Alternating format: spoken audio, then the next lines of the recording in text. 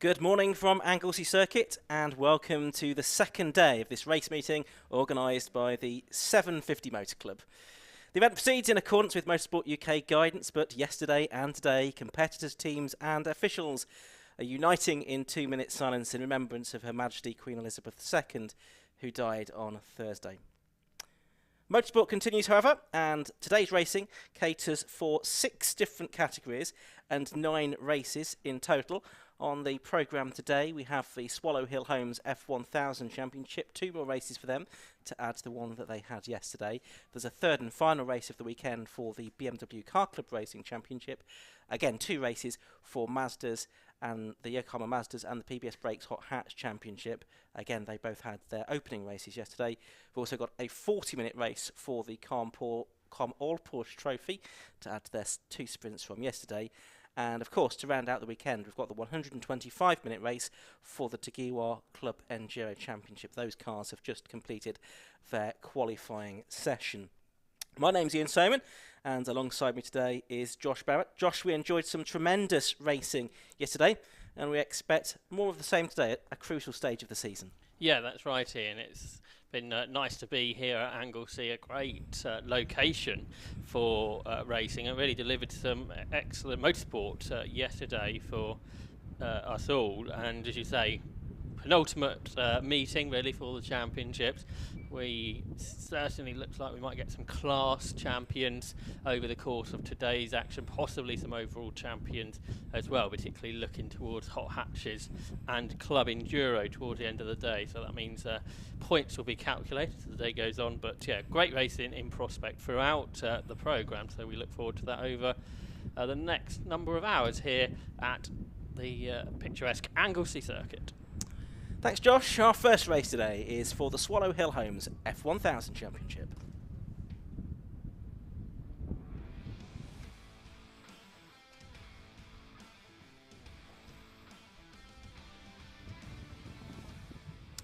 And the cars are being brought to the grid for the first race of 9 today here at Anglesey Circuit. I say these Swallow Hill Homes F1000s had their first race yesterday, and it's the result for that that sets the grid for today, with the top 10 positions reversed. So yesterday it was a victory for Lee Morgan from Matthew Higginson. The first of the main championship contenders, Matthew Booth, came third ahead of his main rivals Tom Gadd and Rob Well, and we'll look at how that affects the points in just a moment. But here's the grid for this particular race. On pole position, so 10th yesterday, number 41, Billy Stiles, and besides him on the grid is 24, that's Victor Newman. On the second row, it's 8, Dan Clues, and 80, Dan Gore. Row 3, 37, Ben Powney, and number 5, Rob Wellham. On to row 4, that's where we find 12, Tom Gadd, and 65, Matthew Booth. On the 5th row, 83, Matt Higginson, and yesterday's race winner, number 56, Lee Morgan. On row 6, it's 88, Mark Betts, and 26, Murphy Aldridge. On the 7th row, number 19, Sam Satchwell and Paul Butcher in the 42 car. Adam Walker in 14 and Kaylee Cole, 73, are on the 8th row. Row 9 is 95, Matthew Horton, and 91, David Williams. And rounding out the field is number 69, Eddie Falkingham, who was our only non-finisher from yesterday's race. It looks like he is going to be there at the back of the grid, Josh. So a fascinating race we had yesterday. I think it probably was the best race of yesterday. I think we had 6 cars in the lead battle, certainly towards the end of the race, but it was Lee Morgan that came out on top, but only very late on. Yeah, it's the final lap of the race. He had a number of attempts to pass Matt Higginson, who was looking for his first F1000 win. Up at Rocket, they were side by side, lap after lap, but it wasn't until the final lap when Morgan made it through to take the lead and therefore take his 3rd victory of the season. You can see the size of the grid here. It goes all the way around the final corners because of this shorter start and finish line. The car's about to go onto a green flag lap. Lee Morgan continuing his form here at Anglesey, because he was a driver who won back in 2013 when these cars were last here on this circuit. So he's continuing his streak, despite there being 9 years between the cars being here. But as you say, it was a fantastic race, and it's a really tight championship battle. 3 drivers separated by just 18 points after yesterday's race, with 30 up for grab for just a race victory. It's Matthew Booth, the 2019 champion who leads on 259 points. He's won 3 times this year. Rob Wellham is 10 back on 249. He's won twice. And Tom Gadd is 3rd on 241 points, and he has won 4 times this season. So they're the 3 main championship contenders. Mathematically, there's 9 drivers still in contention, but really it's all about those 3 with 5 races to go. Absolutely right, and great to have a fantastic field of 19 cars here at Anglesey this weekend. We're speaking to the coordinator, Thomas Langford, who's done a tremendous job to build on the success of the last few seasons. We've had a record grid for the last meeting at Donington Park. He was telling me that all the drivers were really enjoying the experience of Anglesey Circuit. It is new to most of the drivers, not to Lee Morgan, not to Matt Higginson, not to Matthew Booth, who raced it in different cars before. But it is a very different challenge to many of the other circuits around the country, and certainly the drivers have appreciated it, and as we've seen, it's delivered some very good racing indeed. This Swallow Hill Holmes F1000 Championship, I would say now one of the most competitive, if not the most competitive, single-seater championship in club racing, possibly any championship in club racing. And I think yesterday's race amply demonstrated that. It's getting more and more popular, this category, all the time. A number of new teams have come to race in it in recent seasons. Some teams that had previously run other cars, another 750 motor club classes, TSR, Mittal Racing, for example. One thing you did notice yesterday, and I think you're right, is it isn't that easy to overtake in these cars around this circuit. And so that means with this reverse grid, firstly the start's going to be very important, how many places you can pick up on the first lap for those drivers who did well yesterday, and then sort of after the first lap, then how you move forward from there. We've had 5 different winners this year. I wonder if we might add another name to that over the course of today. Matt Higginson was so close to that yesterday, but missed out. But it should be a very exciting race this over the next 15 minutes for what is the 14th round of the championship. Yep, so the final few cars coming into position. We'll get the green flag waved at the back. And very shortly we'll have yes, we do get the 5-second board shown now, so the revs starting to rise besides us in our commentary position. The red lights go on for 15 minutes of racing in the Swallow Hill Holmes F1000 Championship. The race gets underway. It's a good start by Billy Stiles from pole position. He's going to lead into the first corner. It looked like Victor Newman is up into second place then as they head around to the first corner. Then it's Dan Clues in third place, Dan Gore in fourth. You can see Matt Higginson in the green disc lock car there. He's in sixth position. That's a livery that certainly stands out among this field.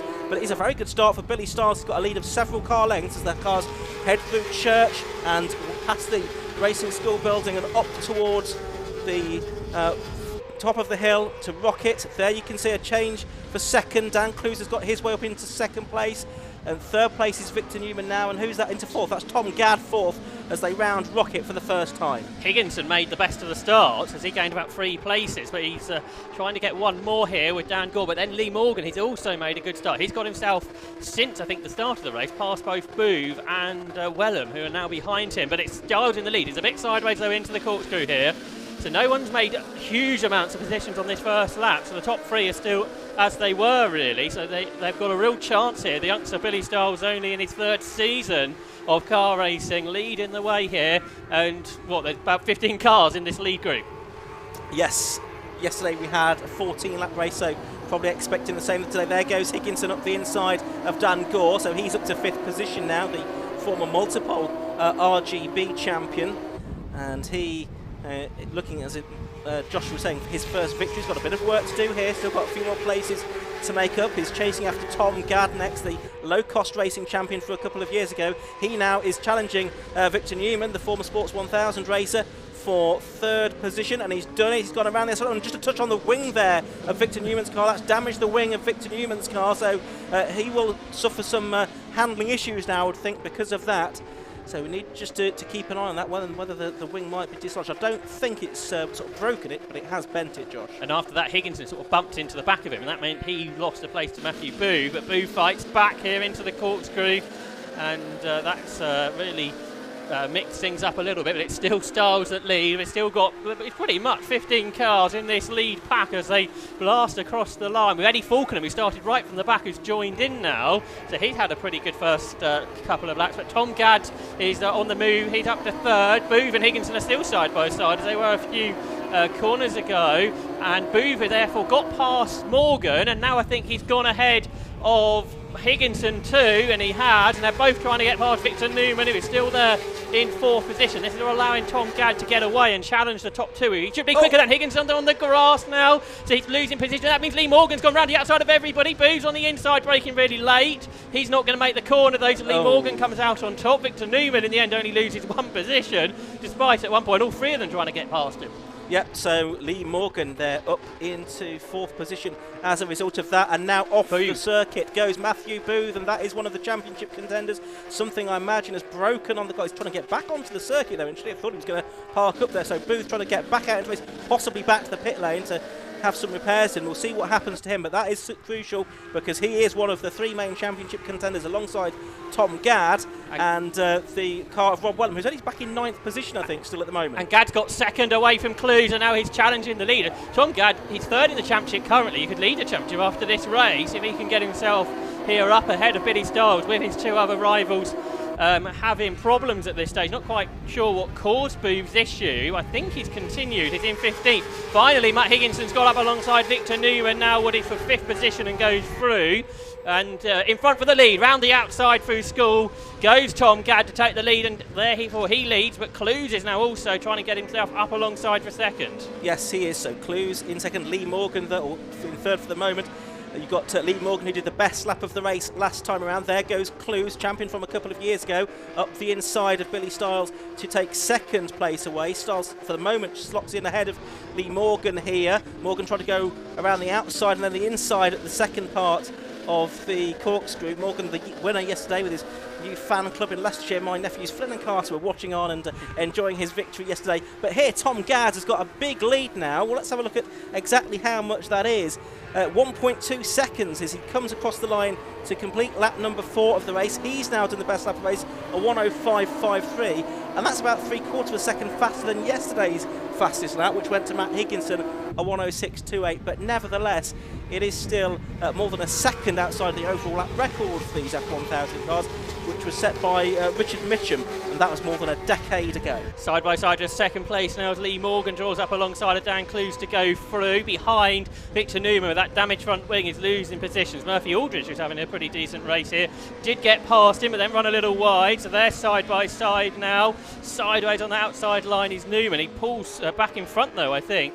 So it's Gadd from Morgan, from Clues, from Higginson now sideways, and it's going to be free abreast coming down towards the corkscrew here, and Ben Powney gets squeezed there. I don't think Murphy Aldridge realised he was there, so Powney had to back out of that. But just looking at the points, if Tom Gadd wins this, Rob Wellham doesn't come into the podium position, so Matthew Booth isn't in the top 5. It will be Gadd as the new championship leader, where he was the one in third place going into this race. So tight is this championship battle in 2022. Just looking at Matthew Booth out of our commentary box window, he is chasing after Eddie Falcom at the moment, so he's still there in 15th position. He's still circulating, so it's still a bit of a mystery what happened up at the top of the circuit where he went off initially at the rocket, then he pulled off at Peel before then pulling back on again. I wonder if it was just the wet grass, he couldn't get the car turned on the grass. Possibly so. I think it did have a little moisture overnight. Anyway, 9 minutes of this race left to go. So look at this jostling for position. This is the battle. It involves Billy Styles, it involves Victor Newman, it involves Murphy Aldridge, it involves Ben Powney as well, who's also on Mazda 7 duty during the course of this weekend. And Dan Gore, who's dropped back to 10th place. He was a winner at the last meeting. What yellow flags now up at the top of the circuit. Can't see why that is. Oh, there is a car off there, which is Matthew Horton, isn't it, I think, who's not come through after the 5th lap of the race. So his car is off on the grass there up at Peel. There it is. And I think he's got the car off the circuit as far as he can. But we'll see what the officials might do about that. With 8 minutes of the race left to go, and Tom Gadd now leading by almost 2 seconds. Higginson dips and wheels over the grass. Sorry to interrupt there, Ian. I think he's stayed on track, but he ran wide and he was under pressure from Rob Wellham. So we'll see if Wellham got through. He didn't, so Wellham's still there behind Higginson. They're both catching Dan Clues, of course, was the 2020 champion. He's currently 7th in the championship this season, and we've not even had half this race yet, Ian.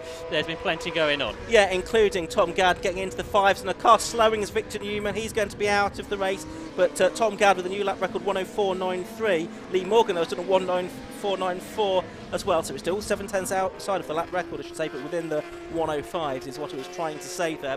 Faster than yesterday. It's faster than yesterday, as we were saying earlier on. So there is Rob Wellham. He puts a wheel over the dirt at Peel Corner. He is pursuing Higginson and Clues, and these cars are 3 or 4 seconds behind the race leader Tom Gadd, and a couple of seconds now behind Lee Morgan as well. They've gone through again, and more laps in the 1 minute 5s, low minute 1 minute 5s for those two leaders.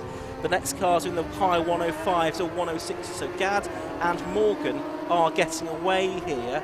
Gadd yesterday was in 4th position. Watch Billy Stiles and Murphy Aldridge go side by side. Murphy Aldridge it is on the right hand side of the picture there as they head into Church. He's alongside, he is through, and so too is Ben Powney. So our pole position driver has dropped back quite a long way now to 8th position, Billy Stiles. Yeah, he did a good job early on, but just dropped back a little bit.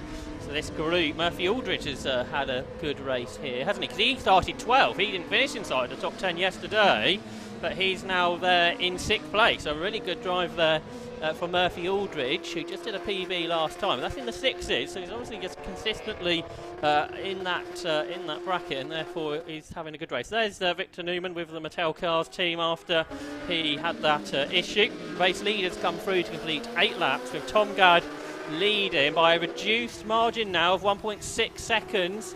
A couple of attempts quicker on the last lap was Lee Morgan, so we'll have to monitor that as we go through the final 6 laps or so. Here's Aldridge under pressure from Ben Powney, dives up the inside, brakes a bit late though, so Aldridge has to give him plenty of space there to work with, but using the high line through the banking, Aldridge is trying to hang on as they head through Church Corner around the outside for Murphy Aldridge is enough for him to stay in P6 for now. Absolutely. Up front on the last lap, Lee Morgan took a couple of tenths out of Tom Gadd. The gap between them down to 1.7 seconds. But here's Ben Powney, past School and up towards Rocket. He's on the outside line of the younger driver, Murphy Aldridge. He gets through briefly, does Aldridge, but Powney gets the cut back. That doesn't then work from at Rocket 2, who will now get alongside again on the run into the right-hander at Peel, and I think he might get that done, although then he washes out wide on the exit of the corner, so they remain side by side as they head down to Corkscrew. This is the battle for 6th position. You can see Billy Stiles in the background there in 8th spot. They're still side by side, but it is Aldridge that comes out in front at the end of the lap, as he was at the start of the lap, although they spent a lot of it swapping positions there. That battling, though, is causing them to fall further behind Rob Wellham, who's a little bit further up the road. He is still pursuing Higginson and Clues, but he's not really making much more in the way of inroads at this stage of the race. Yeah, so let's see if that changes as we go on. Matthew Booth's got himself back to the top 10 now. So it's a decent recovery. Now Dan Gore is in, so the Mattel Cars team are very busy. Dan Gore didn't really make the inroads that we perhaps would have expected from him during the course of this, and perhaps that's the problem. Again, Powney and Aldridge are side by side as they head up towards the hairpin. This time it's Aldridge who breaks too late and actually goes completely off the circuit onto the runoff there. So Ben Powney has an easier time of it to get ahead of him, and he's got himself up into 6th place, and that's where he finished yesterday for the Team Sellers Racing driver. And now Aldridge sideways with a fellow youngster, Benny Stiles, chasing him down into the Corkscrew. Yes, indeed. So good little scrap this that Murphy Aldridge has been in that number 26 car. It's his first season of racing. He is just 16 years of age from Bedford, and he's in the Jedi Racing Works car there, the number 26 car. He's done some karting in the past, as many of these drivers will have done, and he's doing a good job here. Lost out to Ben Powney, but he'll now try and keep Billy Stiles at base, but had got a couple more years more experience than he has in the championship. Blustery old day here at Anglesey, as you can possibly hear on the effects mode. Now here is 3rd, 4th and 5th. So these cars are about 4 seconds behind Lee Morgan, who's in 2nd place. So the pale blue car of Dan Clues, number 8, in 3rd place. The green car, number 83, Matthew Higginson, in 4th place.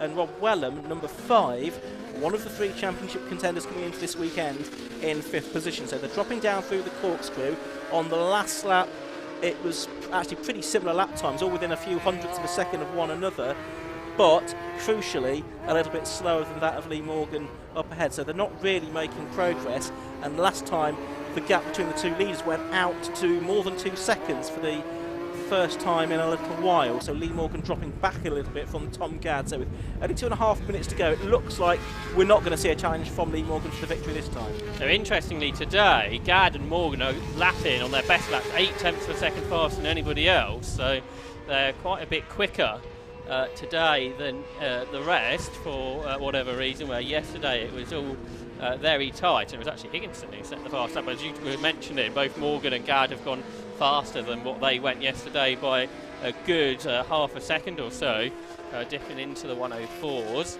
100th of a second apart of their best laps, and it's the best laps that set the grid for the later race, so that's also important for the pair of them. But Dan Clues is doing a good job here to hang on to third place.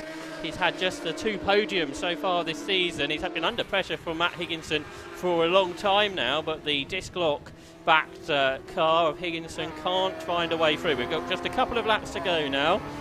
And Rob Wellham, he's also been there for a while, hasn't he? And he hasn't been able to make any progress as they make their way out of the banking up towards Church Corner, where Lee Morgan already is.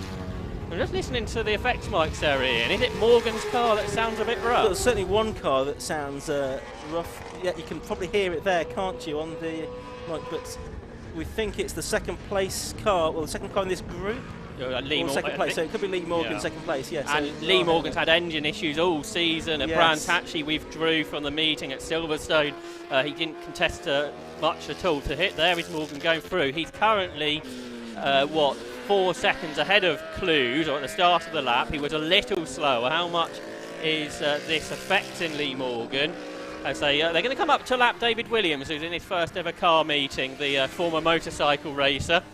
So Lee Morgan's lap time, he's still in the 6s, so he's not losing much time, despite the car sounding more like a tractor than a 1 litre superbike engine. It certainly is. I took my headphones off for a second to hear that. The leader, Tom Gadd, is getting into the lapped traffic now, so that is going to be the car of Williams, isn't it? The Dave Williams car that he has gone past, number 91, in addition to the programme.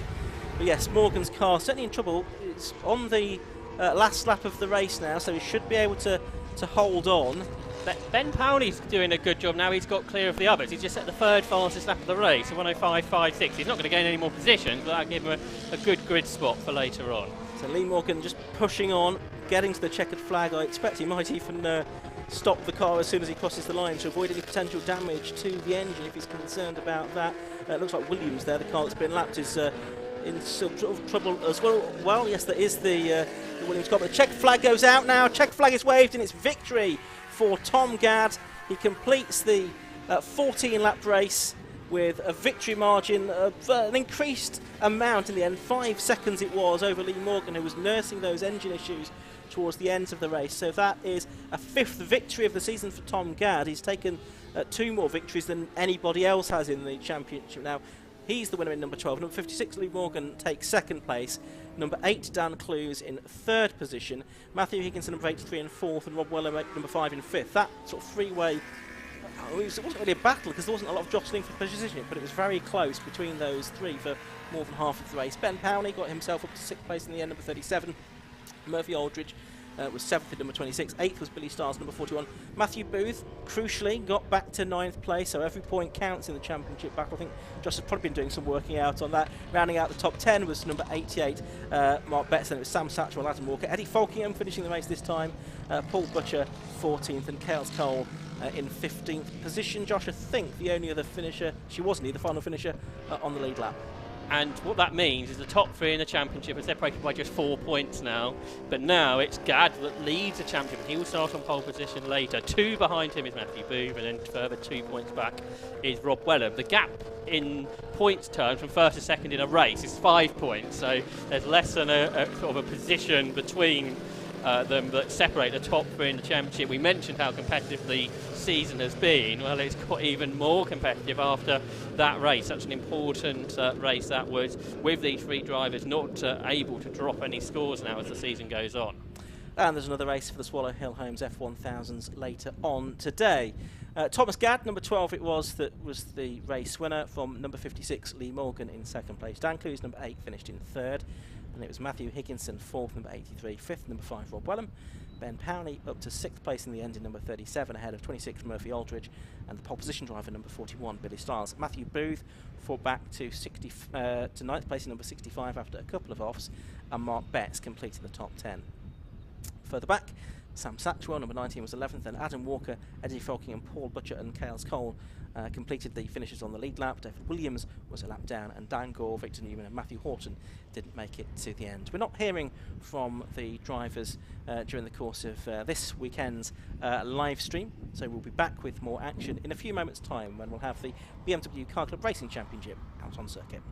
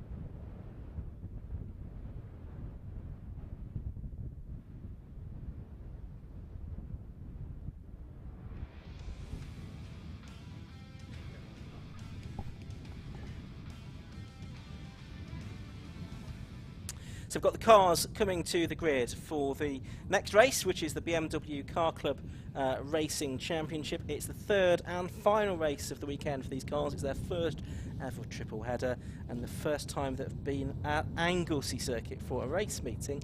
We had 2 wins yesterday for Graham Crowhurst outright, Lee Piercy winning Class 6 on both occasions.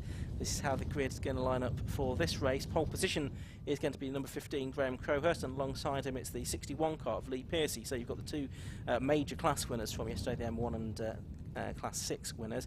Second row on the inside you've got number 30, Dan Harborough, and besides him is number 16, Andy Wynn. On the third row it's 66, Mark Culmer, and number 48, Mike Nash. On the fourth row, 96 is David Morris, and 82 is Saranga Sotishvihari. On row 5, 23, Tom Singleton, and the 316 car of Ivor Mayers.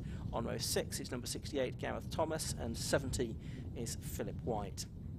On row 7, 79 is Sergei Meneve and 71 Jordan Sayward. The 8th row is number 6 Sam Walton and number 4 William Lake. On row 9 it's 7 Wayne Lewis and the 31 car of Paul Laramie. On to row 10, 59 Jim Benson and 17 Andrew Pyrewell. 8 Bill Redrop and 26 Paul Cook, and they were 4 non-finishers from yesterday, and there was also in the end a disqualification as well for Paul Cook from the results of yesterday's second race, and it looks like he in fact is not going to be there on the grid, Josh. And that has championship implications for the current championship leader Graham Crowhurst, because it drops a car from entering, which means we're down to 3 M1 cars now, which means half points are awarded basically, and therefore Crowhurst can't score as many as his main championship rival Lee Piercy. After yesterday's race, 156 for Crowhurst, 140 for Piercy, but when drop scores are accounted for, there's just 2 between them. So that means this particular race is going to change how the championship looks, I think, going into the final meeting at Exeter, because the most Crowhurst can score is 5 plus the 3 for starting, where Piercy can score 5 more than that during the course of this race. In this race as well, Lee Piercy might wrap up the 6-cylinder title if he beats Jim Benson, and in this race the Cup class is up for grabs as well, I think, if Gareth Thomas can beat Ivor Mears. Well, Ivor Mears beat him twice yesterday, so we'll keep an eye on that as the 20-minute race goes on. Yes, as we were saying, yesterday was the first ever races for the BMW Car Club Racing Championship here at Anglesey, so we had a new lap record. That went to Graham Crowhurst with a 1:13.55 in the second of the races yesterday, which he won by 48 seconds in the end from Lee Piercy. With Wayne Lewis sort of dropping down the order in the end, didn't he, with problems, although he was there almost to the end of the race. So yes, Wayne Lewis again not classified yesterday. Dan Harborough therefore was the 3rd of the podium finishers yesterday, with Andy Wynne 4th, Mark Colmer 5th and Mike Nash 6th in the second of the races that we had yesterday for the BMW Car Club Racing Championship, which has a grid of more than 20 cars here this weekend, with the majority of the cars competing in Class 6, which is for the 6-cylinder cars, a smaller number of cars in the M1 class for the most powerful machinery, the M-Series engined cars, and just the 1 car in Class 4, it's Andrew Pyrewell, and 4 cars I think we have in the Cup class this weekend. So, a 20-minute race this one, about to get underway. Wait for the lights to switch on, which they do now, and they go out. So the race gets underway. Good start by Lee Piercy actually from the outside of the front row. He's going to lead into the first corner. Dan Harborough trying to get up on the inside of Graham Crowhurst there for second place, which was a short-lived attempt. So it's Piercy leading, then in the number 61 car, the Class 6 car. You often see a Class 6 car in the outright lead of these BMW Car Club Racing Championship races. I suspect he won't be for too long, because already Graham Crowhurst is challenging him as they make their way through Church Corner for the first time, and probably when they get onto this straightish bit of circuit he will power by. Indeed, he's already doing that. There is Graham Crowhurst, number 15, the driver from Kent, up into the lead of the race and looking to add the 2 race wins that he had yesterday. I'm sure he would have appreciated actually a little bit more competition that he's going to get in this race, but you can only beat the opposition that's put in front of you. I expect Lee Piercy probably will have a reasonably clear run in Class 6 as well, but we did see some good battling down the order in Class 6 and in the Cup class yesterday, Josh, so we'll hope for more of the same today. Yeah, that's right. There's Wayne Lewis. He's already about 6th from near the back in car number 7. But yeah, Graham Crowhurst was saying about how much he enjoyed the first half of the first race yesterday when he was battling with Paul Cook before Paul Cook had a bit of a drama with a back marker, didn't he? And then his day sort of got worse from there on. For Cook, but here Graham Crowhurst and Lee Piercy have already pulled way clear of everybody else.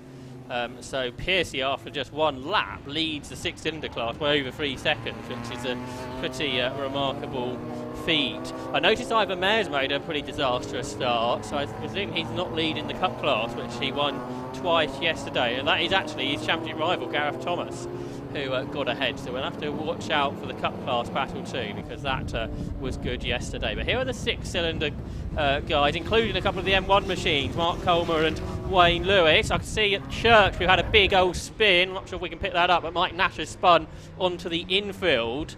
Out of Church, there he is, just in front of our building, which you can see at the back of the shot there. So the Patron liveried car is off the road. Wayne Lewis there goes around the outside of Mark Colmer through the second part of Rocket to grab 3rd or 4th position. There it's 4th, I think, yeah, behind Dan Harboros in the E30, the oldest car in the race here. And Mike Nash is getting out of his car in a problematic position because it's not near any place of safety, really. That's right, so we'll have to keep an eye on what's done about that. Crowhurst, meanwhile, has come through to complete the second lap of the race, and already he's quite a long way clear of anybody else, 3.8 seconds clear of Lee Pearcey. Mike Nash there just wondering what to do, waiting for the directions of the marshals on the start line as to what he should do, because there's no barriers that he can get behind, so he's in an exposed position at the moment. 3 minutes of the race have gone, 17 minutes of it remain, and we'll just have to see what he's done here about that. Meanwhile, Wayne Lewis making up further positions. In a yellow flag zone? Yes. Because we got cars off? Yes, and the yellow flag was waving at the exit of the banking, so odd to see that happen. But anyway, that will be sorted out later on. So Wayne Lewis now up to 3rd position. Dan Harborough is in 4th place, and now we have yellow flags on the start line as well, because the safety car is heading out onto the circuit, where it will pick up the race leading car of Graham Crowhurst, which is just coming down through the corkscrew. Now I can see, so yellow flags already waving all the way around the circuit. There's the Renault Megane, the safety car, with the 750 Motor Club branding on the front, and it's just gently cruising its way around the banking, because Crowhurst only now is crossing the line. So his lead, which was nearly 4 seconds, that will obviously be reduced now. And I don't think it will take enormously long to clear this instance. It should just be a question of Mike Nash's car being towed away once the traffic has gone through. I'm sure there'll be a vehicle poised to get to it and get the car, and actually more to the point, Mike, to a position of safety.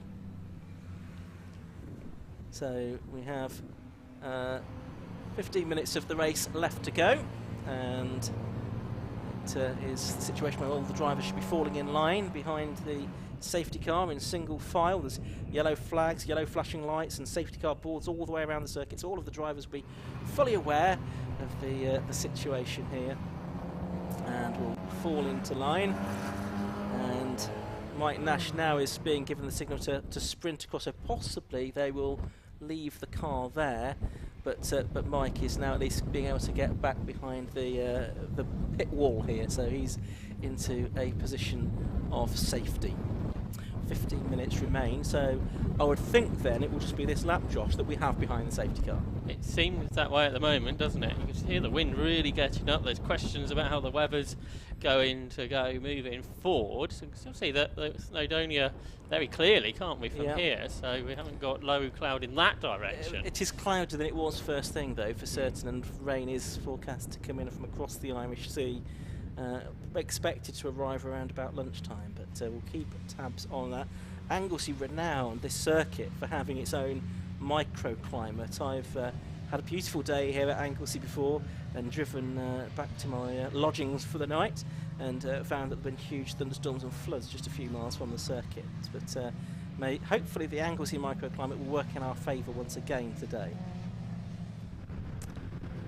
So it looks like the safety car is going to pull in to the pit lane, so we will go green flag racing again with just under 14 minutes of the race left to go. Graham Crowhurst now able to control the pace. Yep, sounds like he's now going and getting this race back underway. So it was just the one lap that we had behind the safety car, and Crowhurst can get back down to business now. He is leading then, with number 61 Lee Pearcey in 2nd place, and number 7 Wayne Lewis now going with him up in 3rd. There's been quite a gap back actually to Dan Harborough as this race is resumed. In 4th position, number 30 Mark Colmer, 66 is 5th, and we're getting the change for 2nd place there that we expected to happen. And you can see Wayne Lewis without the rear bumper on the car, and that was the reason that he pitted towards the end of the race yesterday, Josh. Yeah, that's right. I think Lee Pearcey waved him through, basically, didn't he? He left a great big gap. I'm not really sure what Dan Harborough was doing at the restart, really, because he's 4 seconds behind the car in front of him when he took the green flag. But that's really the one of the battles of interest, because you've got Mark Colmer and Andy Wynne trying to chase after him. And then in the Cup class, Gareth Thomas has got 3 cars in between himself and Ivor Mares. And that equated on the restart to best part of 6 seconds, actually. So Gareth Thomas might here be able to wrap up that Cup class title today if he can stay ahead of Ivor Mares. And Gareth Thomas has only won a couple of times this year, so he'd be quite liking to do that again, because he hasn't won actually since April at Croft, the first meeting of the season. There's Jim Benson. He started from the back, didn't he? He was 8th by the time the safety car came out, and he's already got himself up another position at the start of this lap. So he's with Andy Wynne now in what is the battle for 6th and for 3rd already in the class. So Jim Benson's doing a good job here, and Wynne defends, moves to the inside, then takes his racing line through turn 1. But Jim Benson has the pace here. He was about a second quicker on the last lap, despite having to gain a place. He goes around the outside as they go through the banking using that higher line, but I don't think that's really worked for him. He's washed out a little bit wide, so Jim Benson will have to try again a bit later on. So through Church, he's got the speed, hasn't he? Right on the rear bumper of Andy Wynne. But with that rear wing, that might not actually help his case going uphill through the air. Might just give the car a bit more drag, and therefore don't have the straight line speed. But then through the corners up here, he can have more confidence in the brakes. So Andy Wynne defends. So this is going well here is Andy Wynne again. He's had a couple of 3rd places so far this year in Class 6. He's currently running in 3rd position ahead of Jim Benson.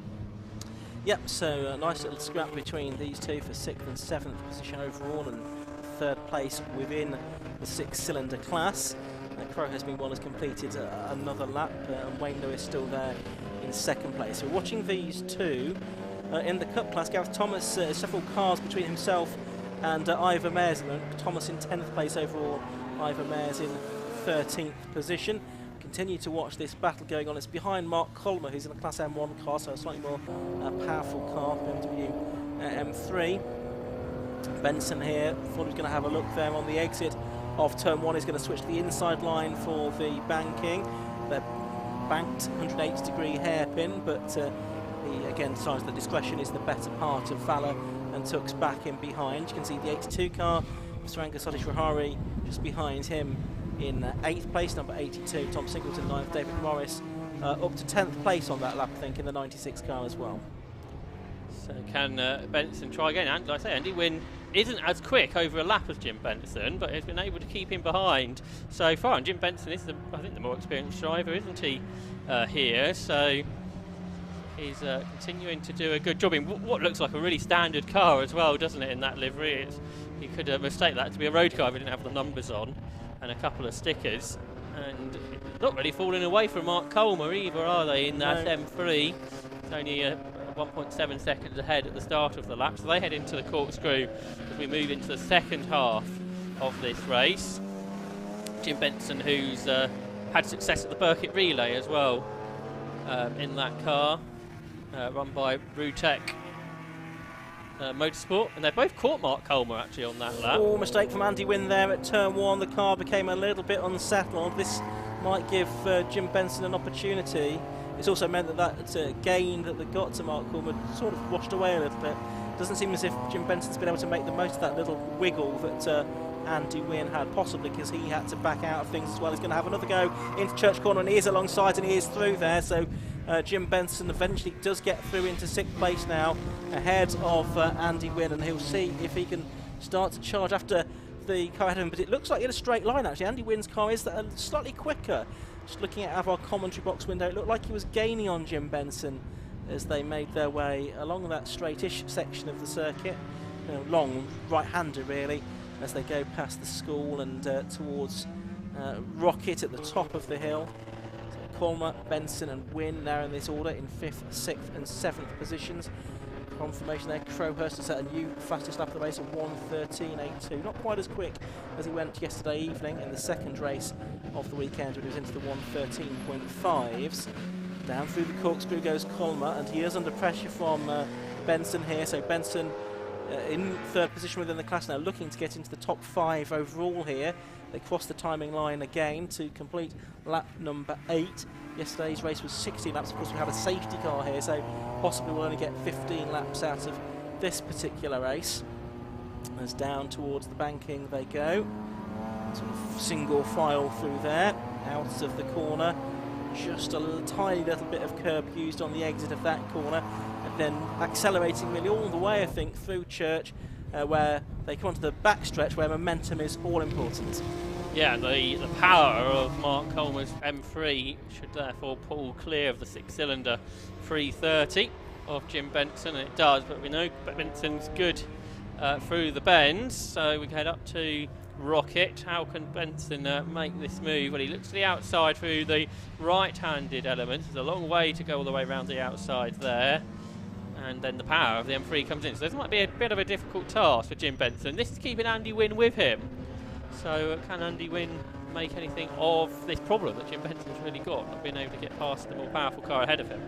Yeah, it's always a thorny issue, this, isn't it, when you're in a car. Well, this is where to do it, isn't it? At the corkscrew. Through is gone. That was very nicely done by Jim Benson, sort of out of the blue, really. So he has gone. So possibly that puts that thorny issue to bed. We'll see if that is the case, though. Cars making their way along the start and finish stretch once again. Jim Benson 11 seconds behind Dan Harborough, so he's not going to be able to gain any more positions, is he, from that? It's been a good drive from the back of the grid. Just looking at the Cup class, Gareth Thomas is still ahead. He's dropped down to 12th place overall now, as some cars that were possibly delayed have got ahead of him. It's a decent gap between himself and Ivor Mayers of about 5 seconds, but what lap times are they doing? Thomas is doing 1:22.69, that time Mayers are 1:22.50, so Mayers in the Cup class is not catching Gareth Thomas fast enough. No.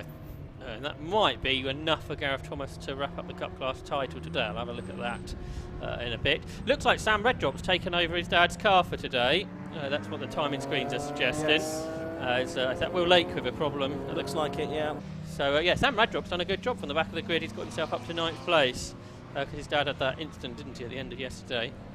He shared the car as well in road sports, so he's up there with Sarge Stoffashari in another of the Rutec cars, teammate to Jim Benson. Here is Sadish Rahari then, with Reddrop right behind him. This is the battle for 8th and 9th position. Sadish Rahari in the number 82 car. He is 40 years of age from Harlow. There's an anaesthetist, is also a motorsport doctor as well, so often to be found at racetracks even when he's not competing. He's been racing for 3 years now, a couple of seasons in the Compact Cup, and also some time now in the Car Club Racing Championship in this 3-litre 6-cylinder Rutec Racing prepared 2002 BMW 330ci. It's an ex-Darren Ball car, and he is having a good season and a good weekend here at Anglesey, trying to keep Sam Reddrop at bay as they go through that right kink, climbing now quite steeply up to Rocket, and Reddrop there goes through on the inside. We've seen a lot of drivers do that and then overcook their efforts, but on this occasion Reddrop has got that move done, and he goes up to 8th place now with less than 5 minutes of the race to go. Yeah, that's right. Bill Reddrop's best result in that car this season has been an 8th position, and Sam's now up into 8th himself, isn't he? So that's a good effort from the youngster after making that move. Yep, down through the corkscrew they go. This will be for them to complete their 11th lap of the race. Graham Crowhurst already done that. He's 18 seconds clear of Wayne Lewis in 2nd place, and Lee Pearson only about 2.5 seconds behind Wayne Lewis, by the way. But then he's nearly 15 seconds clear of Dan Harborough, who is 2nd within the 6-cylinder class, and Jim Benson another 11 seconds or so behind him. There's the Colmer car with Andy Wynne behind him, as he has been for much of the race. Of course, Jim Benson has wriggled clear of these now. He's about 5 seconds up the road. So we've just got to see if Andy Wynne can do anything about Mark Colmer now in the closing stages, but I suspect if he was going to, he might have done it already. possibly running out of steam now, running out of time as well, because we've got just over 3 minutes of the race left to go now.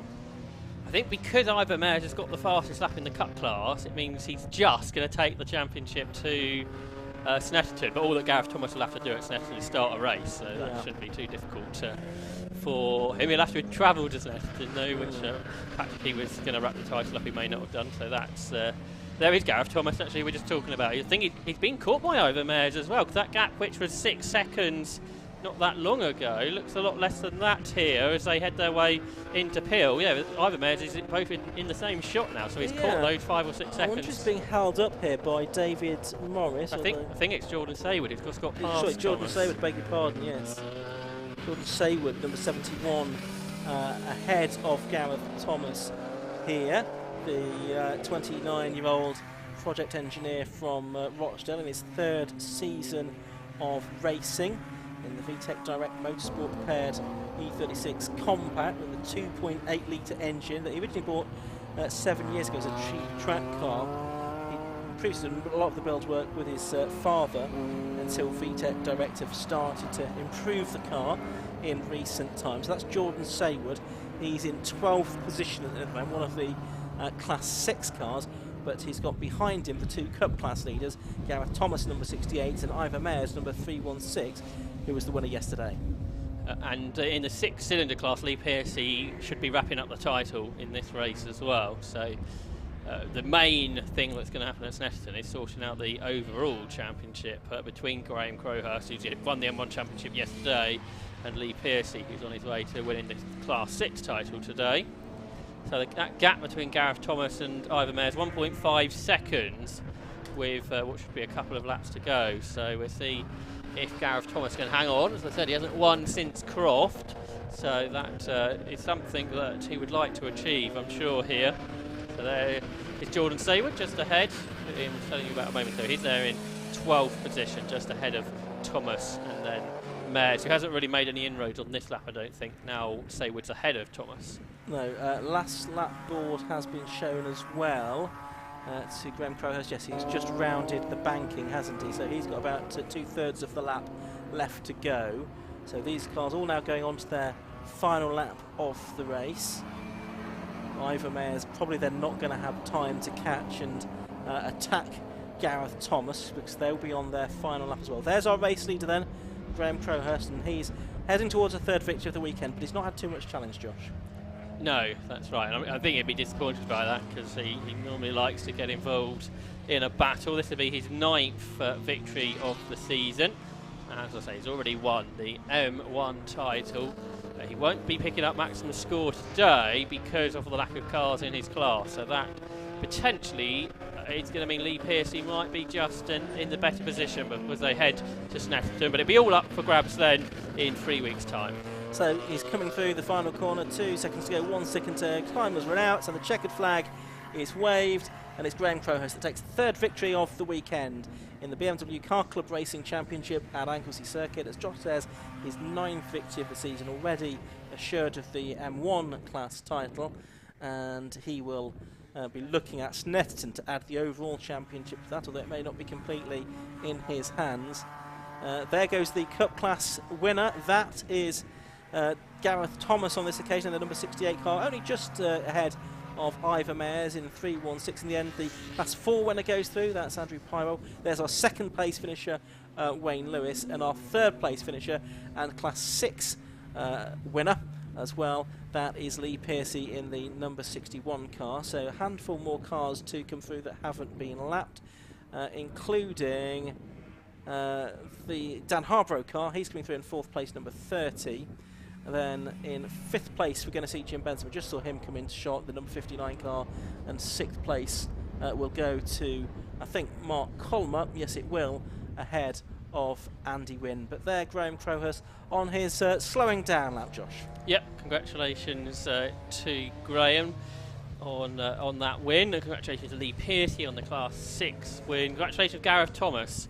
In particular, winning for the first time since April in the Cup class, so I'm sure he'll be delighted with that. He's been picking up seconds, he's got 4 of those, and thirds, 5 of those, which is his 3rd win of the Cup class season for Gareth Thomas. For Graham Crowhurst, that's his 11th M1 win, his 9th win overall. Also 11 wins in the Class 6 for Lee Piercy. And that's all we'll be seeing of the BMW Car Club Racing Championship from Anglesey. We will see them back at Snetterton, as I say, in 3 weeks' time, where their season will conclude for 2022. Certainly will. So there is Crowhurst heading into Parc Ferme after his race, and also the class winners, Lee Piercy, Gareth Thomas and Andrew Pywell. Let's take a look at the results from that BMW Car Club Racing Championship. There's a brooding sky if ever there was one. Number 15, Graham Crowhurst, took the win at the end of 15 laps by shades under 30 seconds from number 7, Wayne Lewis. Number 61, Lee Piercy, was 3rd. Number 30, Dan Harper, was 4th. 5th went to number 59, Jim Benson. 6th was 66, Mark Colmer. 7th was 16, Andy Wynne. 8th was number 8, Sam Redrop. 9th was 82, Saranga Sodhi, and Tom Singleton in number 23 completing the top 10. For the back we had David Morris and Jordan Saywood, 96 and 71. Gareth Thomas, number 68, won the Cup class from 316 Ivor Mares. 3rd in that class was number 6, Sam Walton. And also we see there Andrew Pywell, number 17, was the winner of class 4.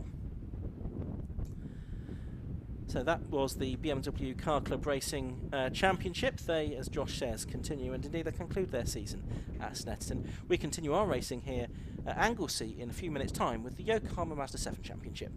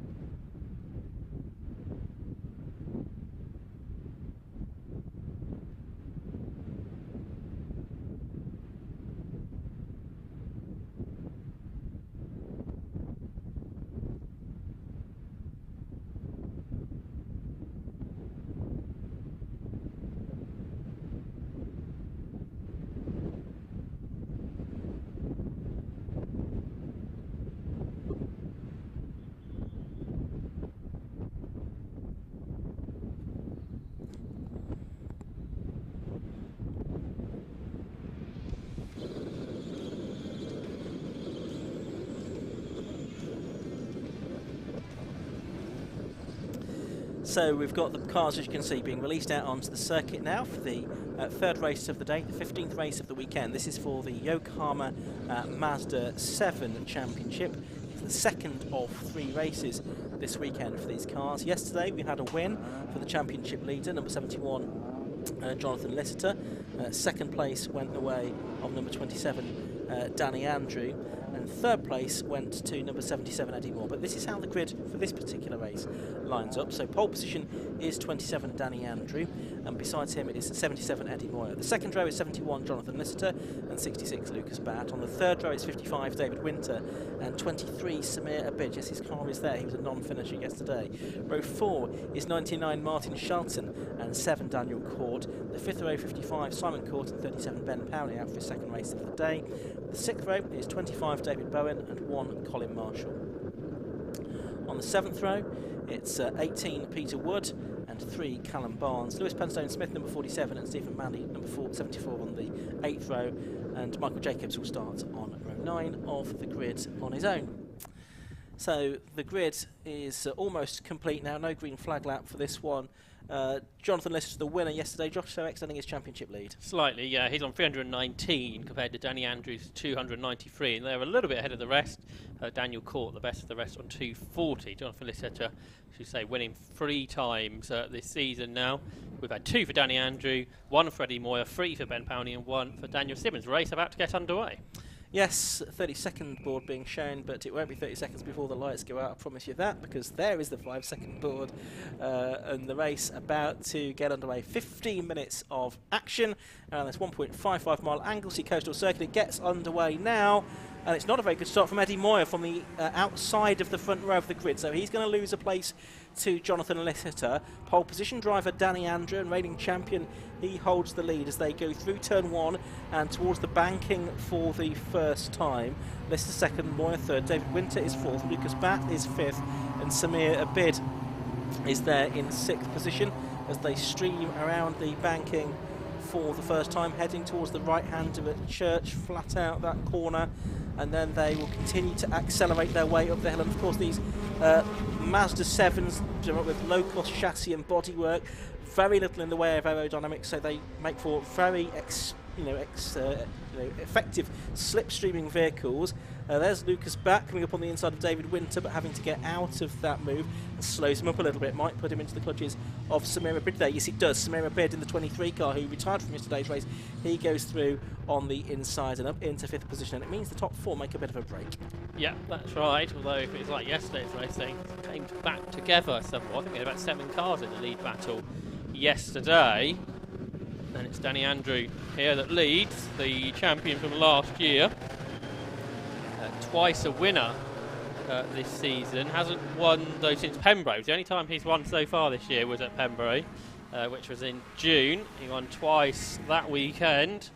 As the field come through then into turn 1. Lisseter, championship leader, sideways. There's a big old tank slapper off the corner. So that gives Eddie Moore the chance to go around the outside, but he slides wide now. And that means it's really all spread out up front because of all that. And Moyer struggling off the corner because of that big slide. He loses 3rd to David Winter. Yeah, and it means there's a big-ish lead by Mazda 7 standards now for Danny Andrew, number 27 in the lead of the race. He finished 2nd ultimately yesterday after a very exciting contest for these cars. Lucas Batt, who was going very well yesterday, finished in 5th place yesterday. He's looking to reclaim 5th here by getting back ahead of Samira Bid. You've got Martin Shelton there in 7th place. That's the grey car with the pink roll cage. And there's Ben Powney in 10th place. He was a non-finisher yesterday, so good that his car is back out there, but not where we'd expect him, because he was battling until the final round of the championship last year with Danny Andrew for the title. That's right, and he won for 3 times this season, which all came on the Brands Hatch Grand Prix circuit. But here, struggling, so not sure if all is well with the car. It's run by Team Sellers Racing, and last time out was in the hand of Autosport's Stefan Mackley. Indeed, yes, and you can read about that in the current issue of Autosport, still available at all good news agents, as they say. So, heading on to lap 3 of the race. It's Andrew leading. This is the battle for 2nd. It has got itself close together again. Lisseter and Winter and Moyer, who's up the inside of Winter this time. He's actually tucked back in behind though as they head through Church. That is a place where you do see some overtaking being done. Moyer carries good speed off Church corner, almost bump drafting with Winter there. He's going to use the toe, come out of the toe now in fact, and try and get alongside Winter and try and outbrake him into Rocket. Is this going to work for him? He carries a lot of speed in, he locks up the brakes. He is through though, so Eddie Moyer, the Lincolnshire farmer, goes up into 3rd place behind Lisseter. But Danny Andrew was nearly 2 seconds clear at the end of the lap. They can see Simon Court, he's in 8th place, number 55. That's the black and white car. He yesterday was going well, wasn't he? But then eventually was a retirement from the race. So here's the 2nd, 3rd and 4th place cars heading down through the corkscrew, and just seeing how big Danny Andrews is. It is still quite sizable actually. It's still a couple of seconds or so, as now Moyer is challenging Lisseter there. New fastest lap for Danny Andrew, 1:17.88, and that's faster than we saw in yesterday's race, at a new lap record therefore. Yep, that's right. Here's that battle for 2nd place. Eddie Moyer there in 3rd. He was a winner last time out at Silverstone. His first win in cars in his first season of car racing for the former Carter. His livery on that car is a bit takes you back to the late 90s McLarens, doesn't it, with the name on the side in that form. And he draws up alongside Lisseter here. So if Lisseter loses places, that'll do a favour for Danny Andrew, because he's the main rival to Lisseter this year. Jonathan Lisseter, who's only finished off the podium once all season. He's had a 1st, a 2nd and a 3rd 3 times as well. So there his point scores, really, they're all in the podium position. So he's been really consistent all year, has Lisseter. But he's dropped down to 3rd now. Then David Winter. Samantha Bid doing a good job there in 5th, and it's 3 abreast at the back of this group, involving Martin Shelton in the middle, Ben Powney on the outside, and Shelton might lose both positions because on the inside went Daniel Court, around the outside it's gone Ben Powney. So for Martin Shelton there, he lost a couple of positions. Yeah, so he's really lost out on that lap as well. He'd also lost a position to Simon Court since the start of that lap as well. So he's gone back down to 10th place, I think. Another new lap record for Danny Andrew, a 1:17.63. That's nearly 72 miles per hour average around this very twisty indeed 1.55 mile Anglesey coastal circuit. So pretty good effort that from him. Meanwhile, up towards second place, I can see that Eddie Moyer is now getting away from Jonathan Lister, but I'm not sure we'll be able to latch onto the back of Danny Andrew because he's 3 seconds up the road. Lister third, Winter fourth, and then we can see actually Winter and Lister doing battle here. Winter up the inside of Lister into Rocket 1. He'll be on the outside line then for the Rocket 2. You've got two very tight corners, one after the other. Lister manages to hold on there, but look at that. Samir Abid is coming into the equation as well in the number 23 car. Used to race in low cost as well, did Samir. Now has this data development business. He's a race engineer and driver coach from Leamington Spa. We've now got a safety car out. Safety car is out, Josh. Yellow flags, and that is the reason why. It's the number 88 car that is stopped, and that is Peter Wood. Looks like he's had a spin there. Yeah, I'm not sure if he's collected a tyre. Well, he's out the car, isn't he, standing by the fence. That's coming out of turn 1, actually, before they get to the banking. So that lead, you said Danny Andrew wouldn't lose.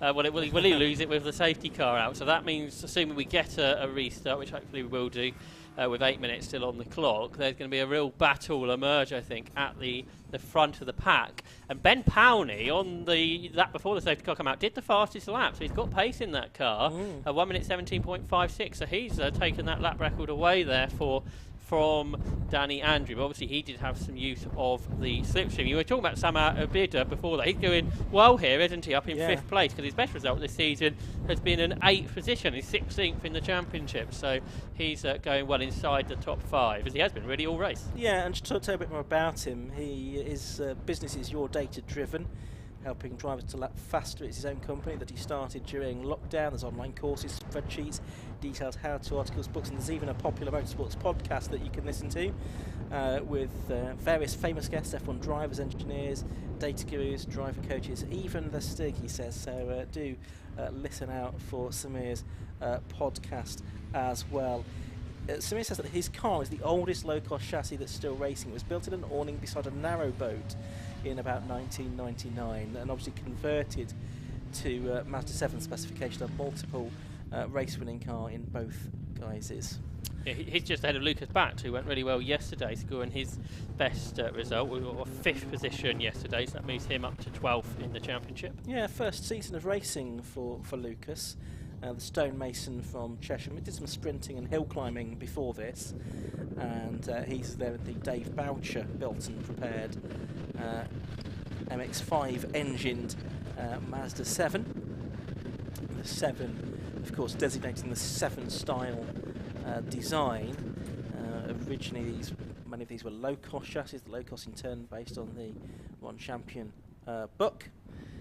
And low cost, of course, still enjoying great success with the 750 Motor Club as well. They'll be in action at Cadwell Park next weekend for their penultimate meeting of the season.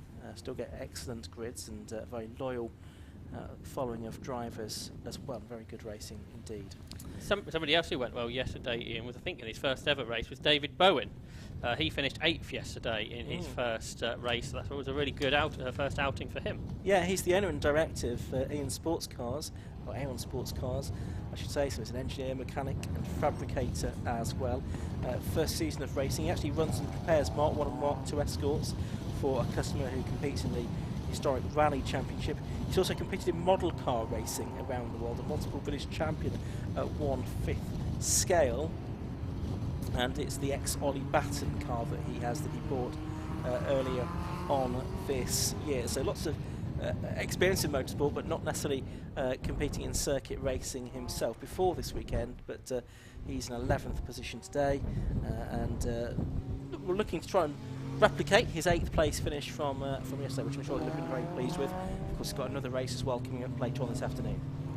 Somebody else who's joined Mazda 7 recently, we just got a shot of there, was Stephen Manley, who's towards the back. So he's again somebody with very little in the way of experience. I think he debuted last time out at Silverstone. So it's good to see new drivers coming into the Mazda 7s from various backgrounds, whether it be low cost with perhaps more experience or as their first car racing category.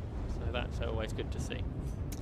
We saw Callum Barnes go fairly well yesterday, didn't we, before a late spin which dropped him back to 12th position. He's running 14th today. He is 20 years old from Newcastle, and he started racing towards the end of 2021, and he seems to have found more pace as the season goes on. His main sponsor for the season is Northern Structures in the northeast, which is the company that he works for. The chassis that he's racing, and the roll cage, was originally factory built in 2002, but there's not much of the original chassis left. The rest of the car was built around that. We're going to have at least one more lap behind the safety car as well by the looks of it, because that car's still being recovered. He bought the car, did Callum, in 2020. At the time it was a championship winning hill climb car. It had the 1300 Crossflow engine in it. It used to run in low costs, driven by Adam Parsonage, but it was entirely rebuilt from the ground up in 2021. Well, there's the car being taken away, so that should mean that this is the last lap behind the safety car, but I suspect we'll probably only get perhaps one at the outside. 2 more laps of racing, Josh, in this second of 3 races this weekend for the Yokohama Mazda 7 Championship. The recovery truck will not do a full lap of the circuit. It will pull off around about halfway around the lap, and that should mean that it can get back into the infield, back into the paddock, and allow racing to continue, but not for terribly long, I don't think, Josh. No, it's what it might mean though. It's a pretty frenetic first lap of the race, or one lap of the race though, mightn't it? Because Danny Andrew will be looking to make a good restart, but if he's in towing distance, we know Eddie Moyer's pretty aggressive to try and find a way through. But if we get 2 laps, that would be good for some extra opportunity. So the recovery vehicle there, you can see, can take a shortcut to get out of the way, which will give the safety car a bit of opportunity to speed up. The lap times we're doing here around 1 minute 17 in race pace, and we're 50 seconds away from that now, so it's going to be tight, isn't it, when we get 1 or 2 laps? Yeah, so the recovery truck has just pulled it, or about to pull into Parc Ferme, I think, so that will be off the circuit. So if the safety car can just up its pace now, we might stand a chance of getting 2 more laps out of this, which would be advantageous. Of course, it's then in the hands of Danny Andrew. He'd probably perhaps rather only have 1 lap to defend, so he probably won't be in too much of a hurry, and I don't think we are going to get back down to the start line for an extra lap now. For Danny, if he loses the lead into Rocket, he probably would like a second lap, wouldn't he? Exactly. But if he can defend on this first lap, yeah, he'll be happy with just the 1 lap. And the safety car's now left them to it, so the safety car's going to get back down here, but there's now only a lap time left to go in the race, and so it should be much at the speed Danny's going, we might only get 1 more lap out of this. He is starting to accelerate now, I think, as they head down through the corkscrew. Yes, I think words might have been had if it come to a virtual stop. So the race about to get back underway with the green flag, with 57 seconds left on the clock. So it's Danny Andrew leading. He's got Eddie Moyer right behind him now. Jonathan Lister a bit napping there, I think, because he's several lengths behind him in 3rd place. And you'd think, with a championship at stake, you'd want to take every advantage that you possibly could. Yeah, he doesn't seem to have got the pace today, has he? Where he won the race yesterday, his fastest lap's a full second slower than what Danny Andrew managed. Lucas Batt here, side by side with Simon Court. So that's Court gone down the inside, and Ben Powney's going to make it 3 abreast as they go up towards Church Corner. And Powney still side by side. Lucas Batt, they've got the best of them 3. Checker flag is being made ready, so this is the last lap of the race. We've got the 2 leaders together then as they head up towards Rocket. It's going to be Eddie Moyer on the outside line, Danny Andrew on the inside. Moyer trying to stick all the way around the outside. They're both off onto the runoff. Moyer onto the grass as well, but he has got his nose in front, but he was off the circuit we did so, but so was Andrew Fair. And here comes Lister now. What was I saying? As onto the grass goes Danny Andrew at the exit of Peel. Lister was in the perfect position all along, and he's gone through to take the lead of the race. There's only a couple more corners to go now, down through the corkscrew. Who's going to be second, I think, is the battle now. It's Moyer and Andrew side by side. And you can hear the screech of the Yokohama tyres as they come through. It is going to be Andrew that holds on, but it's Jonathan Lister that snatches that victory. The final knock-ins, really, on that one last lap before the checkered flag. Jonathan Lister gets the win from Danny Andrew in second place, Eddie Moyer in third, David Winter fourth, Samira Beard fifth. Lucas Batt held on to sixth place, with Ben Powney up to seventh in the end. Simon Court 8th, Daniel Court 9th, and Martin Shelton rounding out the top 10. So it was just a one-lap dash for it.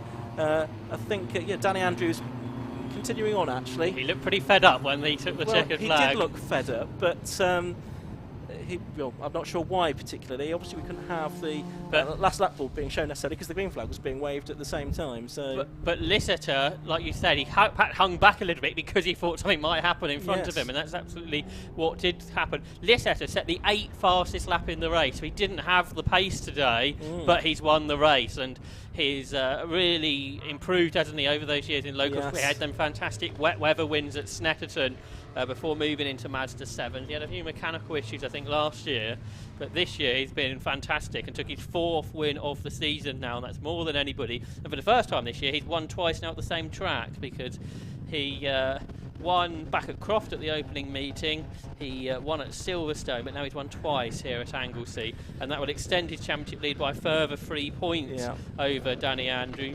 So it continues to go in the right direction for him, and again he's continuing that consistency of being on the podium. So Lister arriving back in park firm, and the second car to arrive back, and possibly at a more appropriate speed.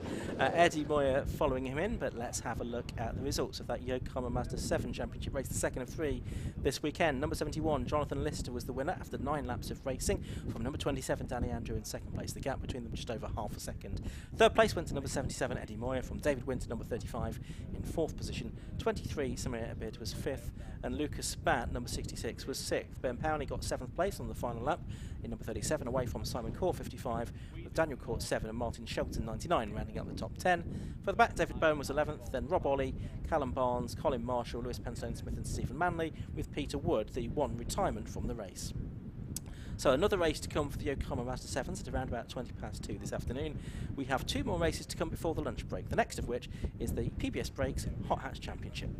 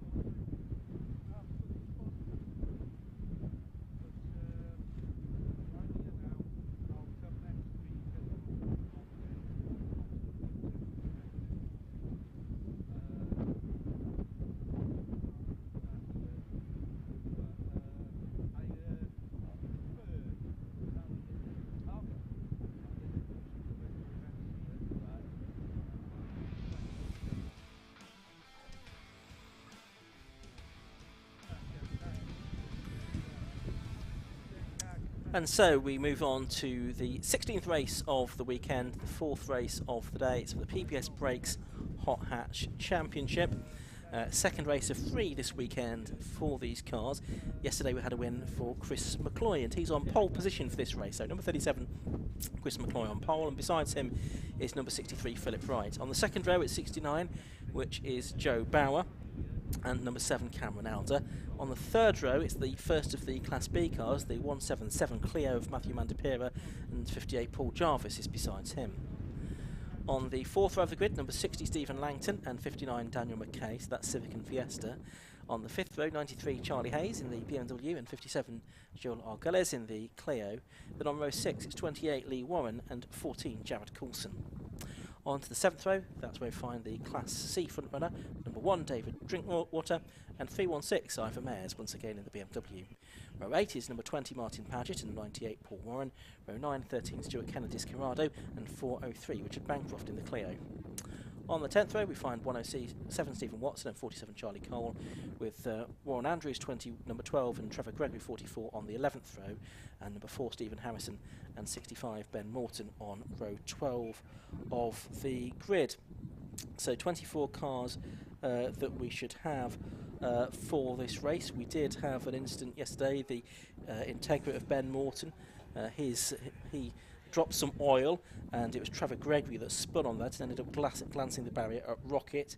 He worked his way back to 7th, only to have the clutch fail on the last lap of the race, so Trevor has to start from the back of the grid today. But evidently he did manage to source a clutch, which is something that he was pleading for on Facebook yesterday evening. Meanwhile, yesterday it was Chris McCloy that took the win from Philip Wright and Joe Bower in Class A.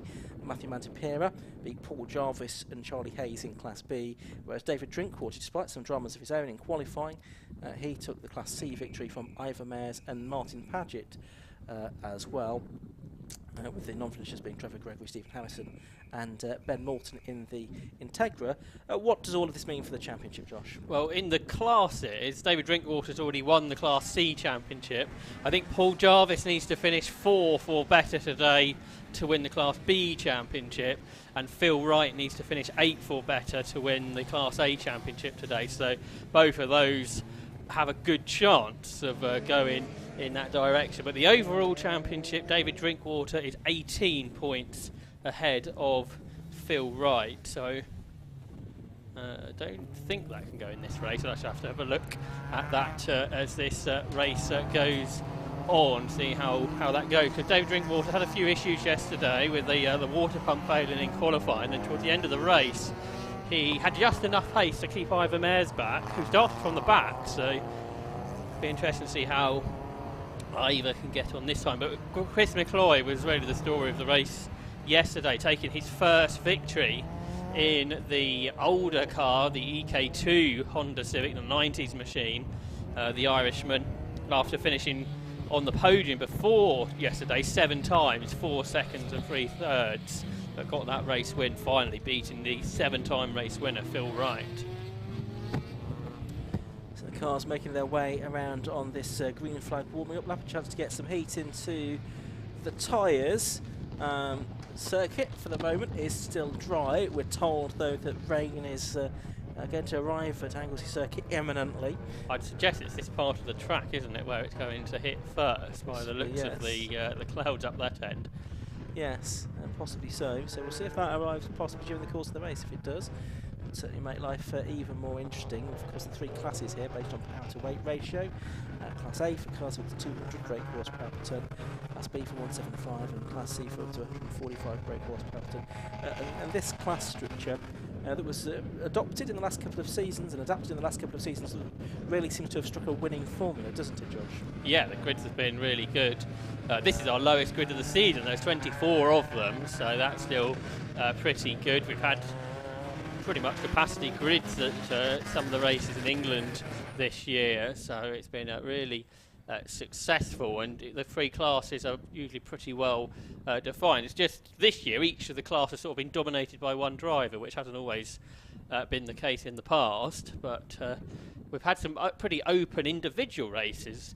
As we mentioned, Chris McCloy for the first time winning yesterday. It was a really good race yesterday. McCloy beating Phil Wright and Joe Bower in one of the older cars. Also involved Cameron Elder, also led at one stage. In the end, though, dropping to 4th. Other people that have won this year are not here today. That's Ryan Polly and Will Self. But a good grid here, and if yesterday's anything to go by, we should have a good race at the front again. should indeed. So pole position, closest to the pit wall, is number 37, Chris McCloy. In the 1990s shape Civic, it's the early 2000s shape for number 63, Phil Wright. There's a few more examples of those on the grid as well, but this circuit is one which seems to be more even balanced between the different eras and shapes of cars, as well as between the different classes as well. So 5-second board is shown. We're about to go racing for 15 minutes in the PBS Brakes Hot Hatch Championship at Anglesey Circuit. The red lights go out, the race gets underway. Again, as you said, not a great start from Phil Wright, and he's going to be fourth possibly by the time they arrive at turn number 1, with Chris McCloy leading, Joe Bauer second, and Cameron Elder, I think, in third position. Phil Wright dropping to at least fourth there. That's Stephen Langton trying to go around the outside of him as well in the Yoo-Hoo liveried car, but I don't think he quite made that work, and he's now off the circuit as well on the exit of the banking, so that challenge comes to nothing. That means it's Matthew Mandipera in 5th and Paul Jarvis in 6th, the two front runners within Class B. But the 4 front running Class A cars up ahead, there we can see Jared Coulson in the Dayglow fronted Clio number 14. These the two Class B leaders heading into Rocket, and they are very close together, as is Phil Wright close to the back of Cameron Elder as well. Ivor Mares is there coming through in the lead of Class C, so he's got ahead of David Drinkwater as well. But as they head through Peel for the first time, it's Chris McCloy leading it side by side for the lead of Class B. Running a bit wide there in the red clear, number 177 is Matthew Mandipera. So it looks like Paul Jarvis now has gone through to the Class B lead.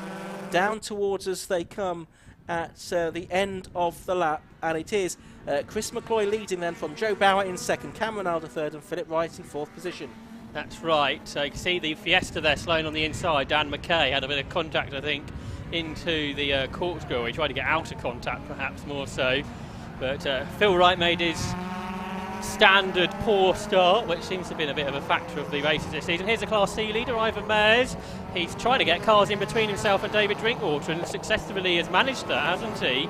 So Ivan Mares is keen to try and be the man who can beat David Drinkwater. We haven't seen that done since April, and he turns here through the church corner, but then uphill he's not going to have the power to keep the more powerful cars behind. Meanwhile, the battle for 3rd overall is on uphill, because Cameron Elder has Phil Wright, who's won those 7 races this year, trying to get ahead as they go through Rocket, but can't manage that. This is all allowing Chris McCloy to pull away up front. He won by 1.6 seconds yesterday. He probably leads by about that now already on just lap 2 of the race. Cameron Elder was a leader for a time yesterday, dropped back to 4th position in the end.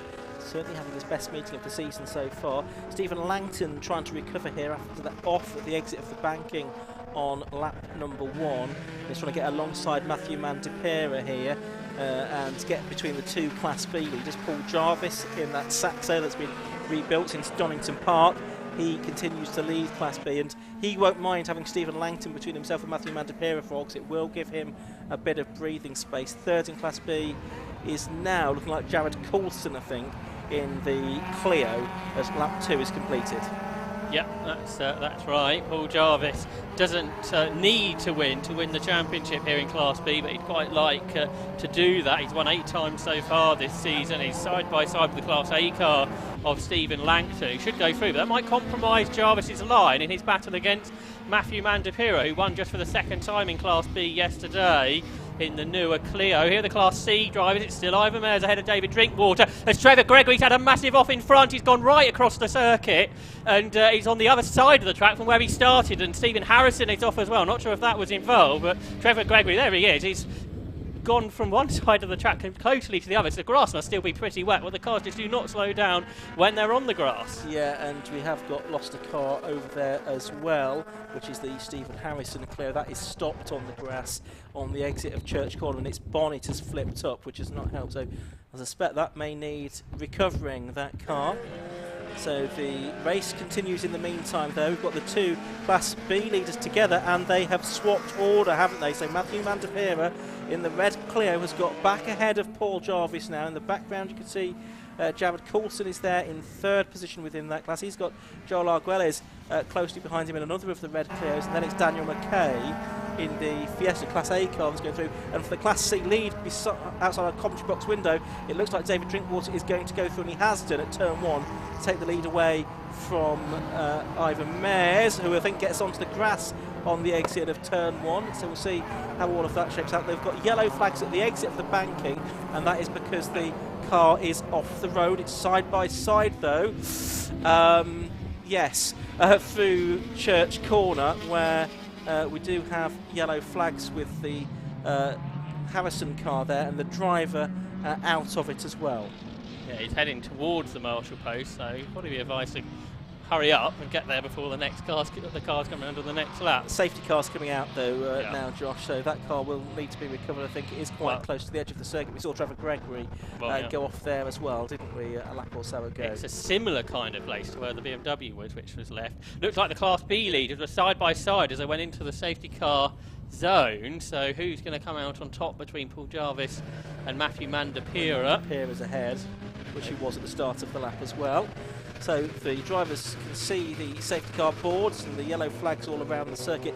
Yeah, the car was a bit close to the edge of the circuit than the car was in the BMW race, wasn't it? So I think that's why the officials there have decided to throw the safety car, and also with the driver out of the car. And he was heading to the marshal's post, which was the sensible thing to do, but it is isolated and sort of open in this section between the backstretch and the start and finish straight as well. So the marshal with the driver now walking back to the car. Hopefully it won't be too long a recovery. There's already a recovery truck arriving on the scene to get that hooked up and towed away. You mentioned Trevor Gregory's spin. It's been a bit of a weekend for him here at Anglesey, hasn't it? There he is at the back, not where he'd like to be after having those issues yesterday and then having that big old spin at Church Corner, and ended up on a different part of the track basically.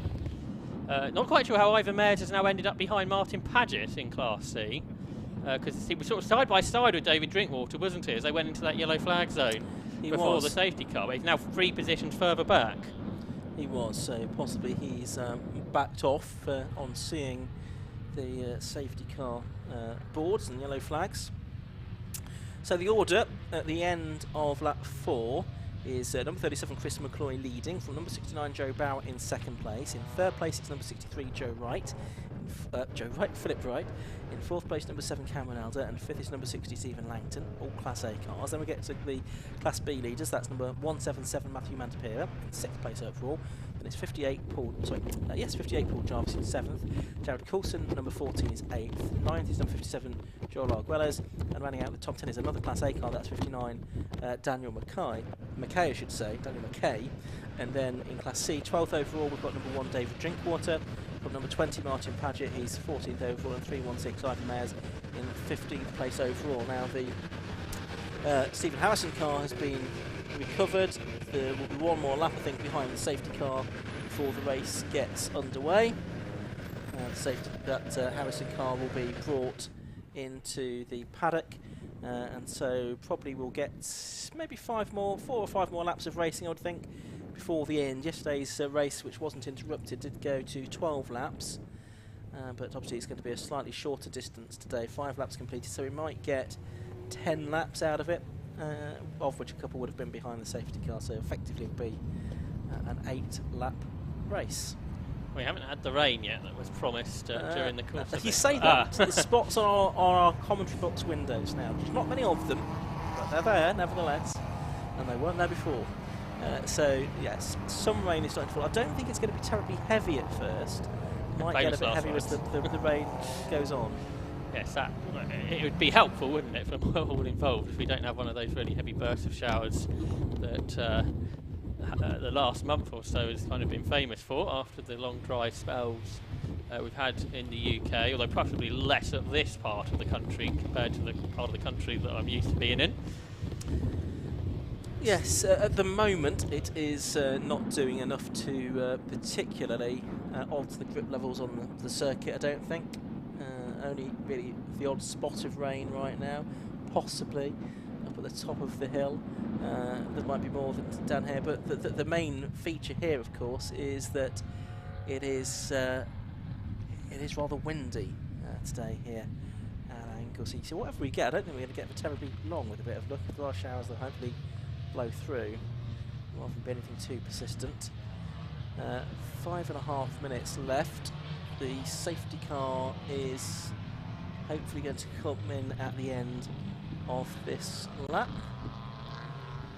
And we'll have about 5 minutes to go. Yep, well, actually the safety car's not pulled away terribly much from Chris McCloy, but I think it is going to dive in this time. As you can see, a green flag in the start line, Marshall. Yes, safety car is coming in.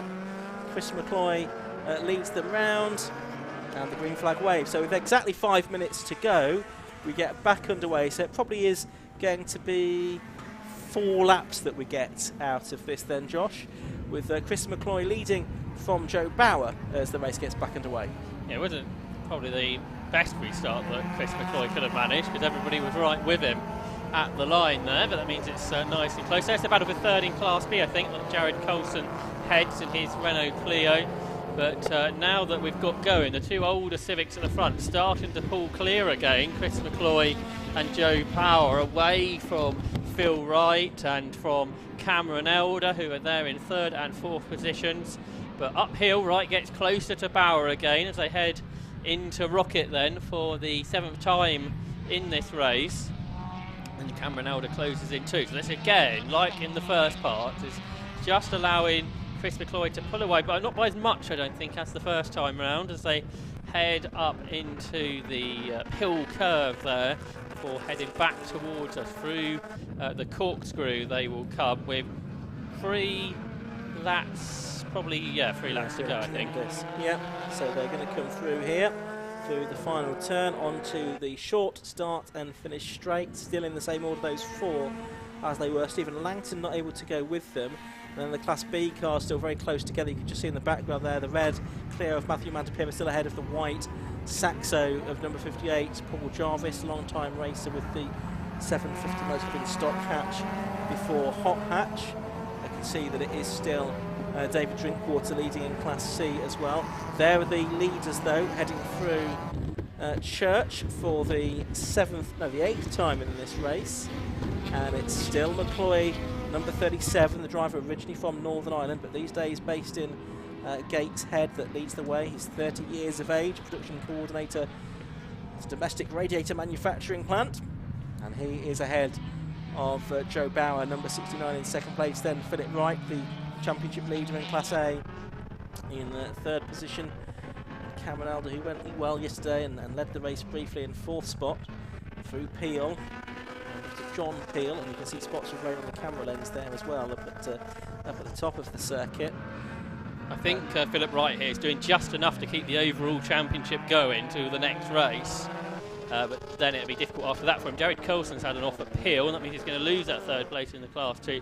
Joe Gaius in the Renault, but Phil Wright is doing enough here to win the Class A championship in this particular race to wrap that up, I think. Okay, so although he's only 3rd here, he is doing enough in the championship, because he was well ahead coming into this weekend. Chris McCloy's gone quicker than anybody did yesterday, so that's a new record we've seen from Hot Hatch there, 1 minute 17.62. And it shows that the rain's not really taking an effect yet as well. Still only a few spots on the commentary box window, so I don't think it's really affecting the grip levels on offer at all. Cameron Elder's dropping back a bit there, isn't he? In 4th position, not staying with Philip Wright here as they come up to the left-hander at Rocket for the penultimate time in this race. McCloy actually getting away a little bit now, away from Joe Bauer as well, as they come off Rocket towards Peel once again. They all are turning their way through the right-hander. And there is, that's Joel Arguelles then. He's in 8th place. He's got the Class A Fiesta of Daniel McKay nibbling at his heels and trying to go through into 8th place overall, but not being successful in doing so. Leaders come through. They see the last lap board as this battle for 8th place races on. Jared Coulson there rounding out the top 10 at the moment in his number 14 Clio, which is just behind these 2. McKay unable to get ahead of the Clio there. You can see Mantipira and Jarvis, the 2 Class B leaders, heading on to their final lap. Daniel McKay's another driver who's got his heritage from Ireland, hasn't he? Which a number of drivers here this weekend, either Irish racers or originally coming from Ireland. So that's good to see with the 750 Motor Club having some either Irish racers in some other categories or people that come have their family heritage in the past. But Chris McCloy, he leads the way. He's an Irish racer, I think, isn't he? Our leader. Joe Bauer for second is under threat from Phil Wright. The top three have all come together a little bit on this last lap of the race. There's not many positions or places left to try and gain a place into the corkscrew. You've got to be pretty committed to do that. Yep, so here are the 3 leaders then. Only the corkscrew to go as the clock counts down to 0. With a bit of a lock-up there into the first part of the sequence, but I think he's going to hold on here. Joe Bauer not able to take anything away from him, so Joe Bauer's going to get a better finish today than yesterday, but the checker flag goes out. A second win of the weekend, a second win of the season therefore for Chris McCloy in the PBS Brakes Hot Hats Championship. He beats Joe Bauer by just under 0.6 of a second. Philip Wright was third and Cameron Elder a few seconds back in the end in 4th position. Some battles still to be resolved further down. This is Martin Paget, I think, and Paul Warren. So that's going to be for third in Class C, with it being won there by David Drinkwater. He just goes across the line now as Ivor Mayers is going to take second place within that class. And there's that scrap for third between Paget and Warren just coming up to the line. And they were pretty much side by side as they went across it. Class B, though, went the way of Matthew Mandipera by about a second from Paul Jarvis in the end. But 2 wins this weekend now for Chris McCloy. Yeah, he's been waiting all season to get that win. He's been close to on a few occasions, but now 2 have come in the weekend, so congratulations to him. And I think that's all the class championships wrapped up now, with still 3 races to go. It's the Class A, Phil Wright claiming that, Class B for Paul Jarvis and Class C for David Drinkwater as far as I work out, but the overall championship still to be decided, and that is a battle still between David Drinkwater and Philip Wright, but Drinkwater might be able to conclude that now in the race, which we have a little bit later on today, because the PBS Brakes Hot Hats Championship are back this afternoon. But Joe Bauer, he's had a good weekend here at Anglesey. He got the fastest lap yesterday and finished in 3rd. He got 2nd today, and the best before this weekend was a 4th position. So he his first podium yesterday, improved on that in this one, and he'll be looking to go one better again later, because that would give him the race victory. But we'll look forward to that later. For now, let's see if we can have a look at the results of round 13 of the season.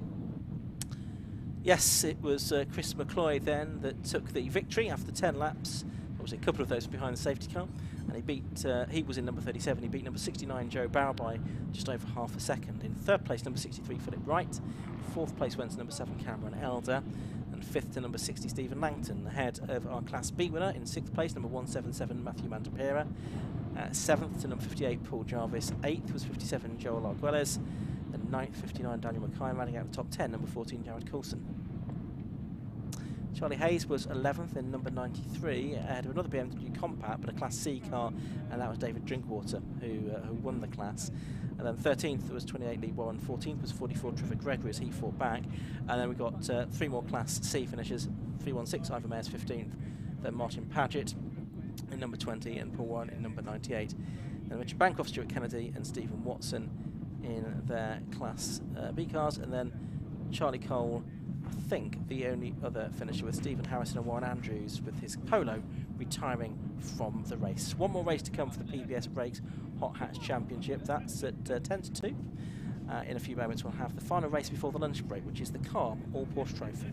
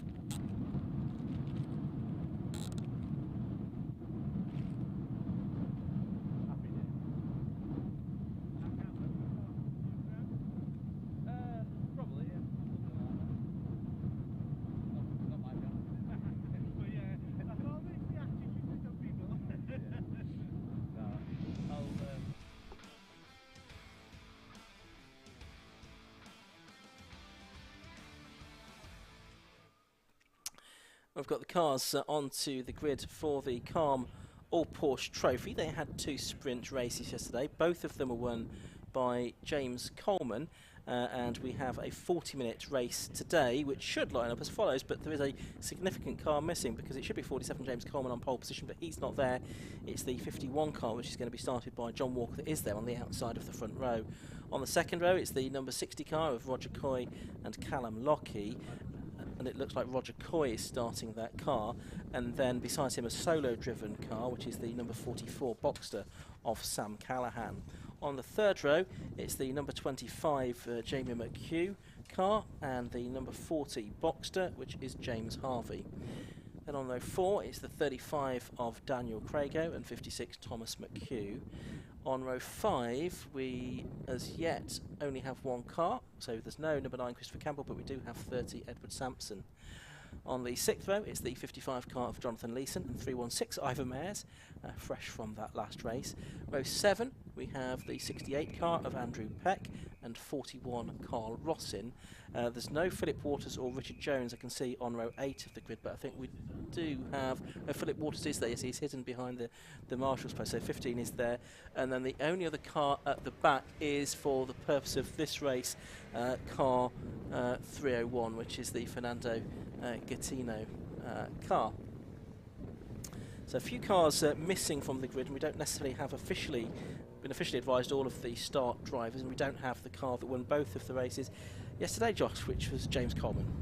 No, that's right, and this grid I think is set by the aggregate results of yesterday, so when the 2 sprint races are added together, James Coleman was the winner of both those races, like you say, but for John and Christian Walker, they finished second in both races, so they, you would think, should be the favourites here, and we'll see how that goes. Like I say, it's a shame we've lost a few cars because this is a longer race of 40 minutes with pit stops in the middle section of it.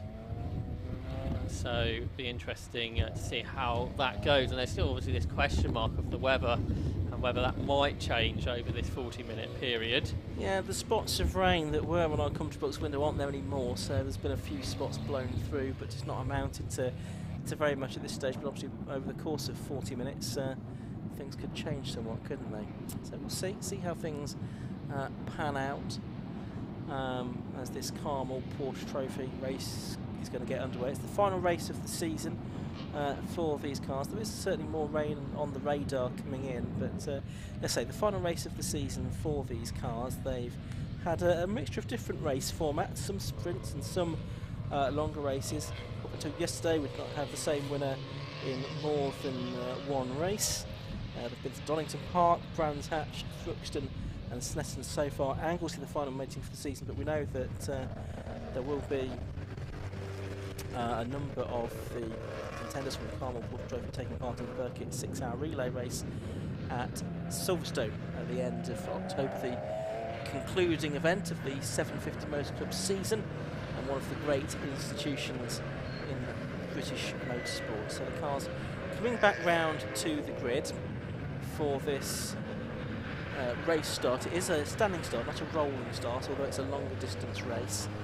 I can see Callum Lockie in the pit lane, so it certainly is Roger Coy that starts out on the second row of the grid. So I think out of the front runners, we should pretty much know who's in the cars there. For it's one that's a little bit further back we haven't got notification of. Yes, so but a few of the 2 driver teams not actually taking part now, so but we'll see how things pan out for this 40-minute race.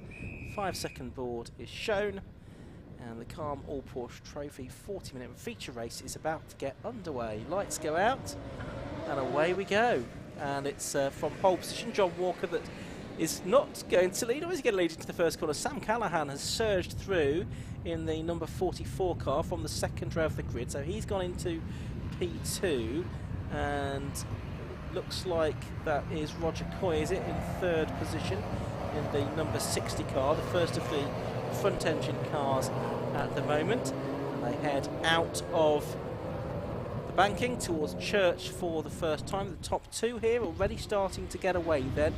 That's John Walker and Sam Callahan, with the first of the front engine cars, Roger Coy, I think, in third place for the moment. He's been chased hard there by Jamie McHugh, and also very late on the brakes is the number 35 car. That's Daniel Crago in the 968 Club Sport, isn't it, that he is in.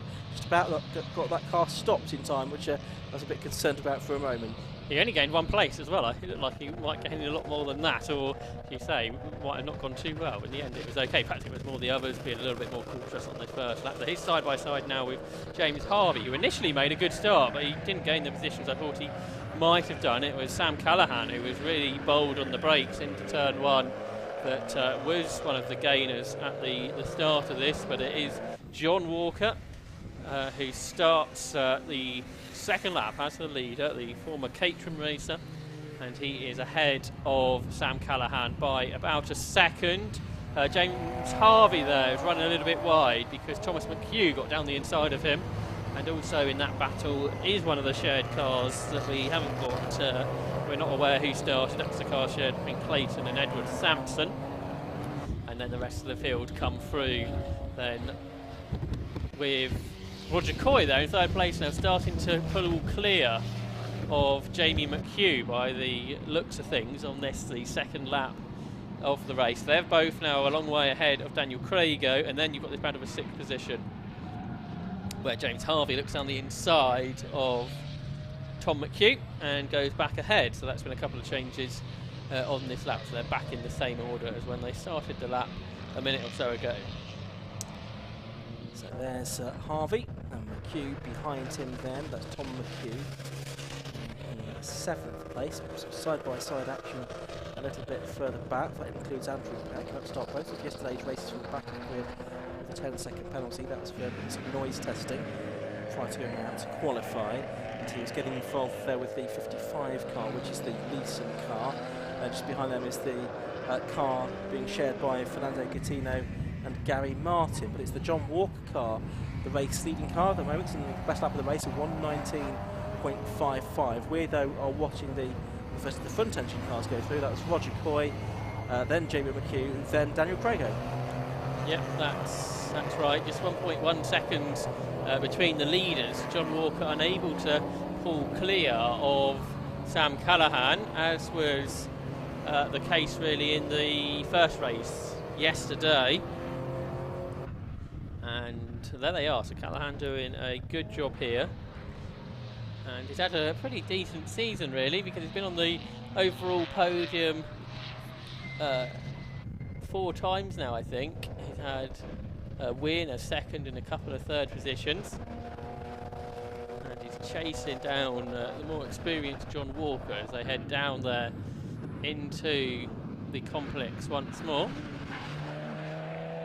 So through the corkscrew goes Sam Callahan in second place. He's just about a second behind John Walker here, and some side-by-side action here. This is the Sampson car and the Peck car we just saw going through shot. So that's the battle for 8th position.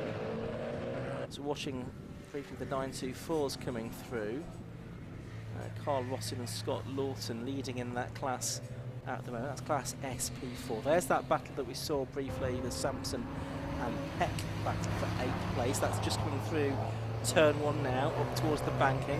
On this, the 4th lap of the race. Peck up the inside there, but Sampson defends and stays ahead of him. Side by side further back, that is the Leeson car and also the Gattino and Martin battle as well.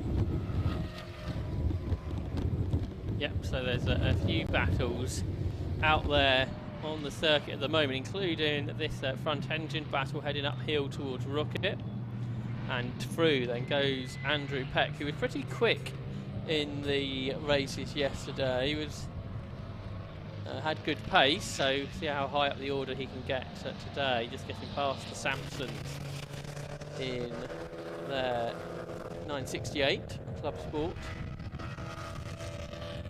And now that Sampson car has fallen into the clutches of the next one along, which is that Class 1 Boxster shared by Fernando Gattino and Gary Martin. John Walker's the new fastest lap of the race, a 1:19.20, so his lead over Sam Callahan now is 1.63 seconds. Callahan, who has been a victor this season, he won the race at Thruxton a couple of months ago.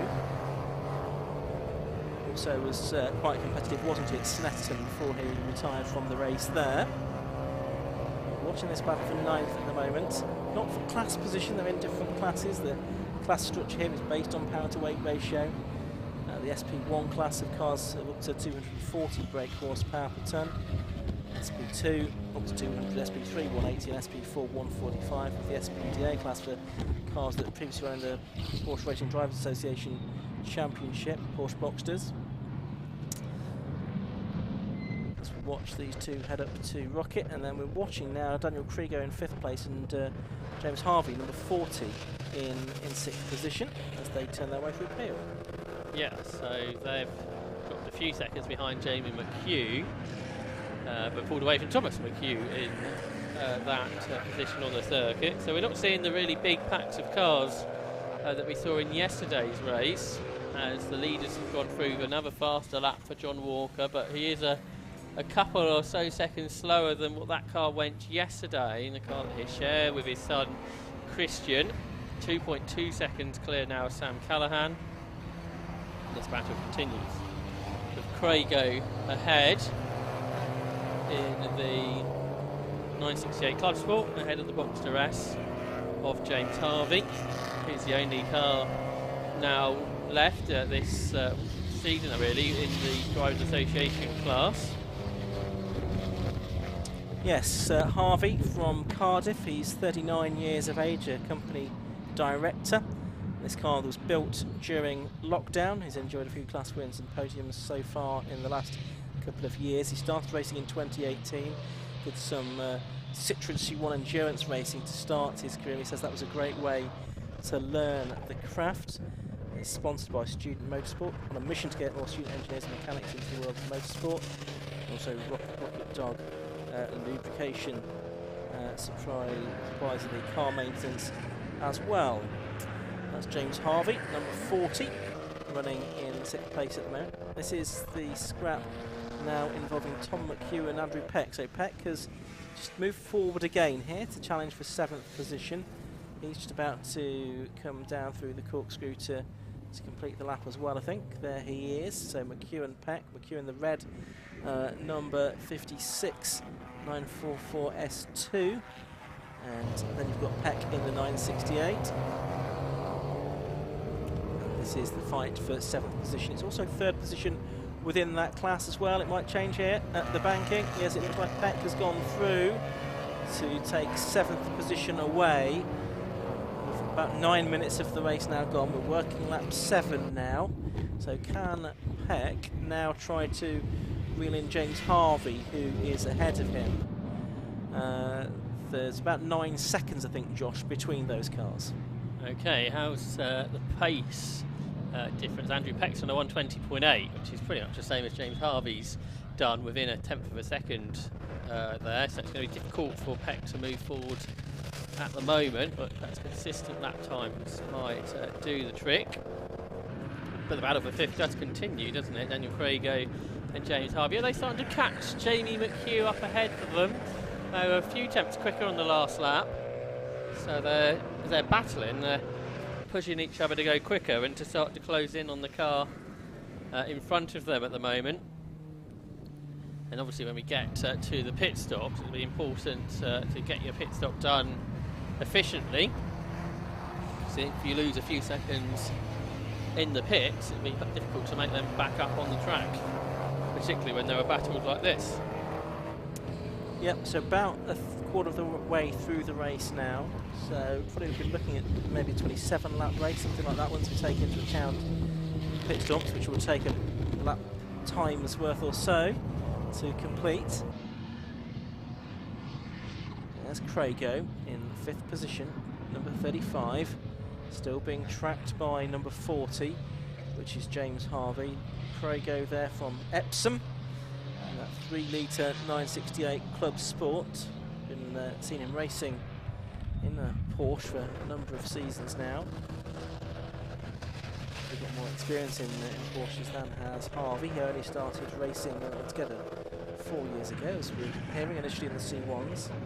That's the Jamie McHugh car in 4th place, we just caught sight of there, number 25, that leads its class.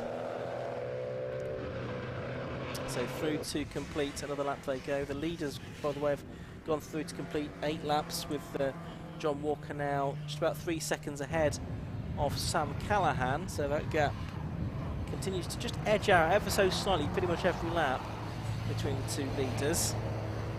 Scrap goes on though for 5th and 6th places.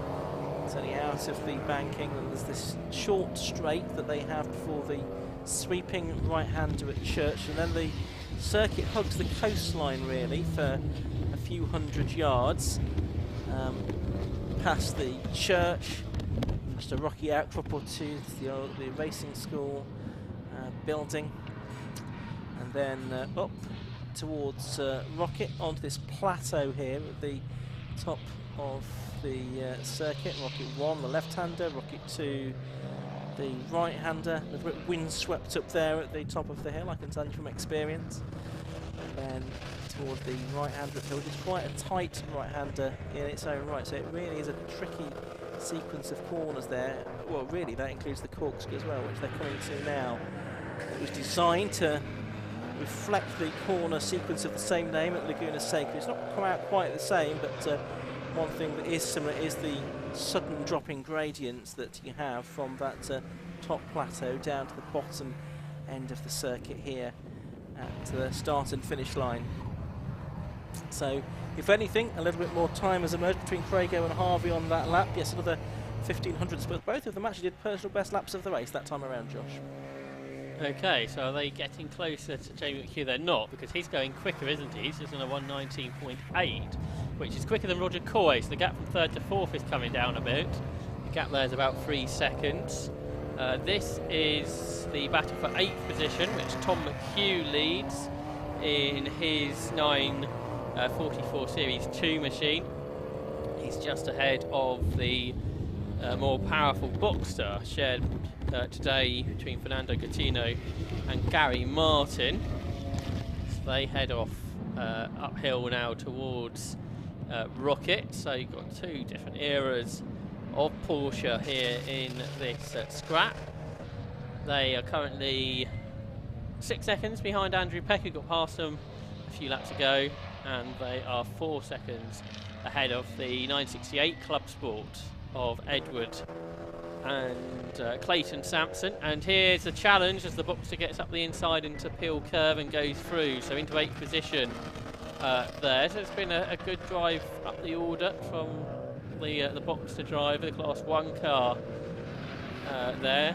Their best lap in this race has been a 1:21.6, which isn't quicker than any of the cars that are left in front of them now, so might be difficult to progress any further, with Andrew Peck now over 5 seconds ahead. Of course, we do have the pit stops there, so that could randomise things a little bit. There's Ivor Mayers. He's running 2nd within the SP4 class, but he's just being lapped there by Sam Callahan, who's in 2nd place overall. Sam Callahan, the driver well known as a singer, appeared on the X Factor, of course, and still making his name in the music industry. Big accident out at the church corner. I can see that's just in front of our camera actually. That is the car that was progressing. The Coutinho and Martin car had a big spin. I saw some dust and it's gone straight into the tyre wall, I'm afraid, and rearranged the tyre wall somewhat. So this will bring an interruption to the race, I'm sure, Ian. Yes, that's the 301 car, the 3-car Coutinho and Martin car. So safety car is being scrambled. So yellow flags are waving all around the circuit now, and so we will obviously have the safety car being released out onto the track. It's not been released just yet, so we tried to pick up the leader. The rescue vehicle is making its way onto the circuit as well, as is absolutely normal in these situations where there's been an accident which has resulted in a car collecting the barriers. And we will hope to see the driver out of the car shortly. Wait, But with 24 minutes of the race left to go, Josh. When's the pit window open here? Well, I think it may well be open. I've not actually seen a pit window board go out, but it would be around about now that I'd be expecting it to do so. It's just that nobody's come into the pits, which is nobody surprising. has come into the pits yet. So we'll see what happens as regards pit stops. There you can see white flags also waving because the rescue vehicle is on the circuit, as well as the yellow flags and the safety car board out to advise the drivers the fact that there's the vehicle on circuit. There is also an incident, and obviously the safety car now out on circuit. The medical car also being brought out onto the circuit at the moment as well. So this Carmel Porsche Trophy race is being neutralised after an accident at Church Corner.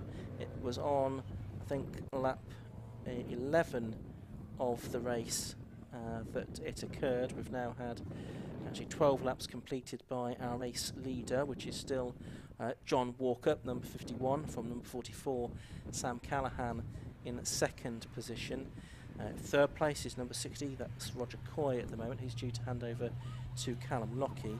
Fourth is number 25, Jamie McHugh. Fifth is number 35, Daniel Crago. And sixth is number 40, and that is the car of James Harvey. But an incident being dealt with by the rescue crew and the team down there on the exit of Church Corner just at the moment. Looks to me as if the driver is now out of the car, which is good news, and we will have that incident cleared, one would hope, and some more racing will be able to happen in the remaining 22 minutes that we have of the race. So we will so we've seen Ivor Mayers come into the pit. I don't know if he's actually stopped, but he's heading back out onto the circuit. 22 minutes of this race remaining. Where is the safety car at the moment? Trying to pick out where exactly it is. I think it must be up at the top of the circuit at the moment. There you can see the driver out of the car, the damage to the car and the damage to the tyre wall as well, just in front of our camera position down there at the exit of Church Corner. The driver, of course, will be taken to the medical centre to be checked over, as is usual in those situations, Josh. Here comes everyone into the pit lane, so it's going to get very busy down there. So if you make a good pit stop, you can gain positions here. Yes. And unfortunately, there are only 13 cars remaining in the race, so the pit lane can never get too busy. And it is pretty much at the half-distance mark, isn't it, as well? So we're seeing one driver change at least, Christian Walker, getting into the car to replace his father. The race-leading number 51 car, Sam Callahan, remains in his car, number 44, because of course he's driving solo. One thing that hasn't happened for the Walkers is they haven't parked at a 45-degree angle. That's true. And everybody else has. Yes, I think that probably would be a requirement to do so. So that's something that may catch the attention of the officials. So we have cars down there in pit lane at the moment. So one car did stay out, so I guess that is basically the leader, which was 55, I think. Yes, well, it will be when it comes around again, when it's not showing that way on our timing screen at the moment. Recovery truck is now heading out onto the scene. There's the 41 car of Philip Waters. No, that's sorry, the Carl Rossin car, isn't it? I beg your pardon. And that's shared today with Scott Lawson. So that's car shared two ways. There's the 30 car, so that would be the Sampsons swapping over. There's the Philip Waters car, number 15. I beg your pardon. Both of them have that rather interesting livery made up of hundreds of pictures. 68 getting back out into the race, so that's Andrew Peck, who will be continuing his solo effort. There's now a queue of cars at the exit of the pit lane, of course, because the red lights are on at the pit lane exit, because there's a couple of circuit vehicles now actually heading out onto track, no doubt to help to rebuild the barriers, and also we're waiting for the safety car to, no, we're not waiting for the safety car to come through, they are now being released with those circuit vehicles having driven onto the circuit. So There is a bit of work to be done to get the barriers rebuilt and that car removed as well. There's actually a second recovery truck heading around there now. Possibly they've decided the one that's there is not the right kind of vehicle to retrieve it. Yeah, it's a flatbed that's got down there now, so perhaps it needs to be put onto the back of the flatbed, which wouldn't be a particular surprise, would it? So there's still half the race to go, so we'll see what happens next. So safety car coming back round. Did 55 pit before? Because it's staying out again, Jonathan Leeson, who on the qualifying sheet was shown to be sharing with Chris Astley, but it's showing on the timing screens, it's showing something different, I think. Yeah, Christopher Leeson, I think, probably. So we're not too certain on on that. Yes, it is Christopher Leeson it's showing as. There's Ross. Was that been in again? And now the red light's being shown, so the race being stopped. And I presume that was because the circuit staff have got there and thought, actually, we're not going to be able to rebuild this barrier and get this car away in sufficient time. So it would make most sense to stop the race. Well, I think if drivers have now made their stops, then of course we can just have a second short sprint race. Depending on how long the barrier rebuilding would take, I guess, to see what the decision is. Indeed, the Rossin. The cars are coming back into the pit lane. Yes, the Rossin and Lawton car was. No, there is a green light at the end of the pit lane. No, I'm saying the rest of the cars are coming in. No, but I'm talking about the car that's at the end of the pit lane that was being held by the red light there. So that's going back out onto the circuit now, bizarrely. So I think you're supposed to say go to the grid unless someone says otherwise. Yes. So I wonder if Christian Walker's made that mistake and everyone's just followed him. Well, that's often the case, and now he's sort of stopped at the pit lane entrance and awaiting further advice. So we'll see what happens there. You can see that queue of cars. So there's no cars on the grid, but that's where they should be in this situation. That will no doubt get sorted out. The red lights being shown around the circuit as well, with the red flashing boards that you can see there as Marshall's Post 7.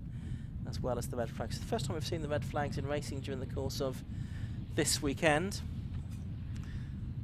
And I can see that the car that's to be recovered is now halfway onto the flatbed, so I don't think it'll be too long before the car is taken away. But is the question of the repairs to the barriers now. If it's just a question of stacking the tyres back up, then that wouldn't take too long. But maybe they've checked and there's actually some damage to the structure of the barriers as well, so that's what they'll be concerned about, and that is what will need to be attended to before the race gets back underway. So reminder that as we went into this stoppage, certainly on our timing screens it was the 51 car of Christian Walker that was leading, from 44 Sam Callahan in second, 60 Callum Lockie in third, 25 Jamie McHugh in fourth position. In fifth place was number 35 Daniel Krigo, and sixth place was number 40, and that was James Harvey.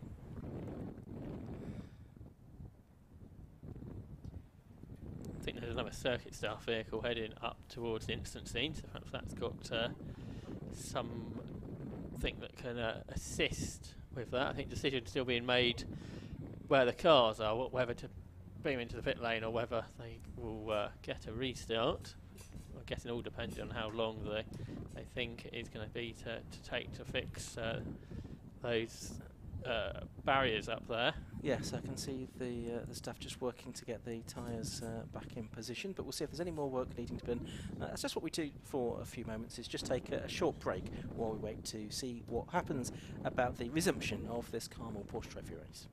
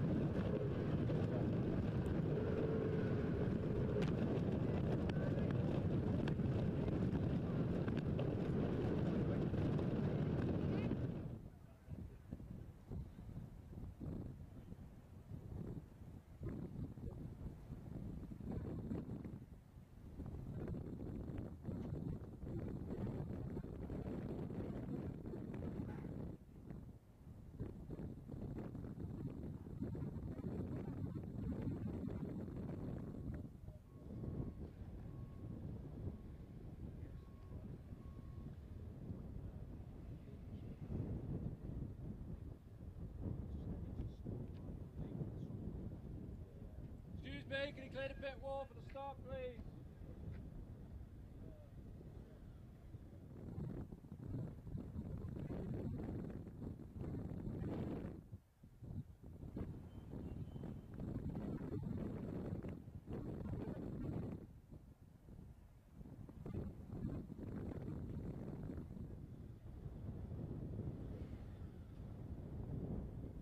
Can you clear the pit wall, please?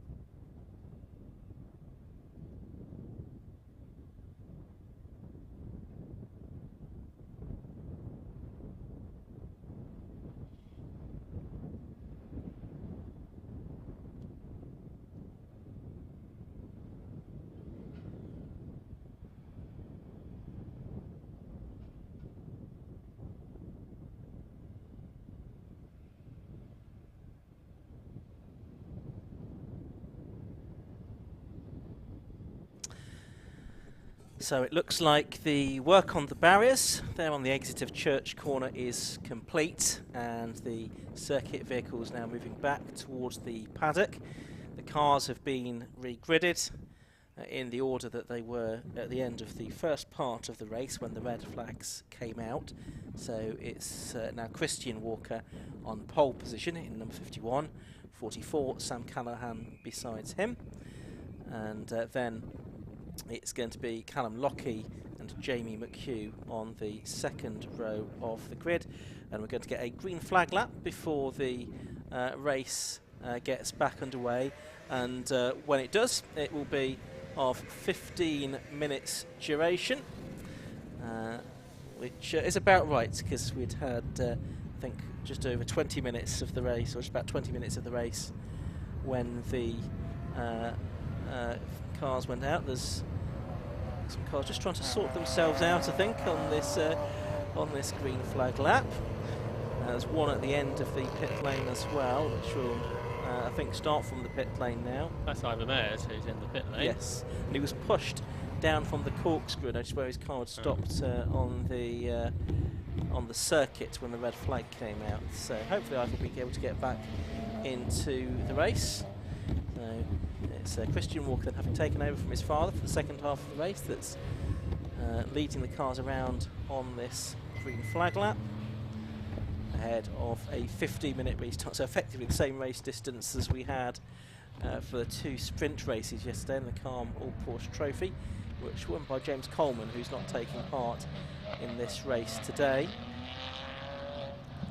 would have thought Callum Lockie might fancy his chances at a good result now, because he beat Sam Callahan yesterday, didn't he? In a similar sort of situation. Yes. Christian Walker might be a little bit more difficult to head, because although he's not that experienced, he's been pretty quick here. Yes, that's true. He is the son of John Walker, we saw take part in the first part of the race. He's only 18 years of age, from Sunningdale. He's entering his first year at Loughborough University, wishing well with his studies there, and supported by his mum, who's also the team manager, pit strategist, etc. He did one season racing in 2020 in the RX8 Trophy. Christian won his first race at Thruxton in that.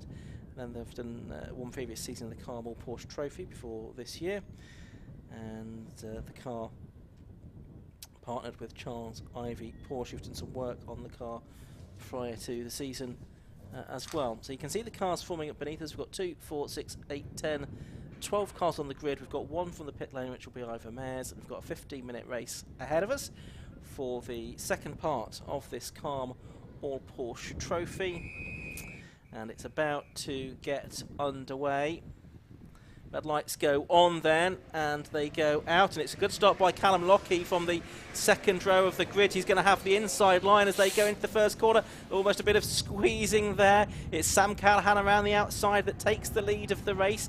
Callum Lockie wise, he just backed out of that a little bit. I don't think he had too much choice in that, so he's tucked in behind Christian Walker there. Lockie in third place. It's James Harvey fourth, 3 abreast for fifth position. The 3 front-engine cars, the one going wide there is Jamie McHugh, who loses a bit of ground there. He was fourth in the first part of the race in his 944 Turbo. So it's Callahan leading then in number 44 from 51. In second place, which is Christian Walker, and Callum Lockie in third position, in the first of the front-engine cars, as they climb up towards Rocket for the first time. One car that's gaining places is 55, which we're sort of a question about who's actually in it, but Callum Lockie gets ahead, does he? Well, he's side by side. Yeah, he's getting ahead of the car that led early on, Christian Walker. So Christian Walker started this race, hasn't gone to plan. It's Callahan that leads, though. A great start from him. Second is Lockie. Third is that 51 car, which is Walker. Then I think the next one is the 55 car that was 11th in the first part of the race. I do wonder if it is Chris Astley at the wheel of it, racing instructor. Callahan's made a mistake here through the corkscrew, so the top 3 have come absolutely together. So this restarted race is really lit up on the first lap. It's almost 3 cars across the circuit as they go down towards turn 1. Lockie up the inside, he gets squeezed by Callahan, but that's not going to deter Callum Lockie from taking the lead of the race. There's still pretty much 3 cars across the circuit there. Lockie on the outside into the banking, brakes later, takes the lead but runs out wide, Ian. Yeah, deeper line, but that actually might work out quite well for him. Sam Callahan trying to get on the power, gets a bit squirrely as he does so. Tucks back in behind Lockie then, and he's got Christian Walker trying to go alongside him as well as they go through Church Corner. That time Walker over the curb and over the grass, briefly on the edge of the circuit. That's given Lockie a little bit of breathing space in the lead of the race, ahead of Sam Callahan, and Christian Walker there in third position as they climb up to Rocket for the second time in this race. We'll probably get around about 12 laps out of this, I should think. And well, it's all worked out well for Callum Lockie here on the first lap and a half of the race. He's managed to get ahead. We thought he might be able to get ahead of Sam Callahan. We thought Christian Walker might be a bit more tricky. As it is, it's Walker that's back in third position. Then in fourth place, you've got the Leeson and Nasty car in fifth position. Sixth place is Tom McHugh. And Jamie McHugh, after that mistake at Church on the banking on the night, trying to come back.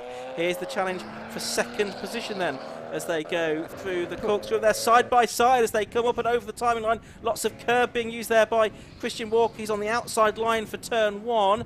That, though, if he can stay there, is going to be the inside line for the banking. He's still part way alongside Sam Callahan's car. More dust is kicked up on the exit of the corner. He is on the inside line now for the banking, and Christian Walker, number 51, goes through into second place, and all the while Callum Lockie is pulling away. He's already about 2.5 seconds clear. Yeah, then it's Chris Astley catching them, who I saw race in the club championship. A big moment there for Christian Walker. He's all over the grass. He's managed to keep it out the tyre wall, where I thought he was heading for a moment, straight for our camera. But that he managed to get back onto the road. But it's a long, long way down the order now is Christian Walker. So this safety car, which turned into a red flag and a restart, has not gone well for the Walker family. We've had Got 1, 2, 3, 4, 5, 6 different winners this year. Could Roger Coy and Callum Lockie become win number 7 of the season in just an 8-race season for this category? Possibly so. I mean, Sam Callahan, in a way, now he's not got Walker to worry about. He might be able to have some single-minded focus on Lockie, but that 55 car just behind him, that's going to start. He's already catching him and will start to apply pressure as well. So maybe that single-minded focus of Callahan won't come to pass. There's the 25 car. That's Jamie McHugh trying to get ahead of Andrew Peck as they drop down through the corkscrew.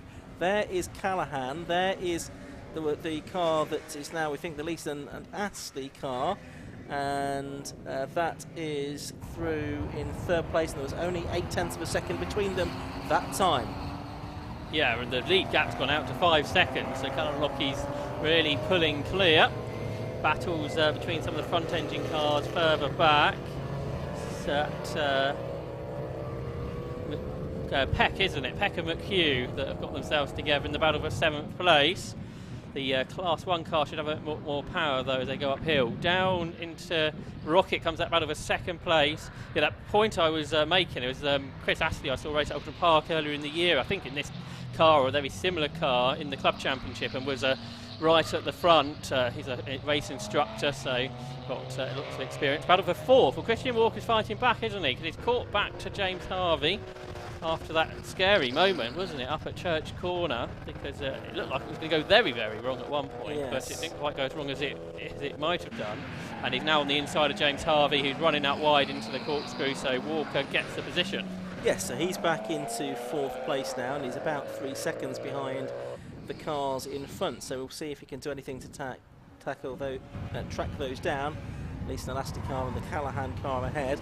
Another lap completed then for Callum Lockie. He's now 6.29 seconds clear of Sam Callahan in 2nd place. So he's getting further and further out in front. There's 9.5 minutes of the race left to go. There's 2nd, 3rd, and indeed 4th on your screens at the moment, heading towards the sweeping right-hander at Church. And look how out of shape the 55 car of Astley appeared to get briefly for a moment.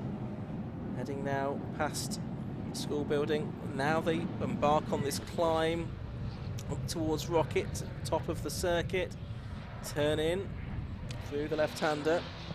Now this 180-degree right-hand Rocket out, Rocket 2. Driving standards flag going out for somebody.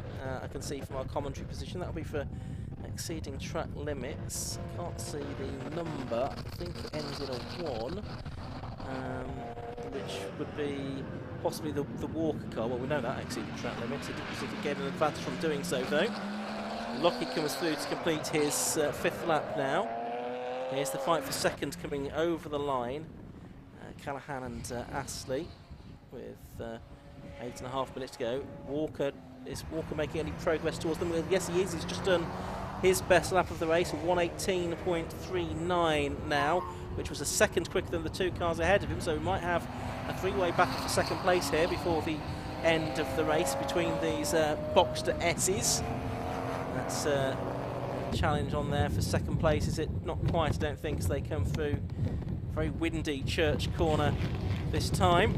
Just got confirmation from SW Engineering on social media. It is Chris Astley that's doing the 2nd part of this race, like I thought it might be. So the graphics not quite accurate there. But unsurprising, therefore, that Chris Astley has put in the car Sam Callahan under plenty of pressure here as they go through the Rocket sequence of bends. Yeah, very tight there as they head to Peel. Is he going to try and find a way up the inside? Well, Sam Callahan drifts a bit wide there, so they'll get alongside here and down towards the corkscrew, where we have seen drivers run side by side through here during the course of the weekend so far. But Callahan is back ahead at the moment. Christian Walker, who was 3 seconds behind at the start of the lap, is with them now. You can see how Sam Callahan's defending then, can't you? To try and keep Astley at bay, but it does bring all the cars into the equation. It's probably going to hurt him in the long run. Walker up the inside and goes past Chris Astley for his 3rd. This is all a battle for the lead of Class 2 as well, isn't it? So a Class win up for grabs here, and Christian Walker made quite short work of Chris Astley there, really. I was surprised by that.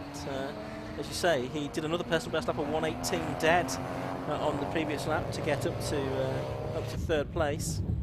So can he get past Sam Callahan? He's done it once, hasn't he? But then he went off afterwards. So the 3 box races head uphill now. All cars built pretty much to the same specification in this group. And now they brake uphill into the rocket corner. But Sam Callahan is hanging on in this group. Oh, was there a touch there, Ian? I think there might have been a touch. It looked like Astley, it was a bit delayed. It looked like the back end of the Walker car just stepped out a little bit. I thought there was a little bit of contact, maybe wrong. Either way, no real harm done, I don't think. They're all continuing, although Astley's lost a few car lengths. Still 6 minutes to go. And actually, and a lot more speed carried by Walker there through the corkscrew. He's going to try and get alongside Sam Callahan as they come up to complete lap number 7 of this race. They're absolutely side by side. There'll be Walker on the outside line for turn 1, but if he can stay there, it is the inside line for the banking. So he is still part way alongside the 51 car of Walker. Now he took back him. No, he goes back alongside Callahan there. They're still beside one another as they come through the corner. And will this give Astley a chance to get back involved as well? They might go 3 wide into Church Corner. It's Walker that's ahead, and Callahan a bit sideways. He's going to get onto the grass. Is he? Yes, Callahan spins off, I'm afraid, at Church Corner.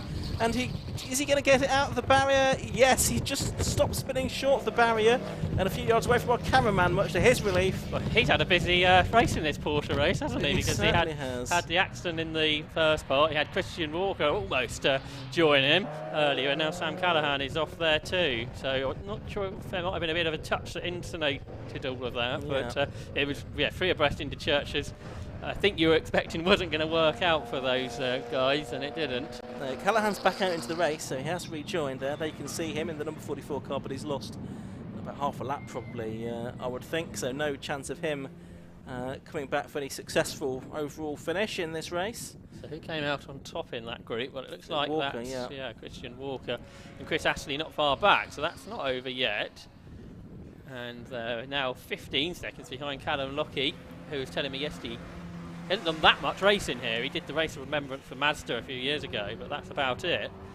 Obviously, we've done a lot of laps in a long race there, but not as many as perhaps other places. Although we were running a track day here just last week, I think. Side by side, change of position into the banking for what is 6th position. Andrew Peck goes past Jamie McHugh. I think that was Daniel Crago not far ahead of those 2. Notice in the Class 4, Philip Waters has been caught by Ivor Mayers. He started from the pit lane, so that's still on in the 94s, isn't it? In 11th position overall, Philip Waters, but has Ivor Mayers at the start of the lap, just 8 tenths of a second behind him. So 3.5 minutes of the race left to go. It's Callum Lockie most likely to win this race. There's Harvey in 4th position. Side-by-side action amongst the 2 leaders within the Class 4 and the 924 battle. There they are on screen now, and we just have had the change. So it's Ivor Mayers, number 316, who started this restart from the pit lane, of course, that's now gone into the lead of that class ahead of Philip Waters. So it's quite something to do that from the pit lane. And he was telling me earlier that he was finding this car quite difficult to drive in comparison to the BMW that he's also racing this weekend, but he's had a good drive there. I think the problem for Cole Rossin was he pulled a big gap in that first part, and he's slightly quicker than Scott Lawson, so they've dropped back in this second part of the race. So he's fighting back, Philip Waters, here as they go in towards Rocket. So Ivor Mayers might not have it all done yet with just a couple or so laps of this to go. They've been lapped by Callum Lockie, I think, at the start of this lap. But Ivor Mayers stays ahead of Philip Waters as they head into the Pill curve here. You were talking about Scott Lawson, who's in that 3rd car within this class, and he listed Anglesey as his favourite circuit because he took his first rallycross win at Anglesey. It's a very different venue to what it is now. He's done both mini-cross and rallycross and inshore powerboat racing as well over the years. That's Scott Lawson, 3rd in the class, but we're watching here the fight for 2nd and 3rd position overall, also the Class 2 victory. And with 2 minutes to go, for simply 2 laps to go, it's Christian Walker versus Chris Astley. Yeah, Chris Astley's caught a gap, hasn't he? since that moment at Church a couple of laps ago where he lost some time. He's back on terms now with Christian Walker. And down the inside, sort of late in the corner, it looked Astley. It didn't work out for him. Now they're going to have to lap the Class 4 leaders, which probably happen uphill into the rocket sequence of bends. So there goes Mares, Waters, then Walker and Astley in the SW Engineering car, who provided the hospitality last night for the Porsche Trophy, where there was those drinks for the marshals. A big dive up the inside here. It's four abreast pretty much, and through went Astley. Then Walker got into the back of him into the corner. Ivor Mares and Philip Waters got well out of it because they thought an incident was about to occur, I think. I guess that shows you technology of Porsche brakes over the years, doesn't it? That the Boxsters can brake much later than the older 924s. Absolutely. If I'd been sitting down, I would have been on the edge of my seat there, but I'm standing up because that was quite an exciting moment, wasn't it? So it is Astley, therefore, that's gone ahead of Christian Walker. Last lap board has already gone out to Callum Lockie. We've got this battle going on for the SP4 class lead. Ivor Mares against Waters, and the SP2 battle is almost side by side up and over the line as well. That's the battle for second place overall. So a couple of things might be decided here on the final lap of the race. Walker to the outside of Astley as they go into the banking, tries to get the cut back on the exit of the corner, and he does get the car alongside. He's got the nose in front as they turn into Church, so they're side by side there, and Walker has gone back through. But are we going to see another banzai manoeuvre from Astley up into Rocket for the final time? Been quite a frenetic battle this, hasn't it, for a number of laps. So they head uphill. Walker's trying to cover that off and breaks late himself into the hairpin. Can he get the car turned in? I think he can, okay. So it's going to be difficult for Chris Astley to fight back. But 16 seconds up the road is Callum Lockie, and he's going to be making his way through the corkscrew while the battle for second continues. Yes, and he's out of the corkscrew now for the final time, so the checkered flag goes out, and it is a victory then for number 60, Callum Lockie. Shared that car with Roger Coy. He had it in the first part of the race, but here's the battle for second place. It through the corkscrew for the final time. It is Walker then that is going to hold on, I think, unless Astley has anything up his sleeve for this final turn. No, he doesn't, and it's only a very, very short drag race to the line. So it is Christian Walker that gets second overall and the Class SP2 victory. Chris Astley and Jonathan Leeson third overall then. And then coming through the Class 4 winner is Ivor Mares in number 316 and 15 Philip Waters behind him. Then we have fourth place overall, number 40 James Harvey, the 35 car of Daniel Krigo, that's second winner within its class, and Andrew Peck, who's sixth overall and third within Class SP3. I think that's Ivor Mares' 8th podium of the weekend here at Anglesey, and his third win, I think, to add to the 2 BMW wins he had yesterday. He's got another race to come as well later on in the hot hatches, hasn't he, after the lunch break as well, so chance for another. But Callum Lockie, the former British GT champion then, bringing the car. Someone has managed to find, James Harvey, a Welsh flag. Presumably he's had that in the car all along to display that. He is from Cardiff and racing here in his home country, so nice to see him show that on the slowing down lap after he won his class and finished fourth place overall. But yeah, Callum Lockie and Roger Coy then getting the win by 18 seconds there. Really, there's no real contest, but that was because the SP2 cars were falling over one another, having a great fight, including Sam Callahan, who came back to 8th place in the end after his big off at Church Corner when they went 3 wide through there a few laps into the race.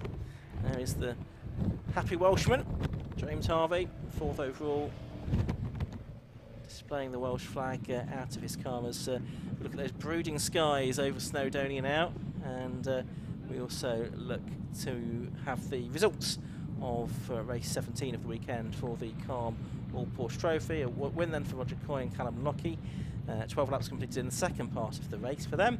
Second, John and Christian Walker. Christian Walker taking the second part of the race, 18 seconds behind, instead of Jonathan Leeson and Chris Astley there in third place.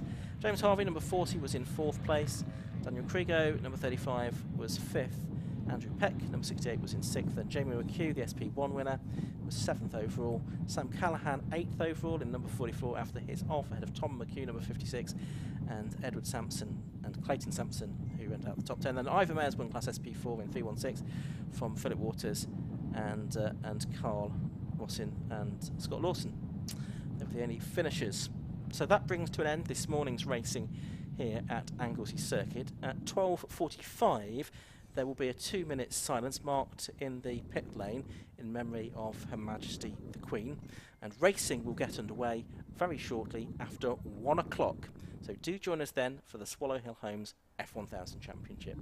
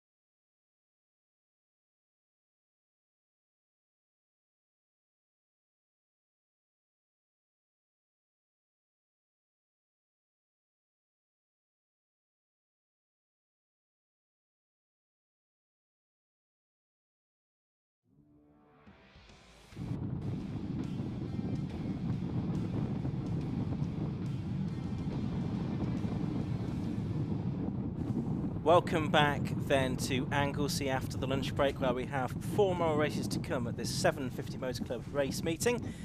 We've got the Swallow Hill Homes F1000 Championship coming onto the grid now, and then 3 more races for the PBS Brakes Hot Hats Championship, the Yokohama Master 7s.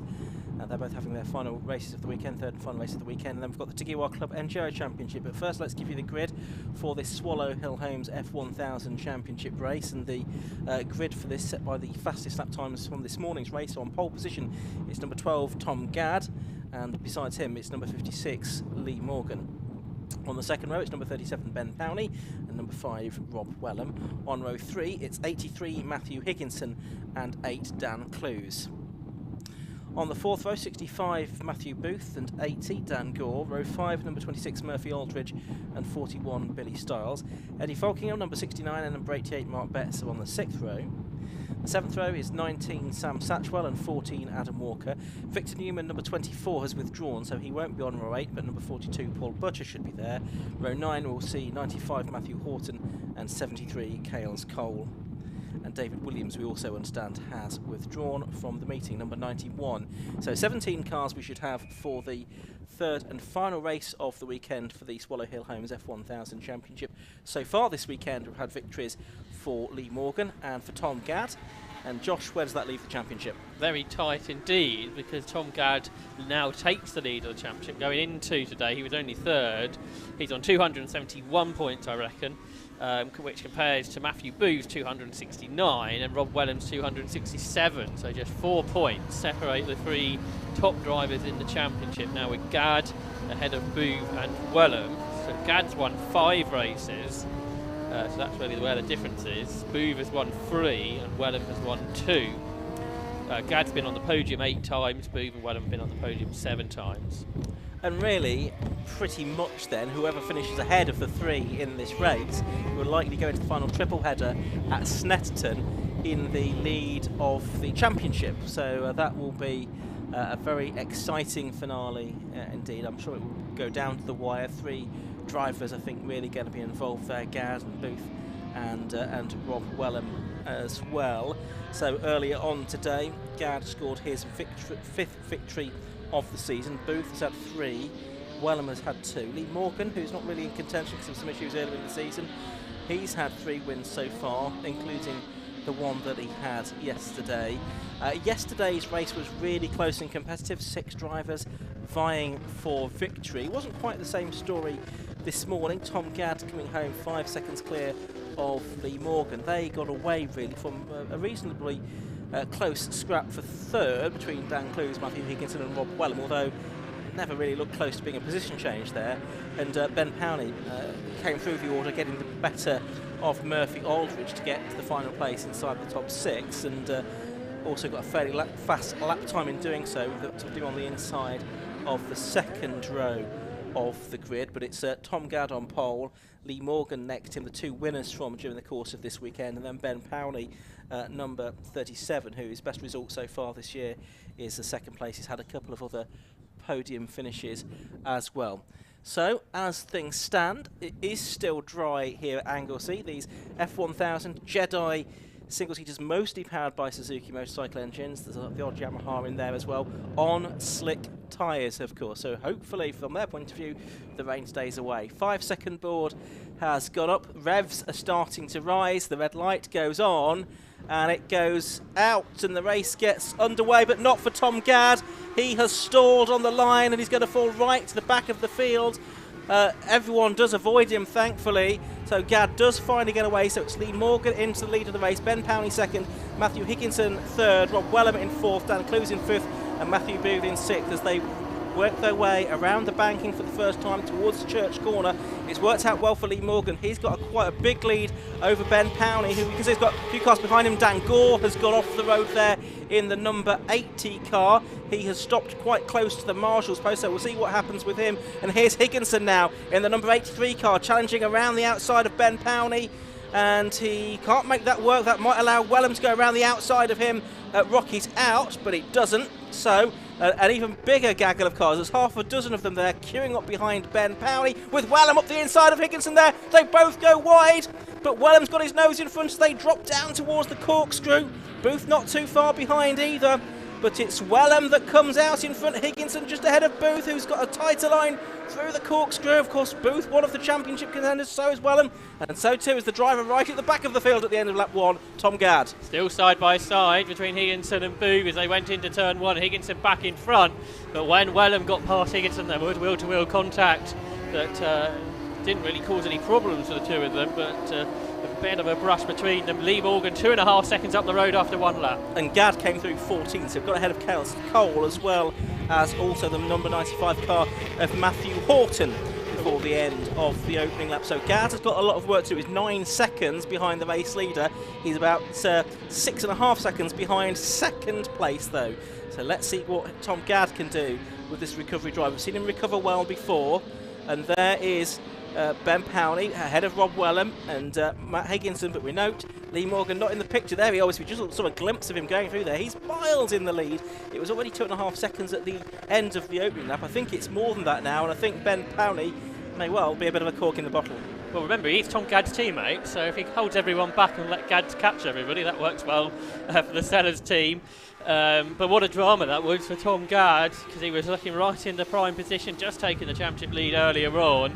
Started from pole and it all went wrong. Normally we see somebody stall at some point in F1000 weekend. We hadn't had one up till now. Yeah. Didn't perhaps expect it to be the drive from pole. He's 11th. He's passed 3 cars on that lap. So he's absolutely flying along, gaining positions.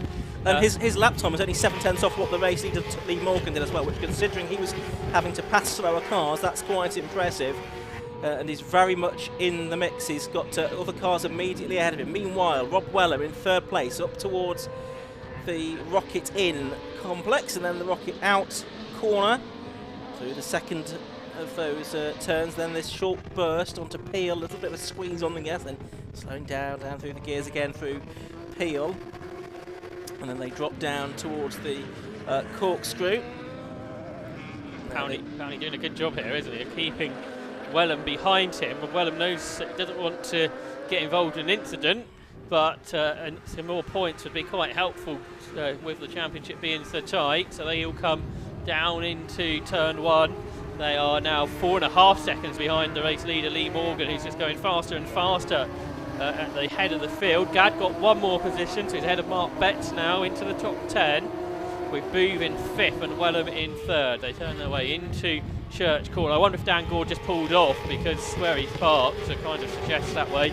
So not a good day for the Mattel's team in the Jedis, because they've all, I think, pretty much had problems, except for Higginson, who's here up the inside of Rob Wellham. Wellham doesn't particularly give him much space, so Higginson backs out. These two have already made contact in this race when Wellham went down the inside of Higginson. But Matt Higginson, who's been quick all weekend here at Anglesey, is going to try and get himself back up a position if he can. Yep, so he's there in 4th spot at the moment, number 83, multiple RGB champion, of course, having his first season in F1000 racing. He's ahead at the moment of the 2016 Sports Specials champion, Matthew Booth, who's also had success before in F1000 as well, and is a championship contender for this season. As things like it's going to be Rob Wellham leading the championship at the end of this race. Gadd at the end of another lap, 4 laps in the book now, is up to 9th position. He's 10.5 seconds behind Lee Morgan. He's less than 6 seconds behind Ben Powney though, and his next target is not too far ahead of him. That's Billy Stiles. They're heading through Church Corner now as we watch Ben Powney. He was 1.7 seconds faster than the car in front of him on the last lap, Tom Gadd, so he's going to gain more positions. Big lick of flame out the back of Powney's car, who's doing a good job still to keep these drivers behind him. Ben Powney has had 3 podiums so far this season, and he turns his way through Pill Curve. Murphy Aldridge is hanging in with this group as well, isn't he? As Wellham dips a wheel over the curbs, but don't think that hurt him too much. But yeah, Murphy Aldridge 8th in the championship coming into this race, doing a good job there in 6th position to go with these more experienced drivers ahead of him as they complete 5 laps of racing, where Lee Morgan leads by 5 seconds now over Ben Powney, who's a bit sideways through turn 1. Is that going to give Rob Wellham a chance to attack? Tom Gadd up to 8th and is 0.8 of a second behind Dan Clues, and he lapped more than a second faster than Clues on the previous lap as well. He's virtually with him in actual fact as they head into Church Corner. So I think Gadd will go 7th on this lap, and then he's going to set about catching this leading group. 9 minutes of the race still to go, so there's still quite a lot of time left in this 15-minute race. Here's 2nd, 3rd and 4th, up towards Rocket in again. This is lap 6. And you can see there Matthew Booth very much in the race as well. There's a fire for Eddie Falconer. I think he might have, I don't know if he went down a gear instead of up one, because big burst of flame come out the back of his car, as you can see on the screen now. Yes, so he's getting out of the car, and there's a marshal rushing to the scene with an extinguisher as well. He might. And I don't know if Eddie Falcon realises the severity of the situation or not. Well, I think the car had a big spin as it happened, so that's why I wonder either the car seized or the engine seized perhaps in a situation then, because we would be going about over 100 miles per hour at that point. Gadd's not got past Clues yet, so he's still there in 8th position for the moment. Lee Morgan still leading. He's leading by nearly 6 seconds now in this race over Ben Powney in 2nd. He's done a 1:04.88 during the course of the race, which is a new lap, new fastest lap of the weekend, not a lap record, of course, because that was a 1:04.93. But now we're getting the safety car boards coming out and the yellow flags. I'm not surprised by that, with that car needing to be dealt with. But before they got to yellows, yes, they have. Higginson was going down the inside of Wellham, but yeah, they got yellows there. So they're contesting the position, aren't they? Yeah, so I think Higginson had seen the flag. So there is Falkingham. He's out of his car. The marshal's got where there with the extinguisher. The fire truck is also there. We can't see any orange licks of flame anymore. No, so I think bodes well. I think the big flames is when it happened, and then it sort of put itself out later. So I can only assume perhaps the engine seized at that point, because I think he did spin, didn't he, when it was sort of happening? Yeah. So the safety car's on the exit of turn 1, waiting for Lee Morgan to come through. And of course, this does change the complexion of the race, with the field being closed up again to the race leader, Lee Morgan. He had got this advantage of around about 6 seconds. And it's obviously going to be less than that as and when the race gets back underway. Looking at where that car is positioned, it is on the exit of the sort of the school kink on the infield. So it may be one that can be recovered, but there are only 6.5 minutes of the race left to go. So question how much time there would be for any more racing after that car was recovered. But for the moment, we do have the race order. Number 56, Lee Morgan leading. Number 37, Ben Powney in 2nd. Number 5, Rob Wellham in 3rd. 83, Matthew Higginson is 4th. 65, Matthew Booth is in 5th position. 26, Murphy Aldridge is 6th. 7th is number 8, Dan Clues. 8th is number 12, Tom Gadd. 9th is number 41, Billy Stiles. And 10th is number 88, Mark Betts. We've lost a couple of cars from this race, Dan Gore and Eddie Falkingham. We have therefore 15 cars still circulating, including in the 15th position Matt Horton, who is the 26-year-old CNC machinist from Royton, and he's in his first F1000 race, having been karting since the age of 14. And he's in one of the Yamaha engined cars that's prepared by Perpetuum Motorsport. Josh? If they were to finish as they are now, as you say, Rob Wellham would be the championship leader going to Snetterton by just 2 points over Matthew Booth, with Gadd another 4 back, so 6 points between them. But assuming we do get a restart, Gadd has probably got the most to gain, hasn't he? They're in 8th position, because we know how quick he is. I think he set the 2nd quickest lap in this race, and it's half a second really quicker than everybody in front of him, apart from the leader. Yeah, but the question is how many more racing laps we might get out of this, because there's going to be at least 1 more lap behind the safety car. And I think the Trudes over there would check and see if there's any fluid dropped onto the circuit that might need dressing and all of that as well, because that would be another component to add to this. So the cars are going to come through behind the safety car to complete lap number 8 of this race now. It looks like they're going to try to tow the Falkingham car away. If they can do that quickly, we might just have 1 more lap behind the safety car, which is the one that they're just starting. Just a question of how quickly that car can be recovered now. Falkingham, I think, is back in the car to steer the car back to the paddock. Not too far away from the paddock, which is fortunate. But yes, I mean, it does help Tom Gadd this more than anybody else, assuming there is time for more racing. Because you would think he could make up at least 2 or 3 more places before the end. Could even possibly get Matt Booth, Rob Wellham maybe too far up the road. It's those that he's most worried about, isn't it, really? Obviously he'd like to win the race, but Lee Morgan and Ben Powney not contending for the championship. Because Lee Morgan's had a good weekend, he had actually moved up to 4th in the championship this weekend. How close would he be, though, to those He's 3? 72 behind the leader at the moment. There's still, including this race, there's 120 points up for grabs. So mathematically he's still in with a chance, but it would need things to go wrong for all 3 of those front runners. But strange things have happened. I mean, last year it went wrong for various drivers at Snatton at the final meeting. If they finish where they are, Lee Morgan will be 60 behind after today, so 60 behind again. It would be difficult, but it's not totally out of the question, is it? So he's, particularly with the pace he's got in this race, he's so much faster than everybody else. He's 3 tenths quicker than Gadd, and then, as I say, Gadd's about half a second faster than the rest. So the car of Falcon being recovered to the paddock is just using the wrong way direction of the national circuit, which is rarely used here at Anglesey and across the international and coastal circuit. So I would think, therefore, that we will be able to go racing again. What have we got? We're probably going to have time for 2 more laps.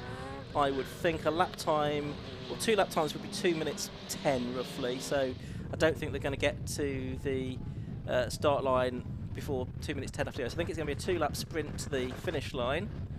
And now Lee Morgan is holding them back behind the safety car. He's controlling the pace as the safety car bustles back to the pit lane. Bit of weaving, keeping heat in the tyres as they go for the restart. So it will be 2 laps that we get. Lee Morgan obviously would be keen to have as few laps as possible because now he is under threat in a way that he wasn't before. Now he goes. Now he gets his foot on the gas. Tries to steal a march on Ben Powney. The green flag is ready on the start line. And it waves, and we're back underway at Anglesey with 2 laps to go. And Rob Wellham up the inside of Ben Powney there to take 2nd place away at turn 1, or target. And they're heading now up towards the banking. That was quite a bold, committed move, but it worked out for him. So Wellham is the one who's gained out of this immediately, so he's into P2. And Powney might lose another place because Matt Higginson's gone down the inside into Church Corner and he's gone through. So this restart's not gone well at all for Ben Powney. And now it's Booth who's fighting back, but he's got a good run uphill in the tow. He's going back past Higginson side by side. Can Booth get down the inside of the pair of them? Not quite. So it's Higginson 3rd, then Powney, then Booth. Tom Gadd's not got past Dan Clues yet, or at least did not when they disappeared up to... No, he's still not got past Dan Clues yet, so I thought he might have done by now. He's only got a lap and a half left to go, and Tom Gadd, there he goes, up the inside of the pale blue car of Dan Clues. Those 2 side by side now for 7th position, but Clues is contesting it, which he's perfectly entitled to, but Gadd does get him, but he's got a few car lengths to make up on Murphy Aldridge now, before he can get in among that pack, with the last lap board having gone out to Lee Morgan, who leads by 0.8 of a second. Yep, that's right. So they come through. Fastest lap on that lap from Wellham, 104.6, which is just a few tenths outside the Richard Mitchum lap record there. So he's really on form in this race. He had a few issues earlier on and still finished 2nd then. So Powney again is the one under pressure. Can Matthew Booth do what Wellham managed earlier on? And Gadd has joined in on the fight as well as they come uphill in towards Rocket, and it's Powney defending. Here comes Gadd up the inside of Aldridge, and he's going to go through into what is 6th position now. So he's 6th and he's now behind Matthew Booth, his championship rival, but Wellham, the rival of both of them, is too far up the road for them to catch. They've got Powney ahead of both of them now. Gadd is going to try and get past Booth, I think, as they go down into the corkscrew. He dives down the inside into the first part of the corner, but Booth closes the door in his face, so he's not going to get through there. Meanwhile, the checker flag waves. It's 2nd win of the weekend for Lee Morgan in the Swallow Hill Homes F1000 Championship. Rob Wellham takes 2nd place. He moves into the championship lead. Matthew Higginson 3rd. 4th place goes the way of Ben Powney. 5th to Matthew Booth. 6th to Tom Gadd after stalling on the grid. 7th to Murphy Aldridge. 8th to Dan Clues. So 9th to Billy Stiles, and 10th to Sam Satchwell. He did a personal best lap on the last lap of the race. And Mark Betts, Adam Walker, Paul Butcher, Cole and Matthew Horton, the whole field, of course, because they only had 2 laps after the safety car, separated by just 18 seconds at the end. So if you've done the maths there, Josh, if you confirm that Rob Wellham moves into the championship lead? Yeah, and that restart worked better for him of anybody because he gained 3 points with that move, which means he's now 5 ahead of Gadd and Booth, who are equal on points going to Snetterton. So 5 points, the gap between first and second in a race is all that can separate the top 3 drivers after 15 races of this championship. What drive though from Lee Morgan? We didn't really talk about him too much because he was so far ahead of everybody else. He was really fantastic in that race, wasn't he? So much quicker than everybody else in the race, and he's really on form again. But as you say, with losing so many points early in the season, he's, although an outside short, it's very unlikely that he will be a contender in a few weeks at Snetterton. It would need the stars to align for him, but really it's it could go any one of 3 ways, couldn't it, between Wellham, Booth and Gadd. Very close indeed between the 3 of them, so that'll be an exciting conclusion to the season at Snetterton, so get yourself along there to enjoy that. That's on the first weekend in October. Let's have a look at the results then of the first race of the afternoon and the 18th race of the weekend, the Swallow Hill Homes F1000 Championship. 11 laps completed by winner Lee Morgan, and he was 1.58 seconds clear in car 56, ahead of number 5 Rob Wellham in second place. Matthew Higginson, number 83, was third. 37 Ben Powney took fourth, and it was Matthew Booth in fifth, number 65. Sixth to number 12 Tom Gadd. Seventh was 26 Murphy Aldridge. Eighth, number 8 Dan Clues. Ninth was 41 Billy Start, and Sam Satchwell, number 19, rounded out the top 10. Ahead of Mark Betts, Adam Walker, Paul Butcher, Cales Cole, and Matthew Horton, the final finisher. So F1000, that resumes at Snetterton in a month's time. We'll have in a few minutes the next race of the day, the PBS Brakes Hot Hats Championship.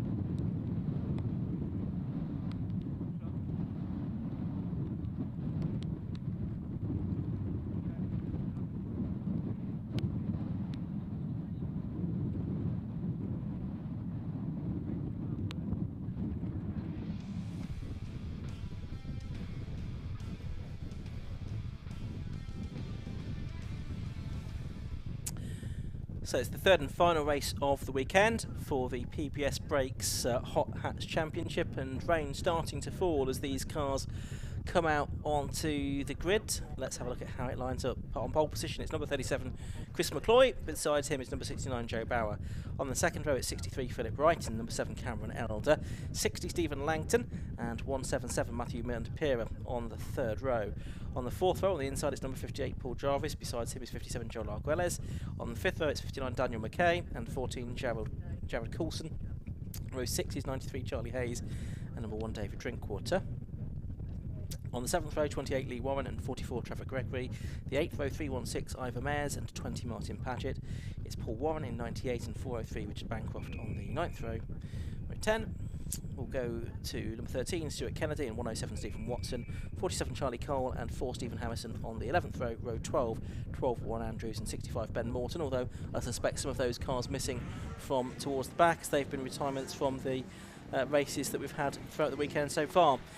In those races, it has been 2 wins for Chris McCloy. Overall, his first 2 wins in, I think it had something like 7 podiums during the course of the season before this, but getting his first victories there with Joe Bauer in second place, so making it a sort of top 2 lockout for the Honda Civic EG models, ahead of the slightly more modern cars, the Type Rs of Philip Wright and Cameron Elder, with Stephen Langton in 5th early on. Matthew Mandapira won in Class B from Paul Jarvis.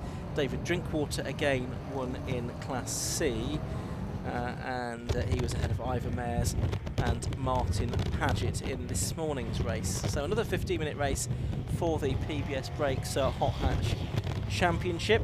There is one more meeting to come in this category. That's going to be at Snetton as well, where they'll have a double header. But championships already being sorted, Josh. Yeah, all the 3 classes have gone the way of Class A, Philip Wright, Class B for Paul Jarvis, and Class C for David Drinkwater. And I think all that David Drinkwater needs to do here is to finish, and he will wrap up the overall championship in the PBS Brakes Hot Hatch series for 2022, from what I calculate. So unofficially, we should say, but I think that's going to be the way, which it kind of makes sense, doesn't it? Because David Drinkwater has won this season, all but on one occasion, so he's had 12 wins and 1 second place. So on the overall points, he's currently 24 ahead of Phil Wright. Phil Wright's finished on the podium every time. He's had 7 wins in Class A, 4 seconds and 2 thirds. So he's had a good season, but it's just that David Drinkwater's has been even better. I think Paul Jarvis had 8 wins in Class B. Yeah. That's still the case, isn't it? Yeah, 8 wins, 2 seconds, 2 thirds. So those 3 drivers have dominated the respective classes. It's been good to see Matthew Mandapira up there in Class B this weekend, hasn't it? Taking his 3rd win now of that class. He, I think, had a few issues at the start of the season, but has come on strong in the second half of the year. So he's sort of the next driver who's won the most races within his class, equal with Ryan Polly, who won 3 at the first part of the season in Class A. Be interesting to see if the rain is coming down a little bit heavier now than it has done at any point previously during the course of this weekend. Whether that has much impact on this race. Does it have much impact on the grip levels on the circuit? No one's putting their wipers on, are they? So I think it not at this stage. Might not be too bad currently. Also, I think that the rain is blowing the opposite direction, so it's probably not landing on their windscreens right now, given where they are. I think it's blowing it off the sea. Red lights on. 15 minutes of racing in the PBS Brakes Hot Hatch Championship, which gets underway now.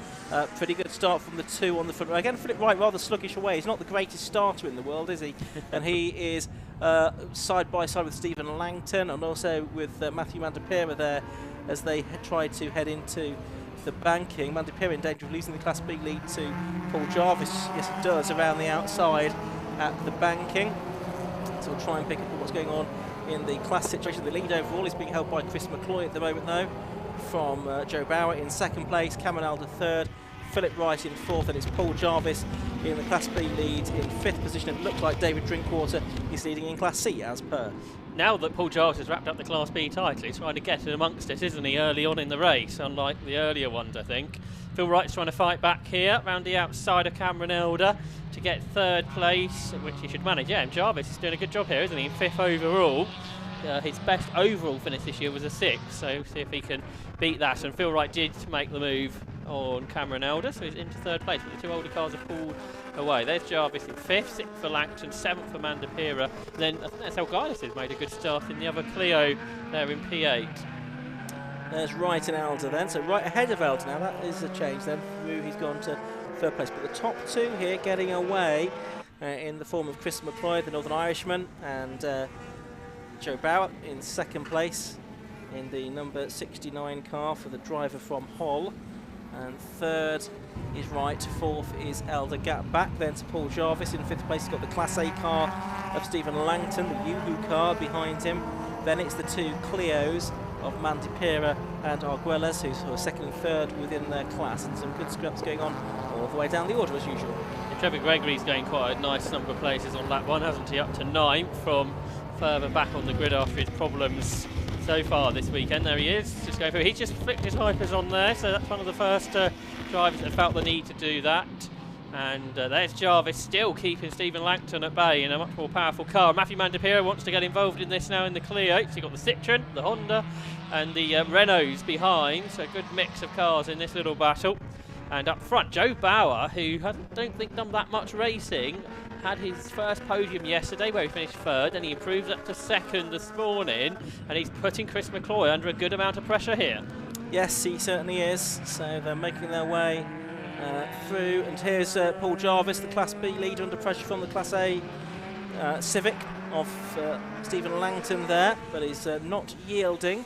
Isn't Paul Jarvis there? He's also got his class rival Matthew Mandapira just behind. Here are the leaders though, out of target and up towards the banking for the 3rd time in this race. And McCloy and Bower, who goes very wide there over the edge of the curbs and over the onto the green concrete there, so that will be deemed to be exceeding track limits, so that may well be reported, and may well see him being shown a track limits warning flag if he does it again. Just got to be careful, especially in these conditions. If the curbs start to get wet and slippery, not advisable to use too much of them if you can possibly help it. They're up at Rocket Inn now. You can see Wright just nosing into the background as well. He may well be catching these 2 a little bit on this 3rd lap of the race. Well, the previous lap, Cameron Elder set the fastest lap on that first flying lap, surprisingly. So he's looking quick at this stage as well. But so really, actually, there's not much. It was only a 10th, wasn't there, between the 4 of them on best laps. So they're pretty evenly matched, these cars around here. There's Phil Wright trying to get closer to Bower. He was a full 2nd behind at the start of the lap. Similar, perhaps, as they come through to complete 3 laps of racing on the Anglesey Coastal Circuit. So the gap, which was 0.56, becomes 0.45 between McCloy and Bower. Fastest lap was with Wright, so he was a bit quicker, 1:17.73. The next group now does have Stephen Langton at the front of it. Trevor Gregory's joined in, though, in his Class A car, so he's got himself between Matthew Mandapira and Joel Elgias there as they headed into turn 1. Yep, so that's Gregory in the black number 44 Honda Civic. He's had some trials and tribulations during the course of the weekend. He's a new clutch overnight, but he looks like he's going to get ahead of Mandapira, although Mandapira is resisting his challenge through Church, and has done so. He's managed to hold on to the position there, has the Clio, Matthew Mandapira. Of course, Gregory had that big spin there in the earlier race. I wonder if that's just making him be a little bit more cautious at that part of the circuit in particular. Locking up the wheels there was 177 car of Mandapira, but Gregory was able to find a way through at that part of the circuit. You've got Daniel McKay there as well in the blue and yellow Fiesta. He's tucked into this little scrap as well now. So this really is 7th, 8th, 9th and 10th together. McKay in a Class A car getting ahead of the Class B car of Arguelles there. You can see out the window at the banking, Paul Warren has pulled off. He was 2nd within Class C in his BMW Compact. He's only a 2nd behind David Drinkwater at that point, but he, not sure if it's an off or he's pulled off. He's a long way off the circuit though, so that shouldn't be a problem. Yeah, I suspect he's pulled off there, hasn't he? And Trevor Gregory now here under threat from Daniel McKay as well in the Fiesta. And that is a battle for class position as well, because they're both Class A drivers. It is nice to see the Fiesta out there, and a welcome change from the Civics of various shapes that are filling the top 5 places, or actually top 6 places within that class. You've also got a bit further back, you've got the Lee Warren Ford car as well, haven't you? The little car with the big engine. Oh, and Cameron Alder has spun away 4th position there. He's going to get back on track before Stephen Langton catches him, though. So he's not going to lose a place, but he has lost contact with Philip Bright and the 2 leaders. Yep, that seems to be the case, doesn't it? As the wind continues to batter the circuit here. Chris McCloy, Joe Bauer, Phil Wright turn their way through the corkscrew. Phil Wright's got his wipers going at full track. There is Paul Warren, who I mentioned had pulled off, so he's was going well up to that point, but he's out of the race as the top 3 come through. How are the lap times at this stage with wipers on? They're about a second slower than what they were doing earlier. Now, obviously, we saw Cameron Alder have that off. I wonder if that was a slippery surface problem that he had. There he is. He lost 7 seconds in that spin. They're still ahead of Stephen Langton. There he is in 5th. Then the Class B cars behind. Paul Jarvis is still there ahead of Matthew Mandapira. What's happened to Trevor Gregory here? He has fallen behind Daniel McKay in the Fiesta, who the tradition this year is that Trevor would have been ahead, and he's got a problem, has he? Or is he getting cautious with this rain coming down? Because Joel Gaius has gone round the outside of him in the banking. It's got his indicator on there as if he was trying to keep out of the way and indicating to the drivers that was the case. I wonder if Trevor Gregory is sort of trying to drive around a problem now and just wanting to alert other drivers to that fact, which would be the responsible thing to do. But yeah, he's losing a lot of ground to the car ahead, so I think he has got a problem and may well pull out of this race, which would be a sad end to Trevor Gregory's weekend. And I think his aim is to try and finish 3rd in the Class A points this year, which he is in at the moment. He's a few ahead of Ryan Polly, but of course Ryan Polly not here, so he should be able to leave Anglesey in that position. There'll be some traffic to deal with before too much longer. That's going to be the Polo of Warren Andrews. I think they'll get his car within the next lap or so. Good to see the Polo out there, an unusual car in hot hatch. The rain's starting to stream off our commentary box windows now, which it hasn't done before. The lap times have now gone out to 1.5 seconds off of what they were. And window wipers go in, rain on the lens of our camera as well there now. Chris McCloy under pressure here from Joe Bauer. Of course, McCloy's the first person to get to the corners, so he's got to try and guess really how much grip there is every time he gets to the next corner on the circuit. Spinner down beneath the commentary box as well. That's the number 93 car from Class B. That's Charlie Hayes in his BMW Compact. You can see it there. He's stopped just short of the pit wall. We have seen cars spin into the pit wall in the past, and he's going to get back out into the race. The start of the lap, Matthew Mandapira has got past Paul Jarvis to take the Class B lead, and they're side by side as they go uphill into Rocket, while we watch the lead battle, which is just as close into Peel, where Chris McCloy continues to be under pressure. There they are, the Class B cars, side by side. Mandapira on the inside line, Paul Jarvis around the outside, which gives them the right line for the second part of Rocket. What battles these two have had this weekend. And Paul Jarvis goes through. 2 cars from different decades. But in this class system that M50 Motor Club has put together, they are absolutely level pegging really all weekend. Great to see. And you can see that the 3 leaders have got past the Polo there of Warren Andrews. So it's a bit more traffic to deal with before the end of the race, no doubt, for these drivers, but not catching it in the immediate future. So still Chris McCloy, number 37, leading from 69 Joe Bauer, and 63 Phil Wright, lapping in the 119s now, so around about 1.5 seconds as you swaying, Josh, off what we saw in the earlier. So not full wet situation yet by any of the stretch of the imagination, but it is becoming more difficult, a bit less grip out there, I suspect, at certain parts of the track. Up towards Rocket they go, with this being lap 8 of the race, and they all follow one another through Rocket in, and now through Rocket out. The second other yellow flags there. Oh, is that the BMW that stopped again, the one that spun with us? Looks like it. Hayes, Charlie Hayes. Yeah. Which is another spin perhaps. And I've got a safety car flag coming out. There's the car that has indeed the Hayes car that's probably brought that about. It stopped up there between Rocket and Peel. And there's only 4.5 minutes of the race left to go, so not sure how much more racing we will get.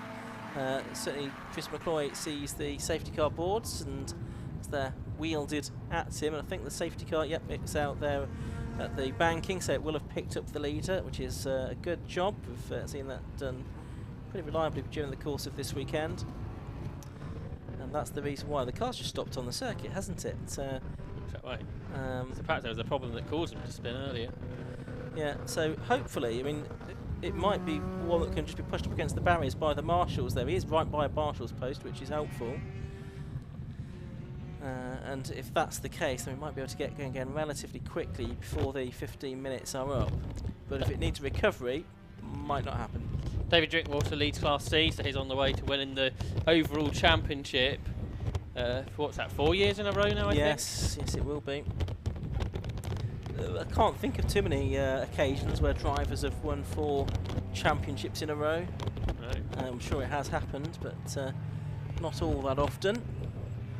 So David Drinkwater very successful in his racing with the 750 motor club in Hot Hatch and in the Burkitt Relay race as well, where he's been a multiple winner in the handicap element of that race.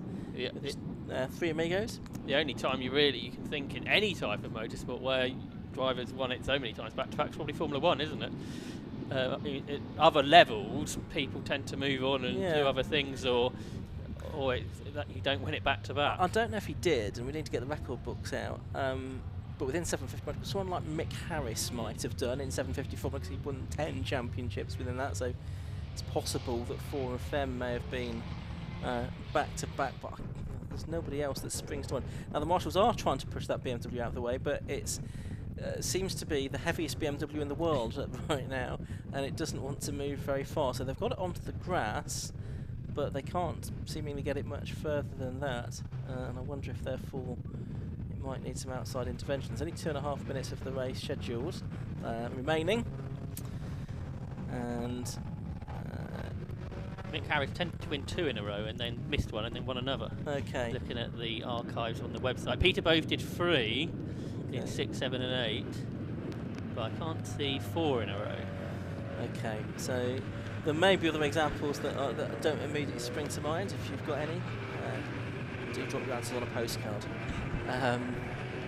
So we're not going to get any more racing, are we? No, we're not, because there's only a minute 53 to go. So I think this race will end behind the safety car. We'll get the checker flag next round. But they have, ironically, now got the car up against the barrier, so probably in a good enough position to be able to leave it there. We have seen examples, haven't we, where they let them race for 1 lap just so going behind the safety car wasn't pointless for those few laps. So there is a precedent there. Let's see if that's applied on this occasion, though. But strictly speaking, I think we'll be down to 0 by the time the safety car gets back round, unless it's suddenly speeds up to lap record pace. Trap the driver frustrated. Joining the marshals on their post. Yeah, Charlie Hayes had I think a podium over the course of the weekend. The last lap board's just been brought out. So I think that is probably what's going to happen, isn't it? So we've seen that. I think it's the previous meet. Is it being adjusted?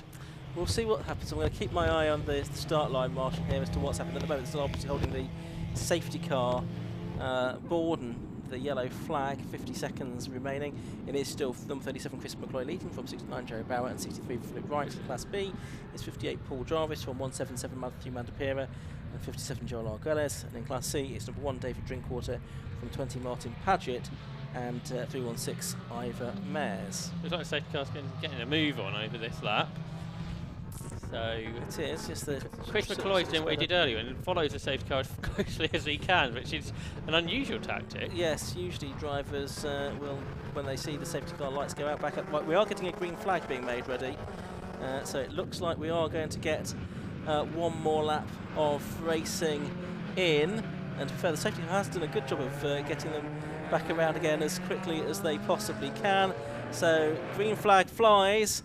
And we do get 1 more lap of racing in this PBS Brakes Hot Hatch Championship. So it's Chris McCloy versus Joe Bower. Big gap. Oh, and that's because there's the back marker there. And off onto the grass goes Matthew Mandapira up at turn 1. Well, let's focus on the leaders. He got past Jarvis, just to mention, so it worked out for him.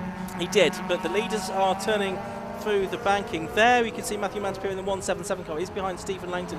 The reason there was a big gap behind 4th is because the lap Polo, was ahead of them all, and of course they couldn't overtake it until they got to the timing line. So it's Chris McCloy leading, Joe Bower 2nd, Philip Wright 3rd, and Cameron Elder 4th as they head up towards Rocket. Yeah, Phil Wright is the one who looks like he might make a challenge here on Joe Bower.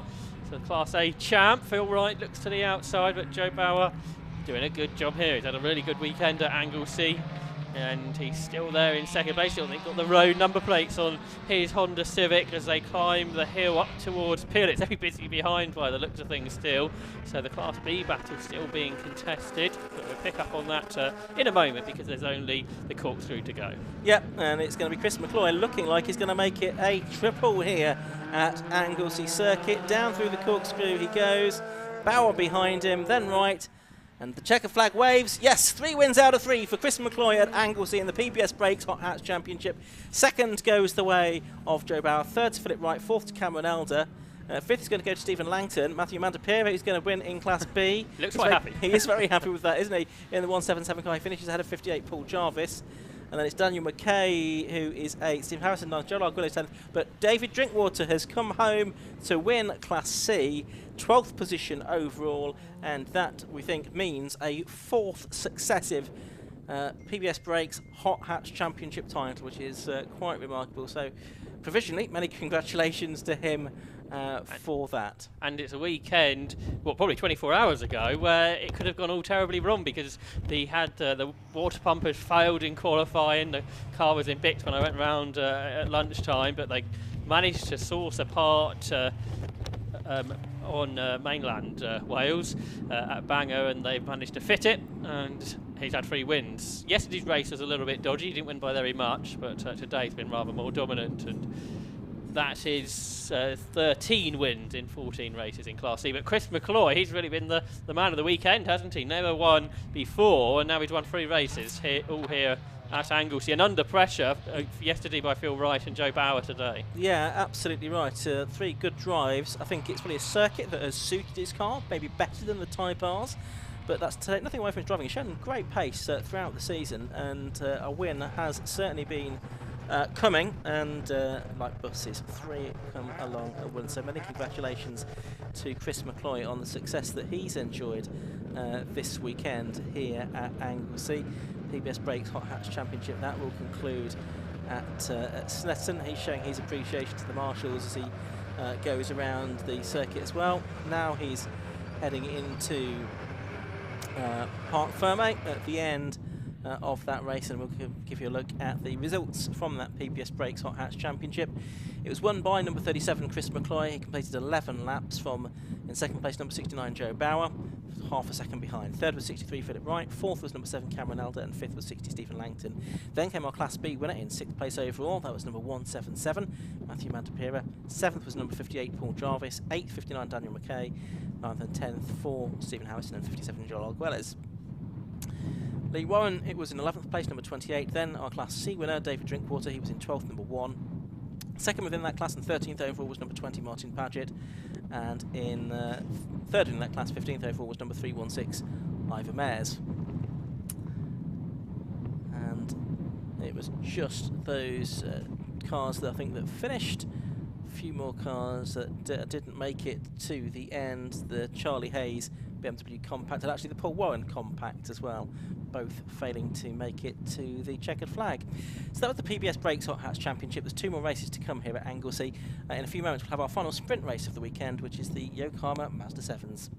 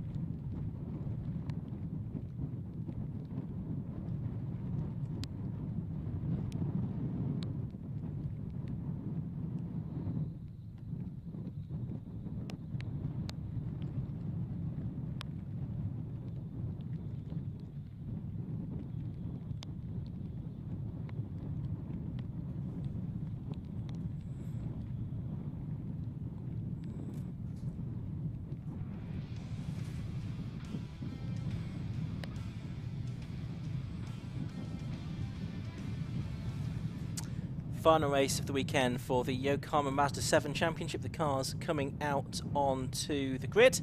And it's going to line up as follows. Pole position is number 71, Jonathan Lister. Besides him is number 27, Danny Andrew. The second row, 77, Eddie Moyer, and 35, David Winter. Row 3, 23, Samira Bid, and 66, Lucas Batt. Row 4, 37, Ben Powney, and 55, Simon Court. On the fifth row, it's 7, Daniel Court, and 99, Martin Shelton. Sixth row, 25, David Bowen, and 188, Michael Jacobs. On to row 7, it's number 3, Callum Barnes, and 1, Colin Marshall. 47, Lewis Penston Smith, and 74, Stephen Manley on the 8th row, with Peter Woods, number 88, on the 9th row of the grid. 2, 4, 6, 8, 10, 12, 14, 16, yes, 17 cars look like they are out there. Potential championship deciding race this could be. If Jonathan Lister beats Danny Andrew, I reckon he will wrap up the title before Snetterton. Yeah, and it is just the 2 races that we're due to have at Snetterton, so we'll keep an eye on that as the race develops. Red light goes on for 15 minutes of Yokohama Mazda 7 racing, and it goes out, so where we go. Pretty good start by Lister, and almost equally good start from Danny Andrew then as they head through turn number 1, and they're still sort of overlapping. Andrew's going to have the inside line for the banking, and he's going to go through to take the lead of the race, and as Josh says, that could be very important for the championship.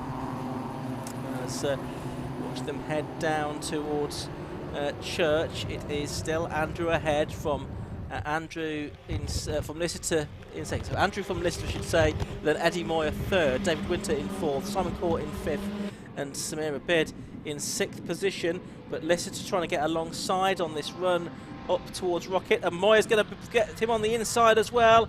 Moyer's going to go through to take the lead if he gets the car stopped. He does about get the car stopped, but nevertheless Danny Andrew nips back through on the inside. So Andrew leads from Moyer and Lister then. So Lister back to third again. That could be important as the rain continues to come down fairly heavily now at Anglesey.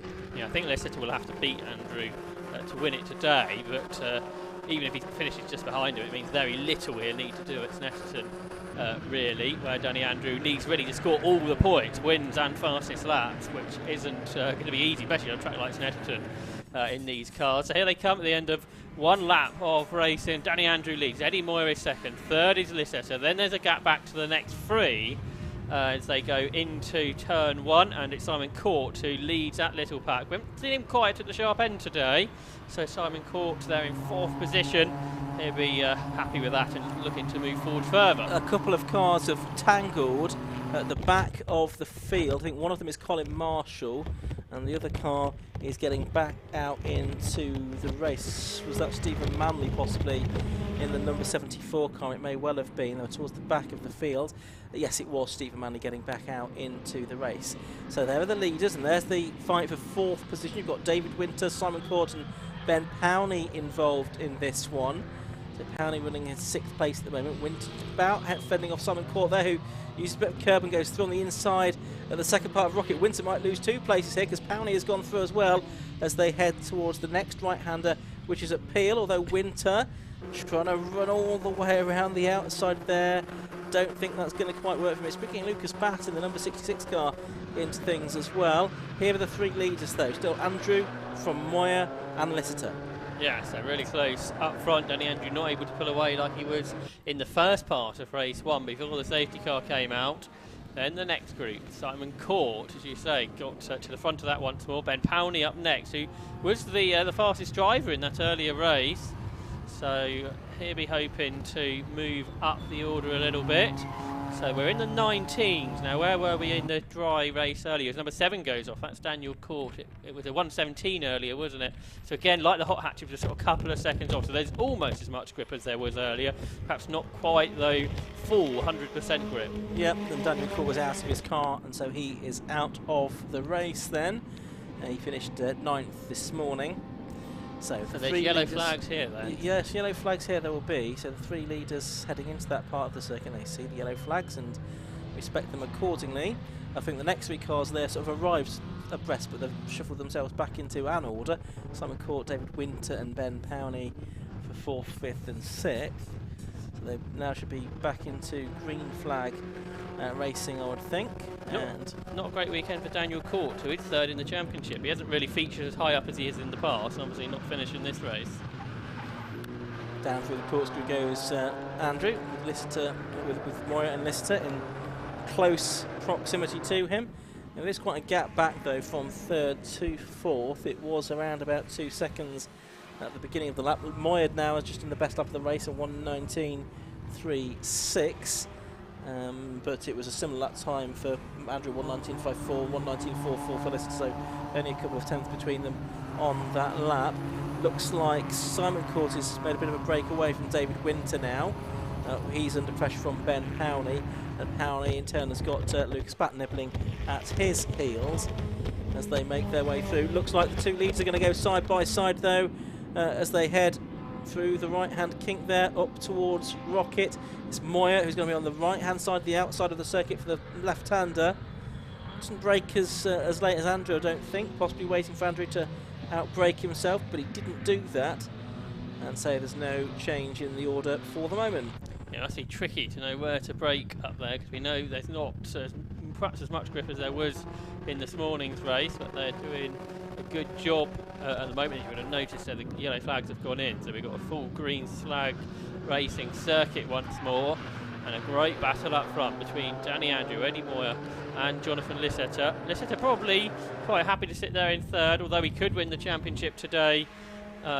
He's happy with the points, pick up more points. He's been on the podium in all but one race this season, and he's there in third place again in a podium position while the guys fight in front. And of course that's what he did earlier, wasn't it? Just sat behind them and waited for something to happen between the two of them, and he pounced as we've got a car off. Is that David Winter? It is David Winter, yeah, from 5th position, number 35. I'm just going to point out though, 1:18.55, so quite a few tenths of a second have been found there, so drivers gaining confidence in these conditions. There's still spots of rain on our commentary box window, but the track I think is pretty dry. The wind will be helping that, and it is very windy. Moya and Andrew side by side. Moya's got a wheel in front now. Lister's going to try and make it 3 wide, I think, up towards Rocket. Not sure that's going to work out for him. Andrew might well get back into the lead on the inside. He's now going to be on the outside line for Rocket out. So, no, it's Moya that takes the lead of the race. Andrew is second and Lister is third. Andrew needs and wants this place back as soon as he possibly can get it. He's up the inside of his fellow Lincolnshire driver into Peel, and he goes back through into the lead. So Danny Andrew leads, the farm from Lincolnshire, Eddie Moya in second, and Jonathan Lister is there in third place. It's furious stuff. Yeah, big look up through the middle of the corkscrew there for Eddie Moya. And although it's all named as one part, really each of the corners are a bit different, aren't they?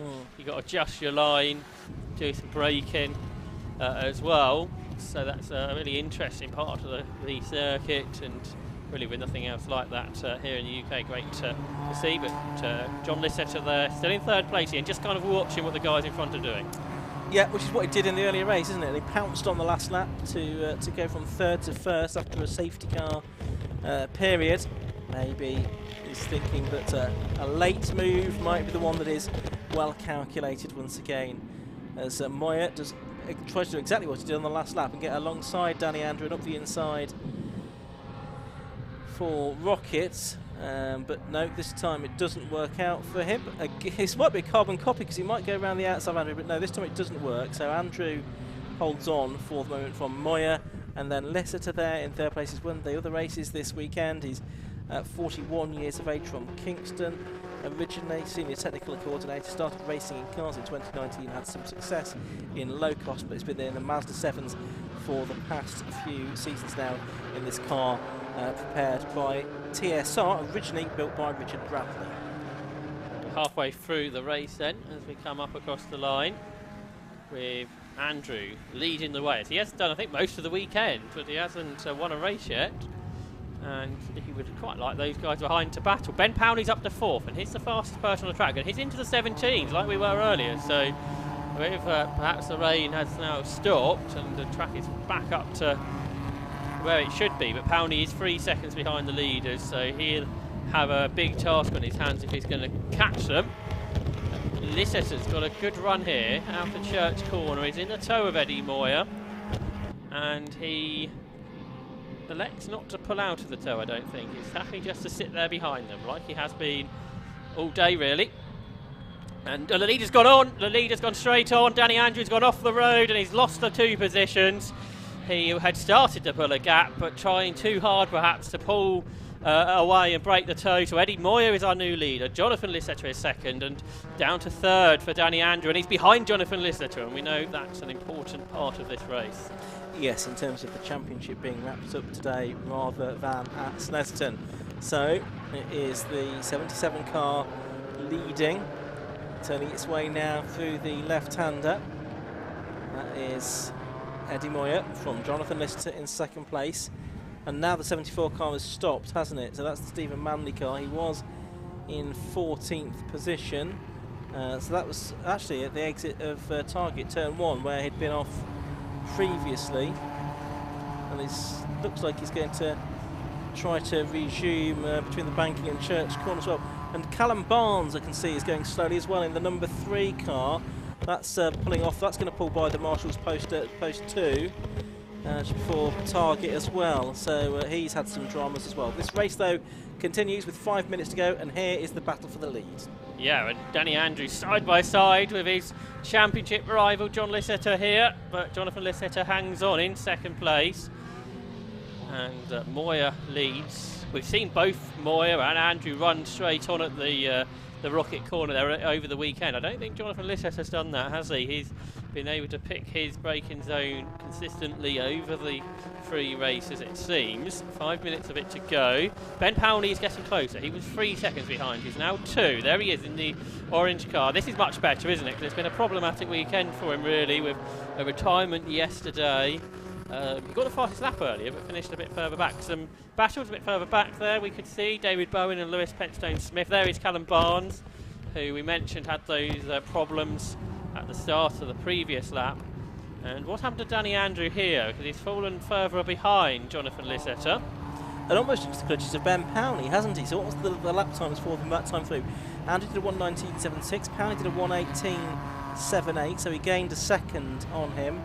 The gap between them 3/4 of a second at the start of this lap. This is lap 9 of the race, and it's now Moyer and Lisseter, with Moyer with that damaged right front wheel arch there. There's damage for Andrew. And there's damage for Danny Andrew. I think that's a wheel arch as well, isn't it? That's rubbing on the tyre by the looks of it. He's lost the position to Ben Powney, and so this problem might well cost him the championship pool. At least it being decided to say there. You can see the wheel arch is askew. And put rubbing on the tyre, which is the problem, isn't it? Yeah, and that is the issue, I would think. Didn't see how that was initiated, but look at this, Ben Powney here.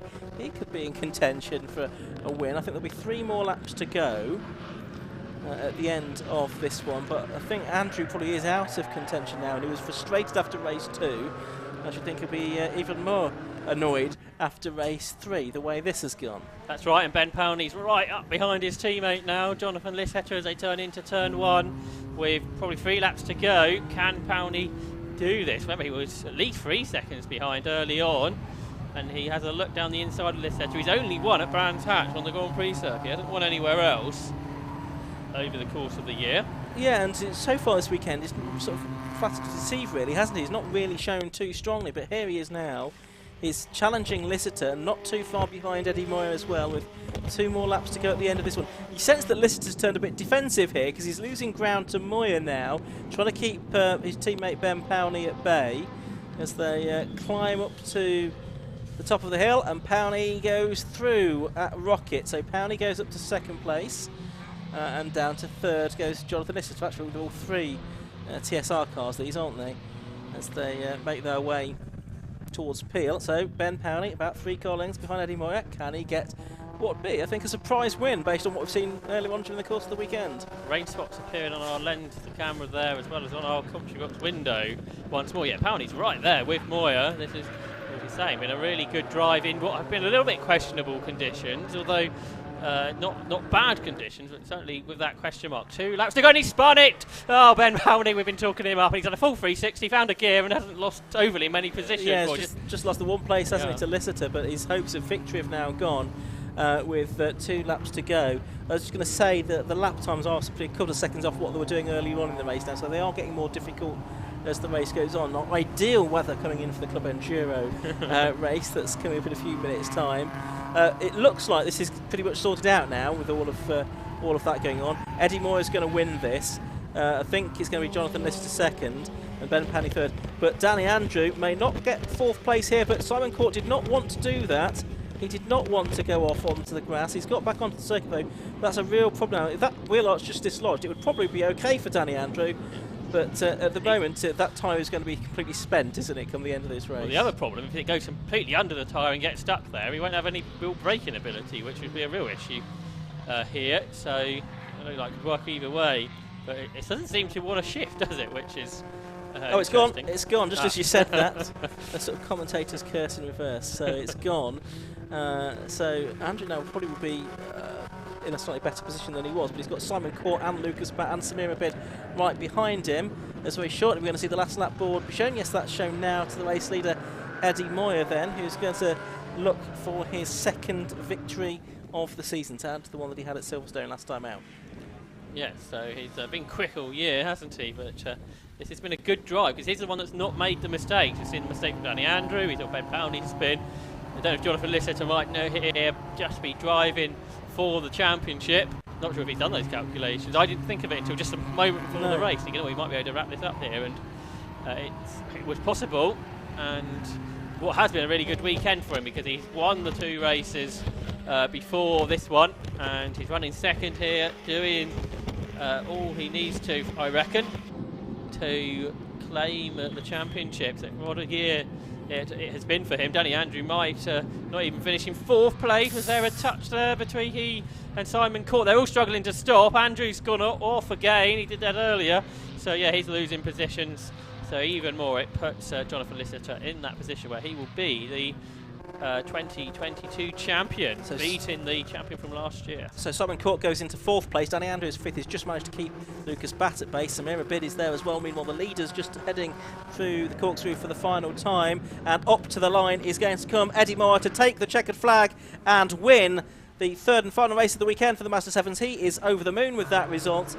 Jonathan Lister, though, takes 2nd place, and provisionally then he is the 2022 Yokohama Mazda 7 champion. He beats Ben Powney only by a 10th or so in the end.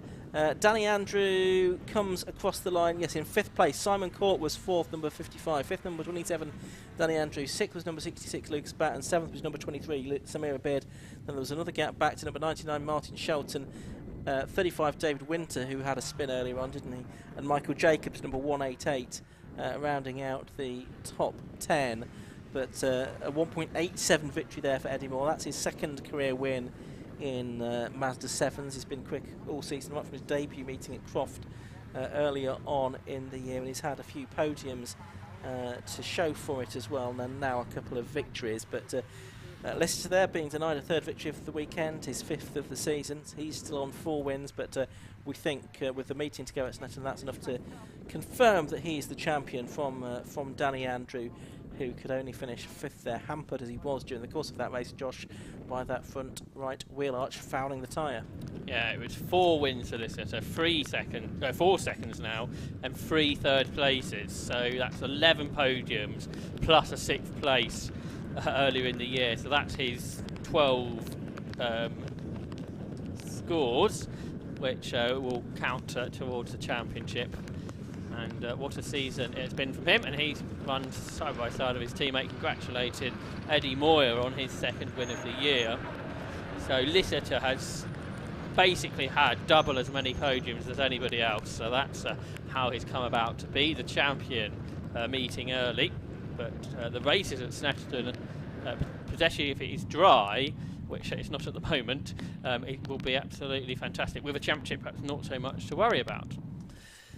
So we've got some cars to be recovered from I think about 3 cars we had stopped during the course of that race. But let's have a look at the results. It was a win for number 77 Eddie Moyer at the end of 12 laps of racing. He beat number 71 Jonathan Lister by 1.87 seconds. In 3rd position it was number 37 Ben Powney, 4th to number 55 Simon Court, 5th was 27 Danny Andrew, in 6th place was 66 Lucas Batt, then 7th to number 23 Samir Abid, 8th place number 99 Martin Shelton, 9th to number 35 David Winter, and running out the top 10 was 188 Michael Jacobs. All finishers David Brown, Lewis Panstone-Smith and Colin Marshall. Stephen Manley was a lap down. We lost Callum Barnes and Daniel Court during the course of that race. So the Master 7s will complete their season at Snetterton next month. We've got one more race to come here for you at Anglesey this afternoon. That's the Tiki World Club Enduro Championship. It's just over 2 hours in length, and that will be underway very shortly.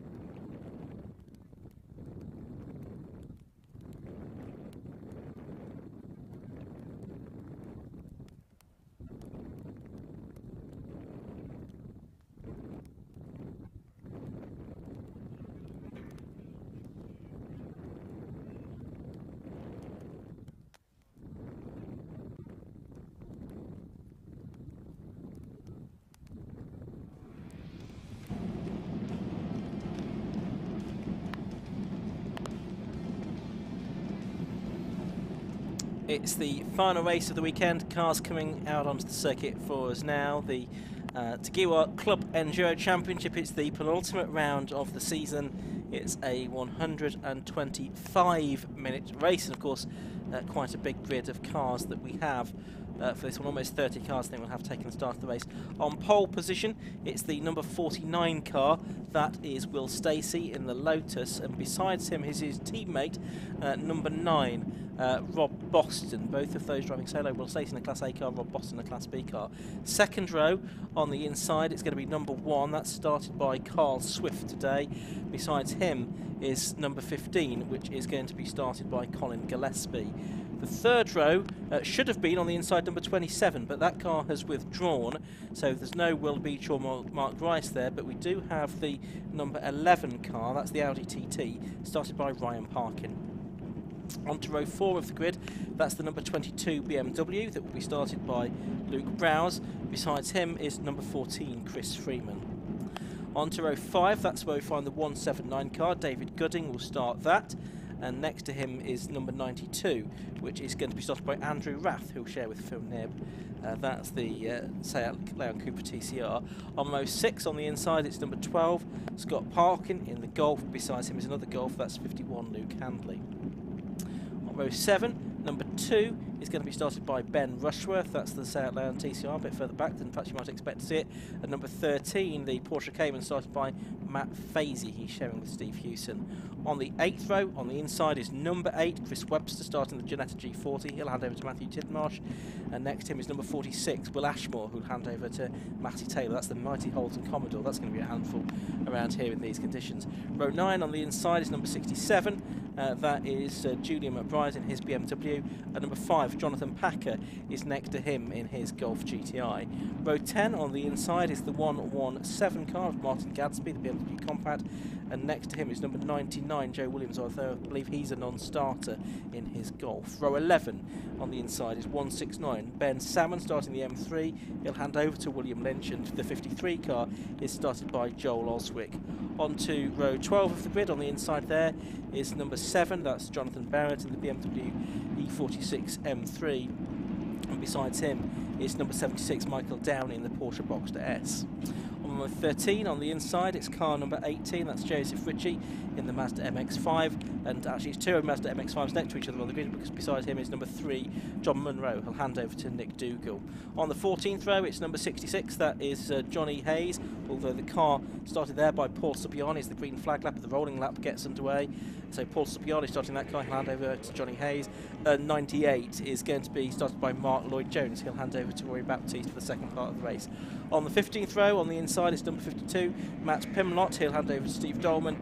And the 147 car is going to be started by Yvonne Huflar.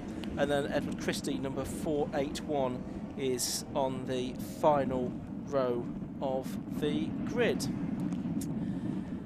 One car not lining up on the grid but in the pit lane is 98, which is the Mark Lloyd-Jones BMW, and problems on the circuit. Is that Edward Christie's Yes, M3? it's the 481 car, who looks to have got off his grid position, and then the bonnet seems to have flown up.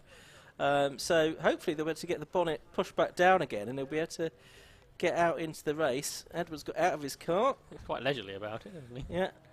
Marshall giving him a hand to get the boot bent it. put down again. Now, of course, this is a rolling lap, so this is the problem. We might have to abort the rolling start here. They're getting it pinned down again, but they've got to get the driver in the car and belted back up again. I suspect we might have an aborted start here, Josh. Well, I wondered if we might get 2 green flag laps anyway with the rain that's coming down. So that perhaps is this is an even better reason to have 2 green flag laps. Yes, and I can see actually the green flag being held by the marshal on the start and finish line. So I think it was, you're right, going to be 2 green flag laps in any case, but we just need to get this Edward Christie car out there. As I say, it was starting right at the back of the grid anyway. So no sort of positions lost, as it were. Potential championship deciding race this could be on the overall championship, because Rob Baker and Cole Swift lead the way. I reckon in one of 2 ways they could win the championship. If I either finish first or second in Class A, they will win the championship, or if Luke Handley doesn't win with fastest lap in Class B. So they've got 2 factors going for them, Baker and Swift here, to try and wrap up the championship. Mark Lloyd-Jones in the number 98 car, that's going to start from the pit lane, and I should tell you that the 147 car is now being driven solo by Yvonne Huflar, the Dutch driver. Okay. She's having her second race appearance in the Team Brit Scirocco, made her debut at Silverstone and acquitted herself very well, and she is a driver that's gone from sim racing into real life racing.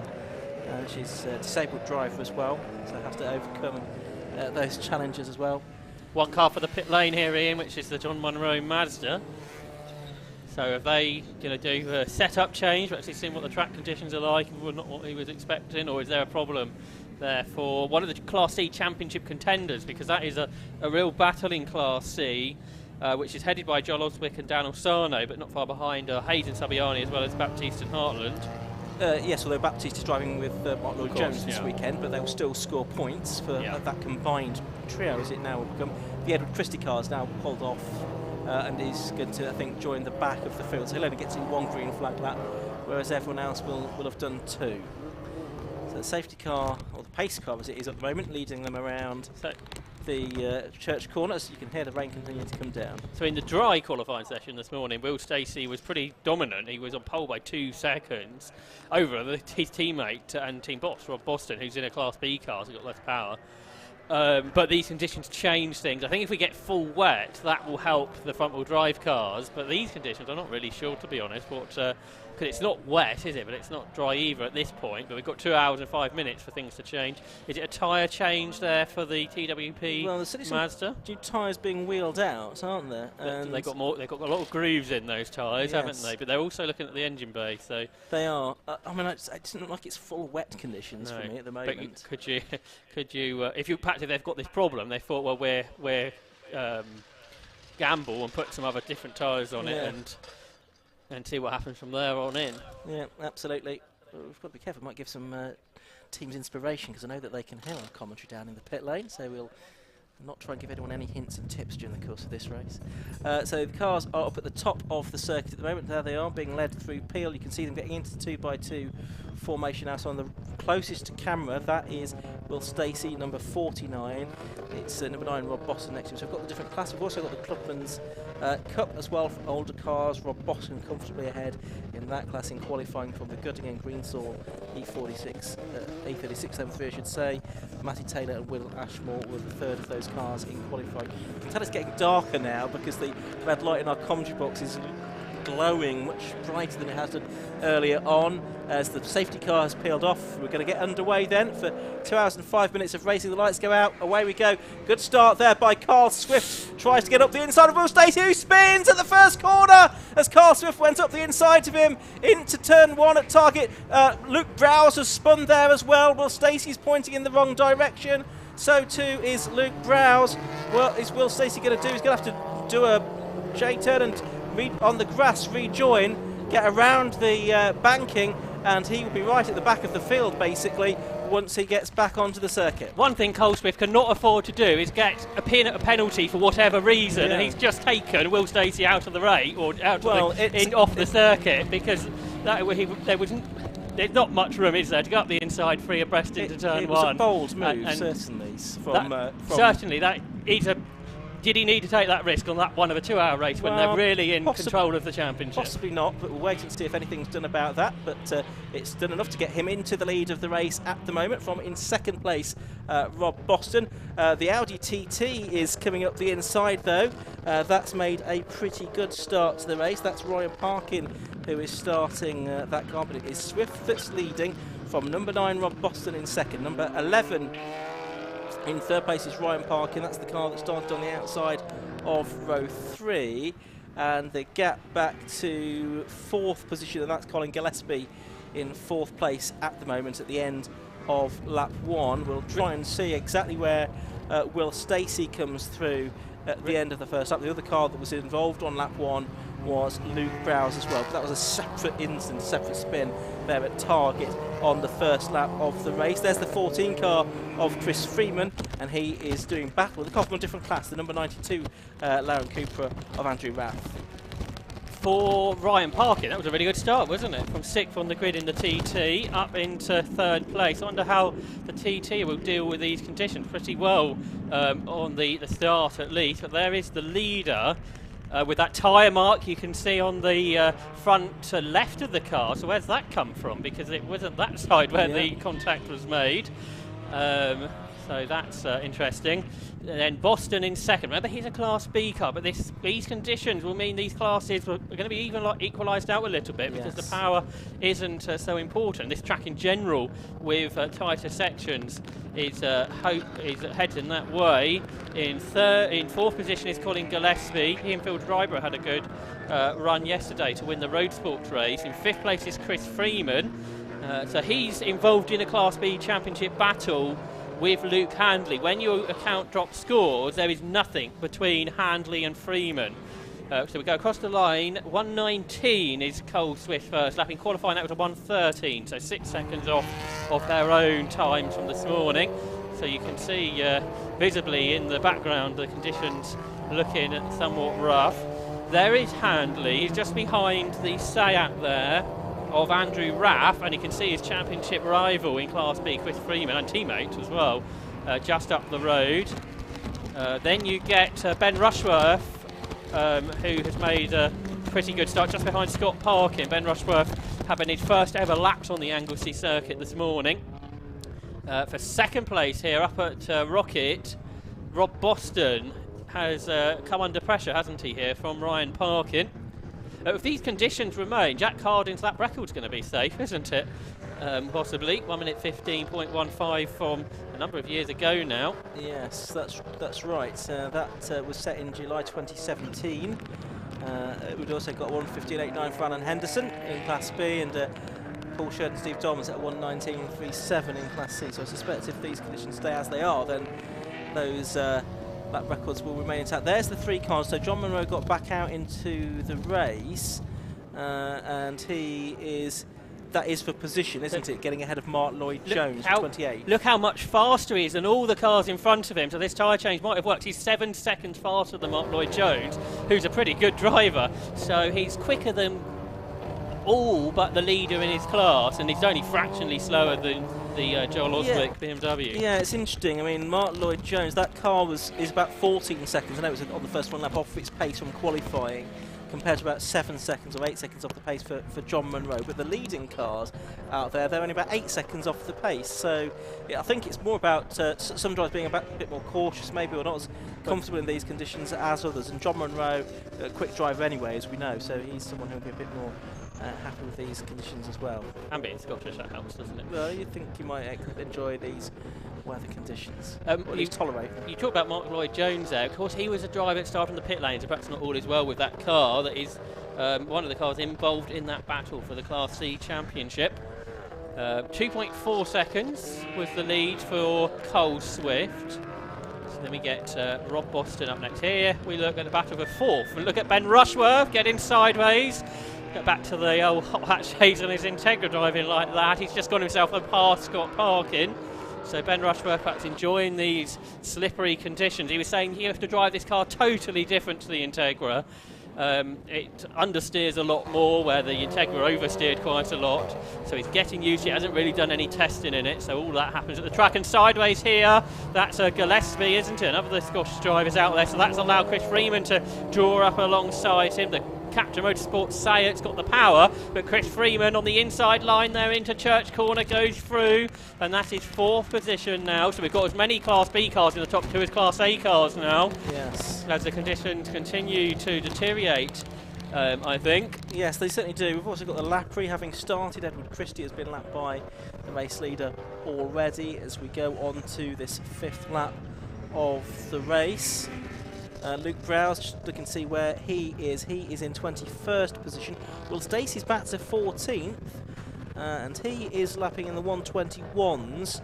So not lapping as quickly as the leaders, but of course he has got traffic to deal with, and maybe if he can find some gaps, he will start to find a bit more time. At the moment, it's about 38 seconds, which is roughly half a lap behind the race leaders as we work lap 6 of the race. In fact, just about completed that now for Carl Swift and for Rob Boston, our top two. Ben Rushworth continues to improve. He's got himself up ahead of Luke Handley now. So from 13th, Rushworth is 7th. So this is a good drive. We saw a similar thing at Snetterton when he started from the pit lane and worked his way up inside the top 6 before the car had a problem and he had to retire it. But this is a good drive from Rushworth.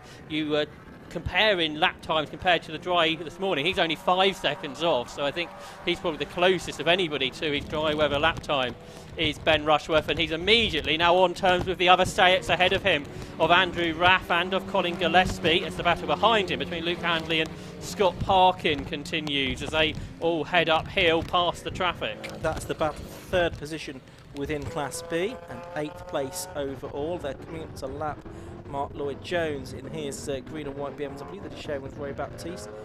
Cars wriggle their way through Rocket and now head towards Peel. Past that BMW. Chris Freeman is within a second of the fastest lap of the race in his Class B Golf, so he's going well. They're in 4th, who's ahead of this group. Yes, and he's done that 1 minute 20.21, a best lap on the previous lap.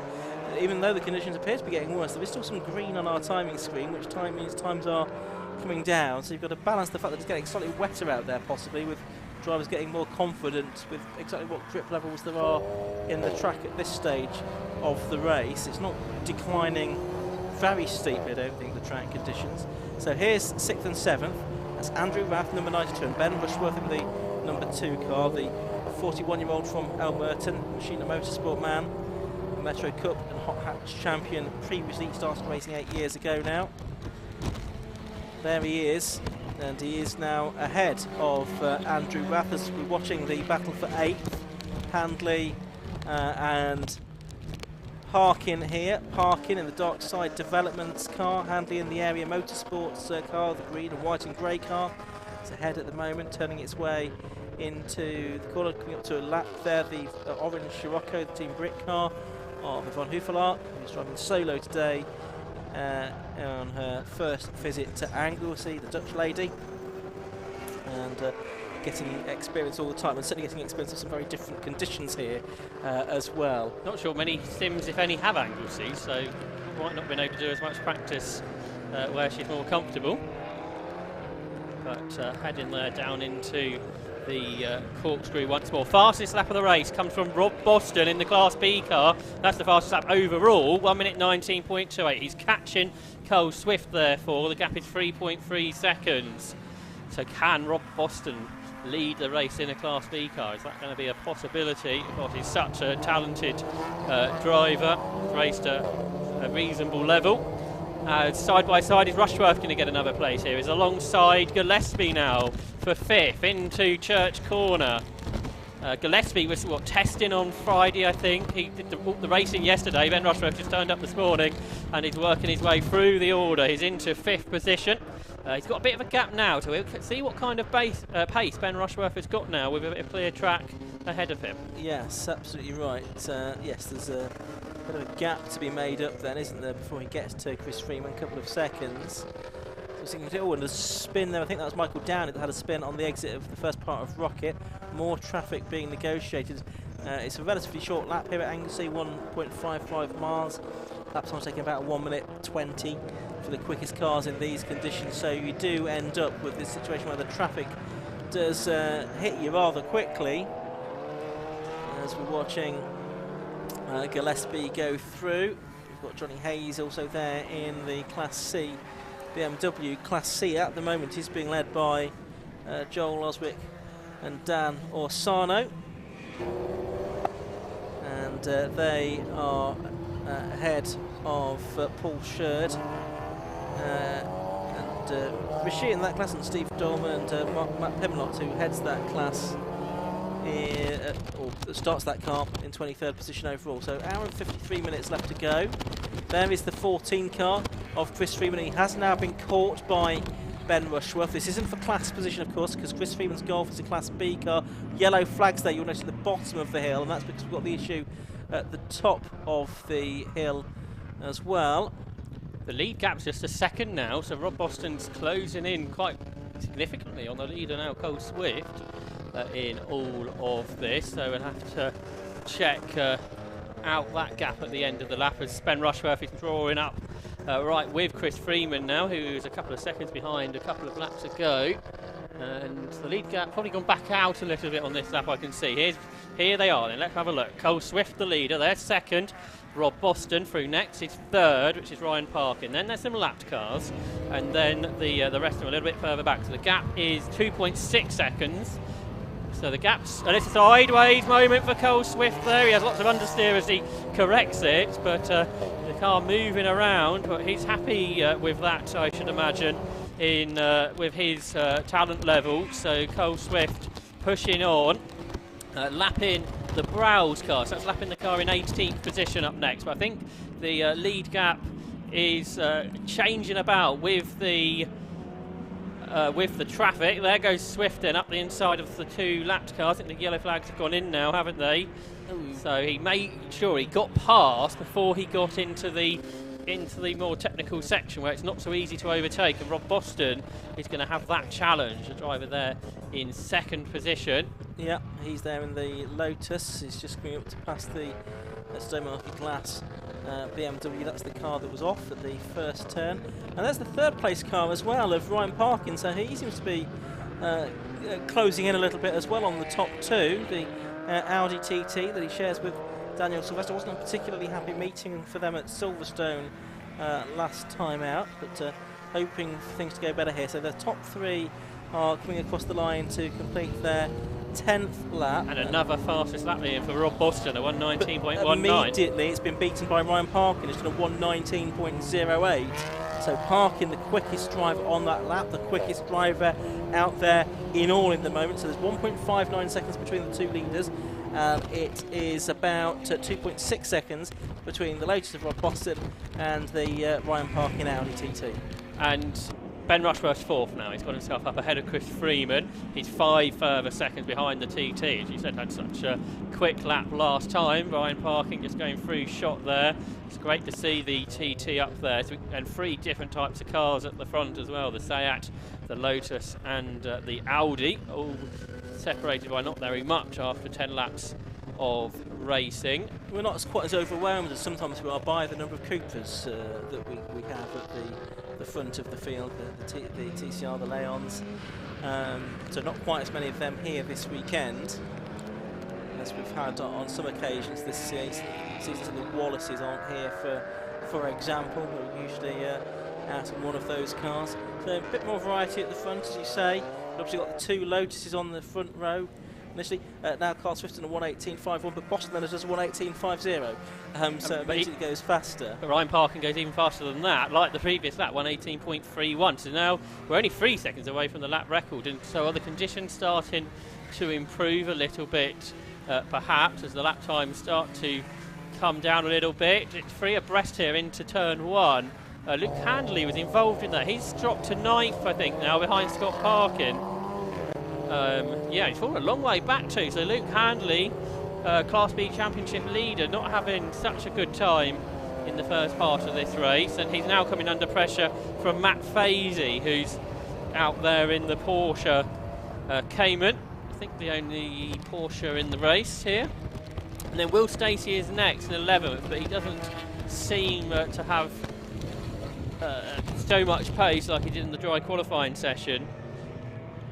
And he's 20 odd seconds behind these cars as well, so he's got a lot of work to do at this stage for Will Stacey after that first lap incident, which involved the current race leader Cole Swift, who is 1.5 seconds ahead of Rob Boston. Fazy there, a bit wide, trying to get past the traffic. That's Julian McBride, who I don't think's probably enjoying these conditions terribly in the big BMW M3 that currently runs in 20th position. Yes, so the car in 10th place, lapping the car in 20th position there. Ben Rushworth, fastest lap of the race. The driver who qualified 13th this morning is now the quickest driver on the circuit.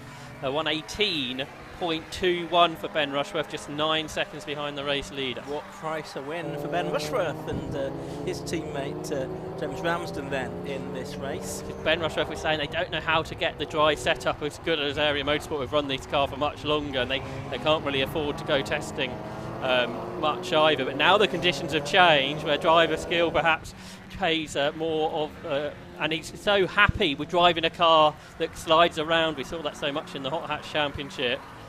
This is really being shown here in 4th position.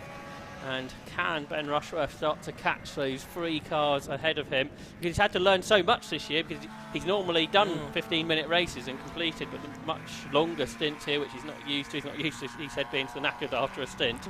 And also lap traffic, not something he's really had to worry about too much.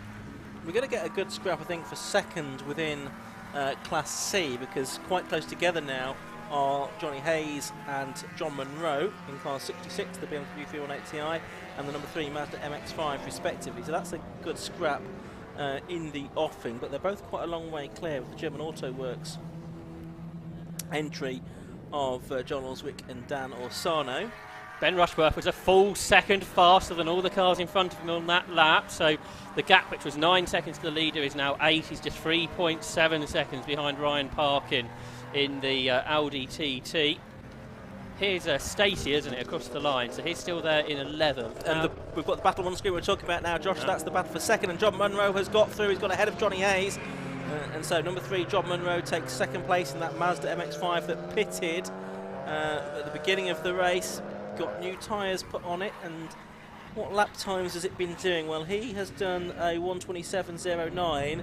Yes, and the Hayes and Subiano car on the previous lap did a 1:30. How's it compared to the leader? The best lap for Munro is a 1:25.88 compared to 1:28 for Hayes. But the 1:25.88 is only about 7.5 seconds off the best lap time. Whereas this morning, how far off would that have been? Just trying to have a look. They're about 8 seconds off. So it's a little bit closer to the pole position. The front running pace, if you like, than he would have been in the dry, I think. How's he compared to Joel Oswick, who leads the class? Is he going quicker than Joel Oswick? Their best is a 1:24, and they're lapping in the 1:25, so it's not really going to catch them. Okay. But a good drive by John Munro in a car that he was telling me at Snexton really lacks power against some of the competition. There is the Class C leader, so there is Joel Oswick in the German Auto Works BMW, just ahead there on the road of David Goodin. As Ian said, John Munro up to second now in the class, and third for that BMW Paul Saviani. Fourth is going the way of Joe Ritchie, and 5th position for Matt Pimlott.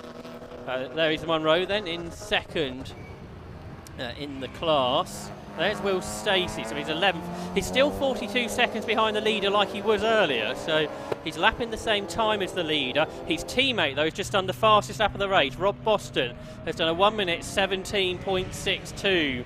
So he continues to push on, 2.6 seconds behind the race leader, Cole Swift.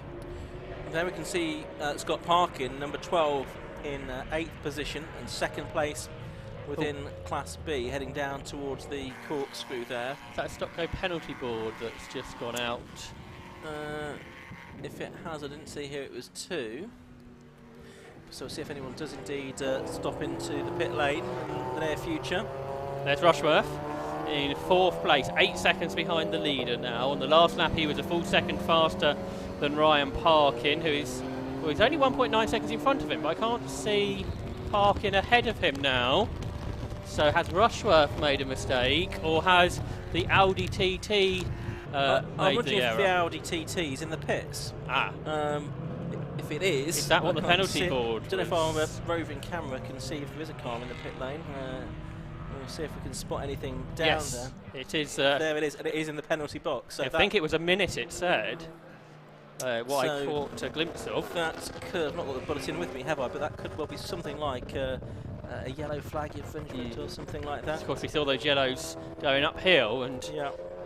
you could overtake, or you shouldn't, but you could have overtook in that section. So, well, after a really good stint for Ryan Parkin, he's dropped way down the order, therefore, and he's going to rejoin right by the leader, Cole Swift, who's not leading by much anymore because Rob Boston's only 1.2 seconds behind. He's at the fastest lap ago, so they head off down towards the banking. And Cole Swift is just behind Ryan Parkin, so I don't know if that's going to help his situation particularly. So they're heading down towards Church Corner, the 2 leaders. There they are, there's Cole Swift, just 1.2 seconds ahead then as they go through Church. And just behind him, the Class B leader, Rob Boston. There he is in the Lotus Elise, the fastest driver on the circuit. Looking at the list of possible penalties, that's the only thing it could have been, overtaking under the yellow flag. that's dropped them back, effectively dropped them back a lap, hasn't it now? So there you can see them together. Swift has got past, hasn't he? Got past Parkin, so that's quite handy. It might not be so easy for Rob Boston to do that because he won't have the power in a straight line. More yellow flags you spotted. Yes, and this is on the approach to Peel. So is there a car off there? We've not seen one. Maybe something at the corkscrew. I'm just going to look out of the window to see what I can see, but the camera no clues. There's Swift heading down, and of course he's got this kind of not a dissimilar pace between himself and Rob Boston. So as you say, that could be quite helpful to him, because it might well keep Rob Boston at bay for a more prolonged period of time. Here's the Chris Webster car. That was the Chris Webster car. There's the orange Porsche Boxster of Michael Downey, and he is number 76. Just looking to see where he is running at the moment. He's in 22nd position, one of the Class B drivers. And we've had a spin for Mark Lloyd-Jones in number 98. That's up at the top of the circuit, so that might well have been the explanation for the yellow flags. He's rejoined.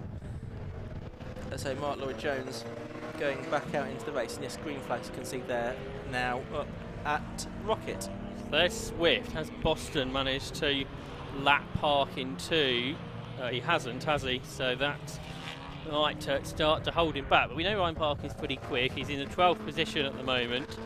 But now with one of the fastest... Oh, he's got past, hasn't he? So he's not hung around getting past. So good job there by Rob Boston then to get into second place in this... Or he's still in second place in the race, but now without any traffic between himself and the leader, Rob Boston, a former Racer for Remembrance race winner, I think last year's winner, and he therefore knows his circuit really well and is chasing down the race leader, Cole Swift. 1.6 seconds is the gap. Ben Rushworth's chase has sort of come to a pause now because he started to fall away again from the top two, who head their way through the banking. Different lines being used.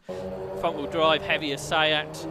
Rear-wheel drive, lighter Lotus, therefore, in these conditions, perhaps needing to use different lines for that to be a factor. Of course, something we also will be a factor later is the pit stop penalties from the success last time out at Silverstone, which includes Cole Swift and Rob Baker's 30-second extra long stop.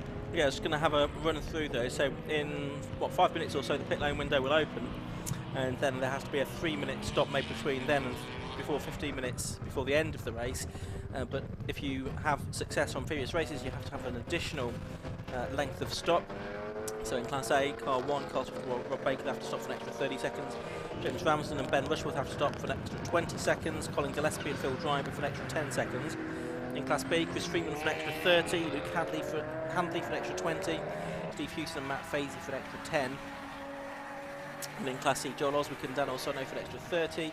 Johnny Hayes and Paul Subiani for an extra 20, and Nick Dougal and John Monroe for an extra 10 seconds. So as a general point, I think it is, in most cases, the sort of main contenders within each class that are getting those penalties, with the exception of Rob Boston, therefore.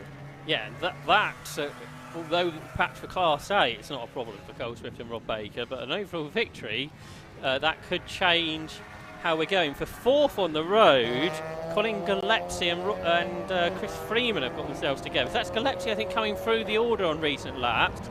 He got himself ahead of Andrew Raff, and now he's got himself ahead of Chris Freeman as well.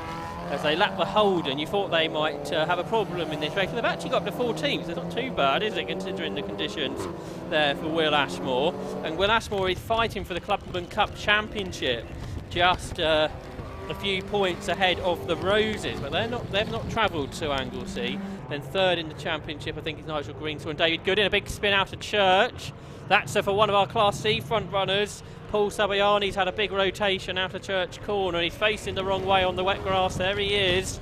It's a difficult job for him to get back on the road, but he's done it. Yeah, it's the 66 car of Johnny Hayes then that gets back onto the circuit. Here's Colin Gillespie.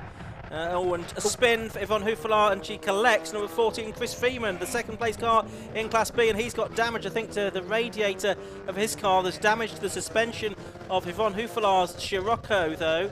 as well. I suspect this is going to lead to an interruption. 3 minutes to the pit stop window. Yes, before the pit stop window is about to open.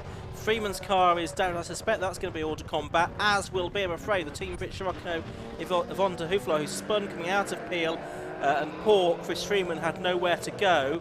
And this is Class B Championship consequences in, as the safety car boards are being prepared, because Chris Freeman, when you took drop scores into account, equal with Luke Handley. Talk us through what happened, Ian. Yeah, so we've got Yvonne Hooflaar. Yeah, just the back end of the car stepping out. She lost grip and just nose to nose, wasn't it, really? The two cars, that's damaged the right front suspension of Yvonne Hooflaar's car, and I suspect it's the radiator of Chris Freeman's car that's the most significant problem. So Yvonne trying to get her car moved. Chris Freeman has got his car back to the pits, but it's looking a bit graunched. Yeah, Yvonne Hooflaar's got going briefly.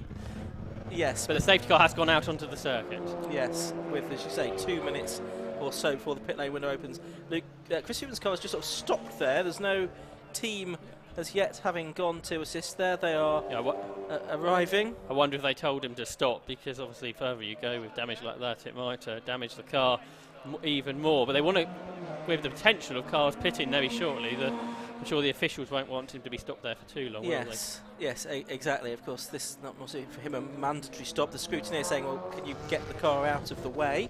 But we'll see how that is. On a spin for Edward Christie. That's interesting, because we've now got yellow flags out. The Browse car is stopped as well, going up the hill towards the Rocket hairpin. Oh yes, that's just on the right-hand side of the circuit, and there it is on screen now. So that's on the track, despite the National Circuit cut through. Are we going to be at a point where the pit stops could be made on this lap? But you've got this fuel issue, haven't you? Means you've got to have a fuel tank that'll last an hour and a half.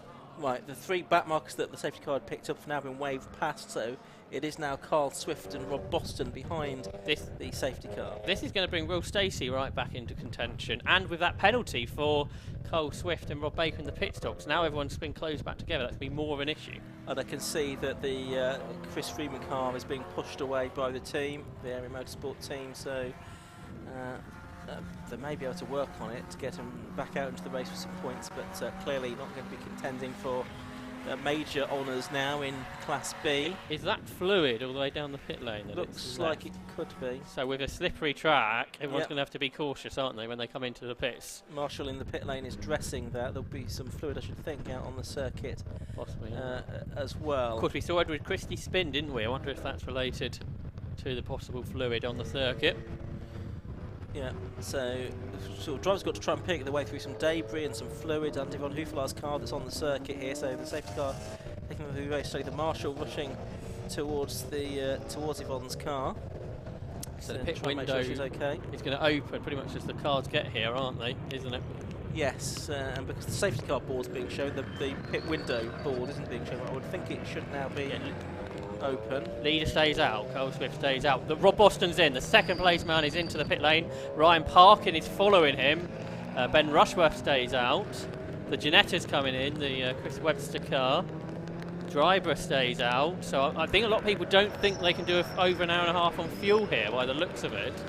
Well, that's the issue, isn't it? I mean, it is sort of 3/4 of the race that you'd be looking to try to do on one tank of fuel. You won't be using as much fuel though with the conditions. And the longer the safety cars as well, and the conditions possibly mean more safety car time as well.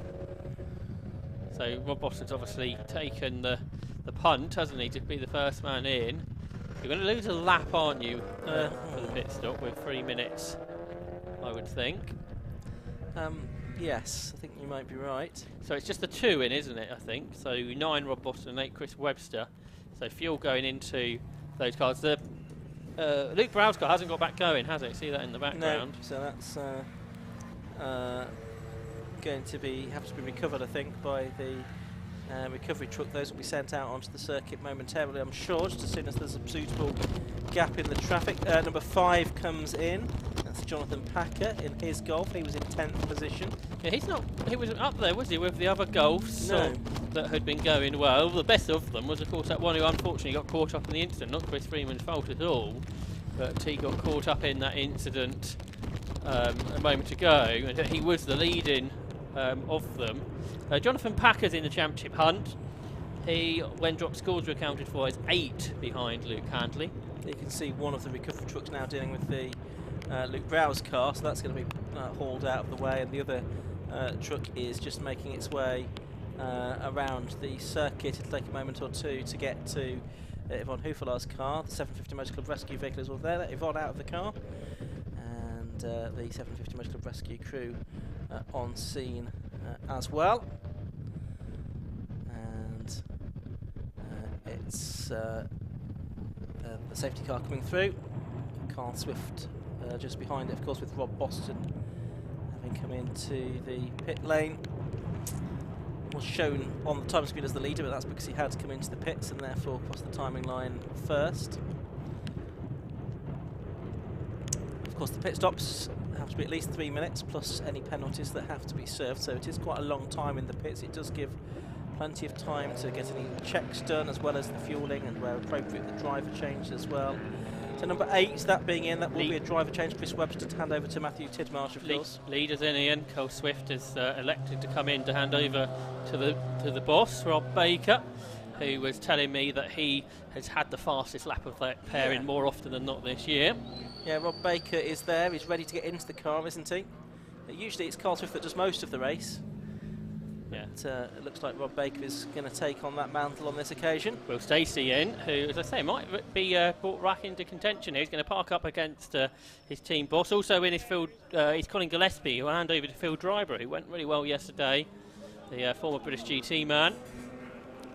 And where Stacey's parked has, I think, been a bit awkward. So the team are having to remove it and put it back into the place as Rob Boston is prepared to go out, but there's red lights at the end of the pit lane. But you've got to be 3 minutes stationary, haven't you? So that's going to mean a longer stop for Will Stacey. Right, okay. But as long as he gets out, I guess, on the same lap. Now, is the tyres being changed on the area Seat? They've got the car jacked up, I see. There's the capture car. Julian McBride is in as well. Yeah, so most cars, not most cars yet, but a good number of cars now coming in, I can see. And there may be some more that are underneath our commentary box that we can't see as well. From our vantage point, there's Julian McBride getting out of his car while the refuelling is done. So he has to take to a seat, doesn't he? Because he's one of the disabled drivers we've got out in the Club Enduro Championship. So there you can see the recovery truck ready to recover the Team Brit Scirocco of Yvonne Houffelaar. I don't think Swift and Baker changed tyres. It was just obviously tyre pressures they were adjusting down there. It's nice. Jeff Steele Racing thinking about tyres with Julian McBride there. They had the jack out. Yes. Fancy bit of BAG engine, isn't it, in the race prepared engine in the Seat. Yeah, you can see the team trying to sort of wipe the inside of the windscreen as well. It's obviously been misting up, and that's been causing problems for Colin Gillespie, I should think. And obviously Phil Driver won't want to have to contend with that in the second part of the race, but these are the kind of conditions, the mild conditions but moist conditions, and you will get that misting on the windscreen and the windows if you're not too careful. Jonathan Pack has just missed his chance to get out onto the circuit because the lights have gone red and he's drove through them. Oh dear, yes, that does look rather like the lights were on red there as he left the pit lane. So that's something that will be looked into, I'm sure, as this race goes on by the officials. Michael Downey's got damage on his box, hasn't he? So here's another Porsche out there. He's lost his front bumper though. Ben Rushworth's gone through to lead the race. Scott Parkin is staying out too, I think, and Andrew Raff. They're the top three. Yes, that's right. The first car behind the safety car now, though, is the Barrett BMW, isn't it, I think? Yeah. So there's the area motorsport team. Got Luke Handley up next to teammate Rob Baker. So through has gone Rob Boston to, I think, basically overtake him for position on the track. That will all come clearer once the safety car period is over. There's Luke Handley, one of our Class B contenders. There's Stacey now. Is Stacey going to get out ahead of Baker? He is. So Will Stacey gets back ahead of the car that he had contact with at the start of the race, and they're going to be together on track on a restart here. But now with Rob Baker in the Seat. couple of the MX-5s in below us. Matt Pemlock handing over to Steve Dolman and Joseph Ritchie to Paul Sherd. And they're going to have the best part of an hour and a half to do in this race, so quite a few teams taking opportunity of this safety car that came as early as it could do in the sort of relation to the pit window to make their stops. Of course, there's always the possibility we might get another safety car within the window, but have decided not to take the chance and waited for a second one. I'd imagine as well with Ben Rushworth and James Ramsden, there's the assumption that Ben will be a bit quicker, Yes. so therefore they're staying out and seeing what happens as the race goes on, basically. I think that makes sense if you do have a driver pairing where you have one driver felt to be quicker than the other. I'm not sure all is well here, is it, with the Drybrough car, because we saw the bonnet up on that, and I think it's been in longer than it needs to be right now. Yes, so that was up there, but we'll be losing ground here. Safety car's doing laps in about 2.5 minutes at the moment, so you're only losing a sort of probably a lap, aren't you? While the safety car's out, where you probably lose 3 laps in, or getting on for 3 laps in by pitting in under race conditions, normal conditions. There's a lot of fluid down, I think, from the Chris Freedman car. Some of it was dressed, but not all of it could be further up the pit lane. Matt Fazy stayed out, didn't he, in Steve Hewson's Porsche. Scott Parkin, has he been in as well lately? I know Matt Fazy, talking of him, he's a very great advocate and really enjoys driving at Anglesey, so that's possibly why he is keen to get in. The 12 car going back out into the race, that's Scott Parkin. So he did pit, yeah. So Rob Boston in 10th is the leading stopper, isn't he? Yeah, I think that's right. Ahead of his teammate Will Stacey, and then the erstwhile leader Rob Baker now in the hands of taking over the car from Cole Swift led.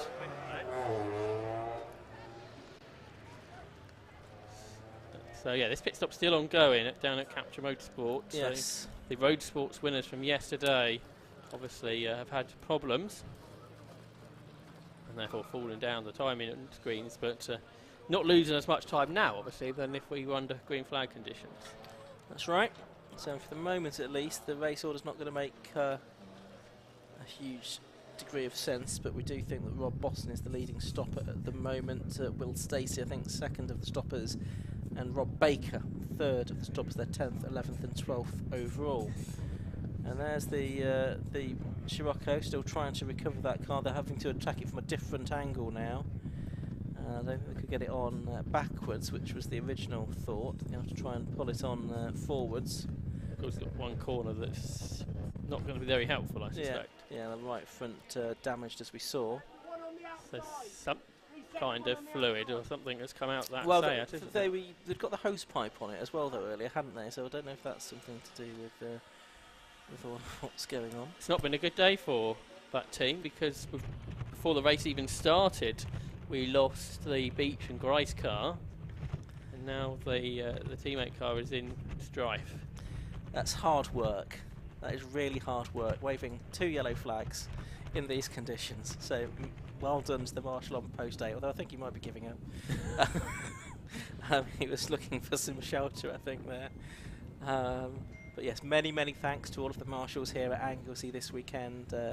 As we always say, we couldn't go motor racing without you. You do an invaluable job. It's really appreciated, especially in these conditions, by all of the teams, all of the competitors as well. John Barrett's come into the pit, Jonathan Barrett, number 7. So he was the first car behind the safety car, although he was a bit further down the order, 15th, I think. So that car's going to be refuelled.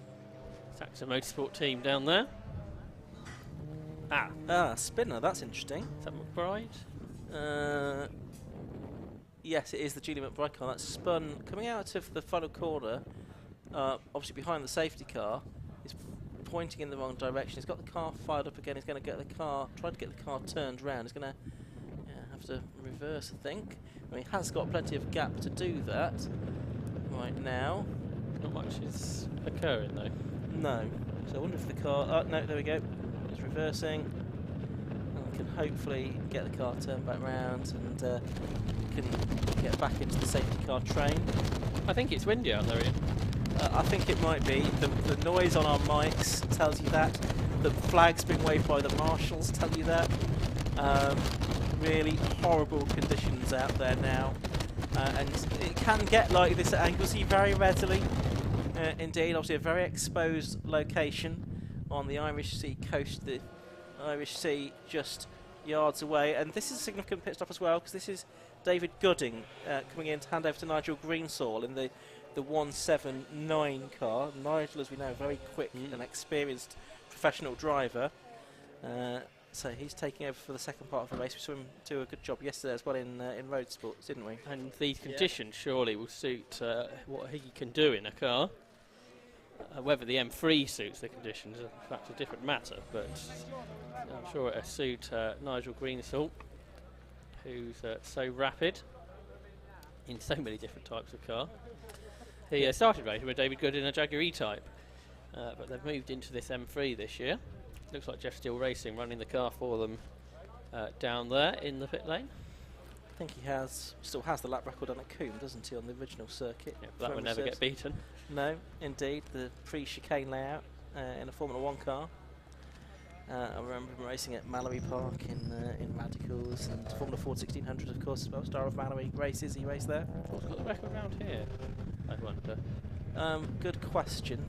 I will delve into that. Marcus Simmons is probably the man that would know, because he keeps track of the fastest laps at every circuit each year. Got his number? Not handy. The Autosport journalist.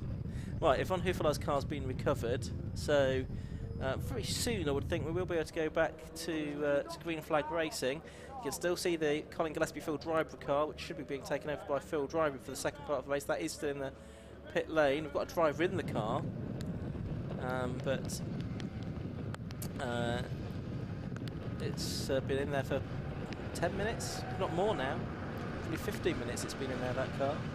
The a well-known website of information suggests a Gould, it's really a hill climb car, a 101.7, which we weren't that far away from earlier with the Jedis. Okay, Sylvie Mullins, the Irish racer. Okay. So possibly in a Irish boss race. One perhaps Leinster Motor Club have been over here. So the Gillespie cars was about to go back, and then I think there was just some concern, something on the left front. I've checked that, and that car was going back out in place, but it has lost, well, not as many laps as it would have done, of course. It's probably lost about 4 or 5 laps, though, in this safety car period with that extended pit stop. There you can see the marshals doing their best to dress the fluid that's been put down, oil I think it is, that's been put down by Chris Freeman car when that came into the pits. Did you notice any Class C cars that came in? Because obviously now in 6th position overall is Joel Oswick. I didn't, did I? Yes, Paul Sheridan Joseph Ritchie came in. She'd have been quick now, wouldn't Yes, Stephen Dolman and Matt Pimlock came in. I didn't notice about Hayes and Sabiani, and I didn't notice about Nick Dougal and John Monroe, but I expect they'd want to keep John Monroe out there as long as possible. Yes, that could be interesting, couldn't it? But I think we're about to get racing back underway, are we, with Ben Rushworth. We'll have a clear lap for a few laps of this race. So the safety car comes in, and Ben Rushworth will accelerate out of the final corner and see a green flag. And he will want to get as much time between himself and anyone else as he can here. He's got the clear track ahead of him, so we'll get 2 or 3 laps of that, and this could be quite important in terms of his overall finishing position. The battle to probably watch, the cars coming across the line now, Will Stacey versus Rob Baker, as they go down towards turn 1, the Lotus and the Seat, to see who's got the pace at this point of the race. Of course, Rob Boston there is ahead of them, as there's an instant for one of those Class C cars. Johnny Hayes is off the road, trying to get the car turned before he got to the barriers at the banking, and he did. So that's at least the second off that he has had, and he's getting back out into the race in the number 66 car.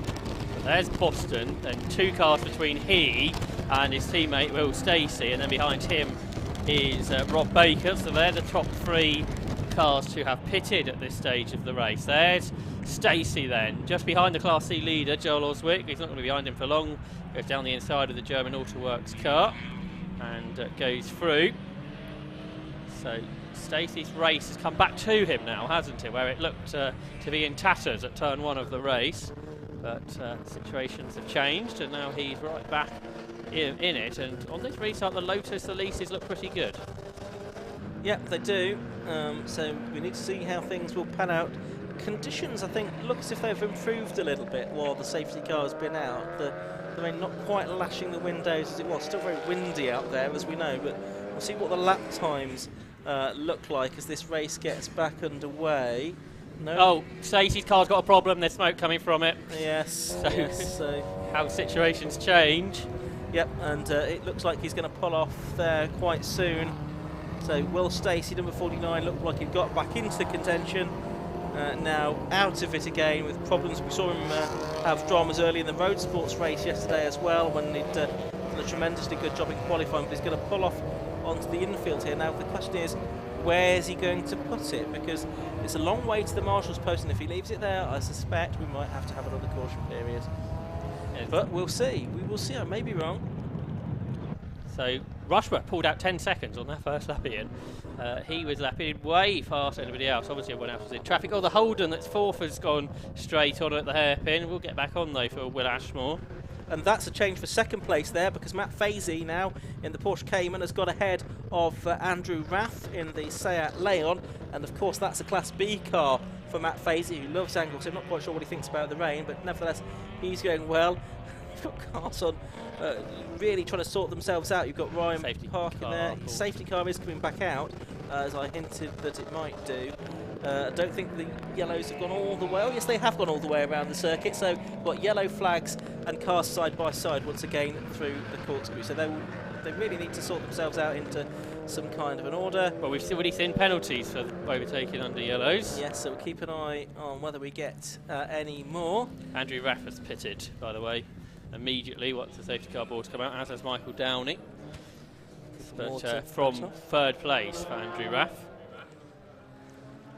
Yes, so safety car has picked up Ben Rushworth. So that 10 seconds or whatever he gained is now gone, and he's got Matt Fazy right behind him now. And Rob Boston then is the next car through, and that is for position, isn't it? Yes, he is up to third place now with this with the Andrew Raff car coming in. So Rob Boston now in a really good position here, and not such a good position as it turns out, I don't think. Although that Boston's a lap down, isn't he? We need to remember that. So he's a lap down. He should cycle to the front when others pit. Do you reckon it's still not raining so much, Ian? Well, I don't think it was when I said that, but it is now. It's raining a bit harder again as this safety car's come out. So you can see Will Stacey, he'll be getting wet because he's out of his car over there on the exit of the banking on the infield, and so that car will need to be recovered. Of course, the two recovery trucks have also got to offload the cars that they've picked up here. Von Hoofelar's car, and there's some damage to Michael Downey's car from the first part of the race. But yeah, the two recovery trucks, actually they've already offloaded their cargo and are heading over to collect Will Stacey. Couldn't really see much damage on Stacey's car, so from what looked like a dramatic moment on that first lap from the vantage point we had, perhaps there wasn't quite the contact that what would first seem to be the case. Yeah, well, I wasn't completely sure that there was much contact, because he did get down the inside, did Carl Swift, and it was bold and it was decisive, but I think Stacey managed to keep out of the way. He did go off, but I'm not sure there was contact there necessarily. The recovery truck has now arrived at Will Stacey's car. Oh, there goes our camera. With 1 hour and 14 minutes left to go. Slippery surface flag is out as well, and that is because the car of Will Stacey obviously put some fluid on. We saw it smoking, but there's also been some fluid coming out of that car as well. And so that needs to be dealt with as well. So whether the officials will or the marshal will try and address that. The 169 car is into the pit lane. That's Ben Salmon handing over to William Lynch, one of the Class A cars, the BMW M3. So we're heading towards the second half of the race now, aren't we? Is this a kind of penalty area? Yes, that's the 5 car of Jonathan Packer. The red lights, that'll be. Penalty area. Yes, we saw that be reported. So he's having to serve that penalty. There's Will Stacey's Lotus being towed away. So depending on whether there's anything that's done, and obviously in these conditions it's increasingly difficult to do anything about fluid that's spilt onto the circuit. But if there's nothing done about it, then we'll be able to get back racing fairly soon, I would think. Until someone goes off on it, potentially. Cynic. So for Boston and Baker, they're quite close to the front of the queue now, aren't they, where they weren't on that original start. So that could be interesting to see how that goes. Packer's had his penalties on his way, and he's cautious to see which light's being shown, I'm sure. Yes, green this time, which was the right one. So The track does look a bit oily, don't it, out there, looking out of our window. not looking in perfect condition. But like you say, there's probably not very much that can be done about it, I doubt. Not in these conditions. Michael Downey's going back in. Oh, Mark Lloyd Jones come in, hasn't he, to hand over to Roy Baptiste and spot him downstairs. He's one of the Class C drivers, of course. There is that car, so Roy Baptiste, number 98, will get into that. Baptiste, who is 4th in the championship, along with Tim Hartlands and Mark Lloyd Jones, coming into this weekend. Into the pits comes the class leader and the championship leader within that class, Joel Oswick in the German Auto Works car. So Dan Orsano will get to do the second half. Yeah, or more than half, because we've got an hour and 11 minutes still to go. Driver out before refueling can get underway. There's the 49 car of Will Stacey being hauled away. That's just on the exit of Church at the moment. It'd be interesting to watch the lap times on the restart, because it would seem the conditions that deteriorated somewhat since that safety car came in. That's correct. Yeah, there's the Oswick and Orsano car. Refueling going on. Beautifully turned out machine. And there's the 98 car of Baptiste. Where Baptiste taking over that car for the second half. Keen to get out while there's a green light on. The German Auto Works car is being jacked up. Our Class C leader, are they going for a tyre change, or is there a problem there? We can get a closer look at this, because this could be quite crucial as a class championship leader and a class leader in the race up to this point. So if we get our camera to have a look at that, that'd be good. As the Will Stacey car is about to be brought across the circuit into the paddock, so therefore we might be able to go green flag racing this time, which isn't ideal if German Auto Works are still going their pit stop. Let's they see if that is the case, if the officials are happy with the track condition. Yeah, there's a mechanic completely under the car here, so there is a tyre change going on the rear left, but is there more damage than that? Well, they're doing a suspension setup change possibly there to accommodate the change of conditions from the from an hour ago when they were getting ready to start the race. So interesting stuff there for the Class C championship leaders, but the safety car lights are out, so Ben Rushworth will see a green flag again, just like he did about 10 minutes ago, and we'll get this race back underway. But just behind him, in what is currently second position, is Matt Fazy. Then behind him is the third place man, but a lap down, Rob Boston. And then there's a car between himself and his main rival to potentially battle for the win here, Rob Baker.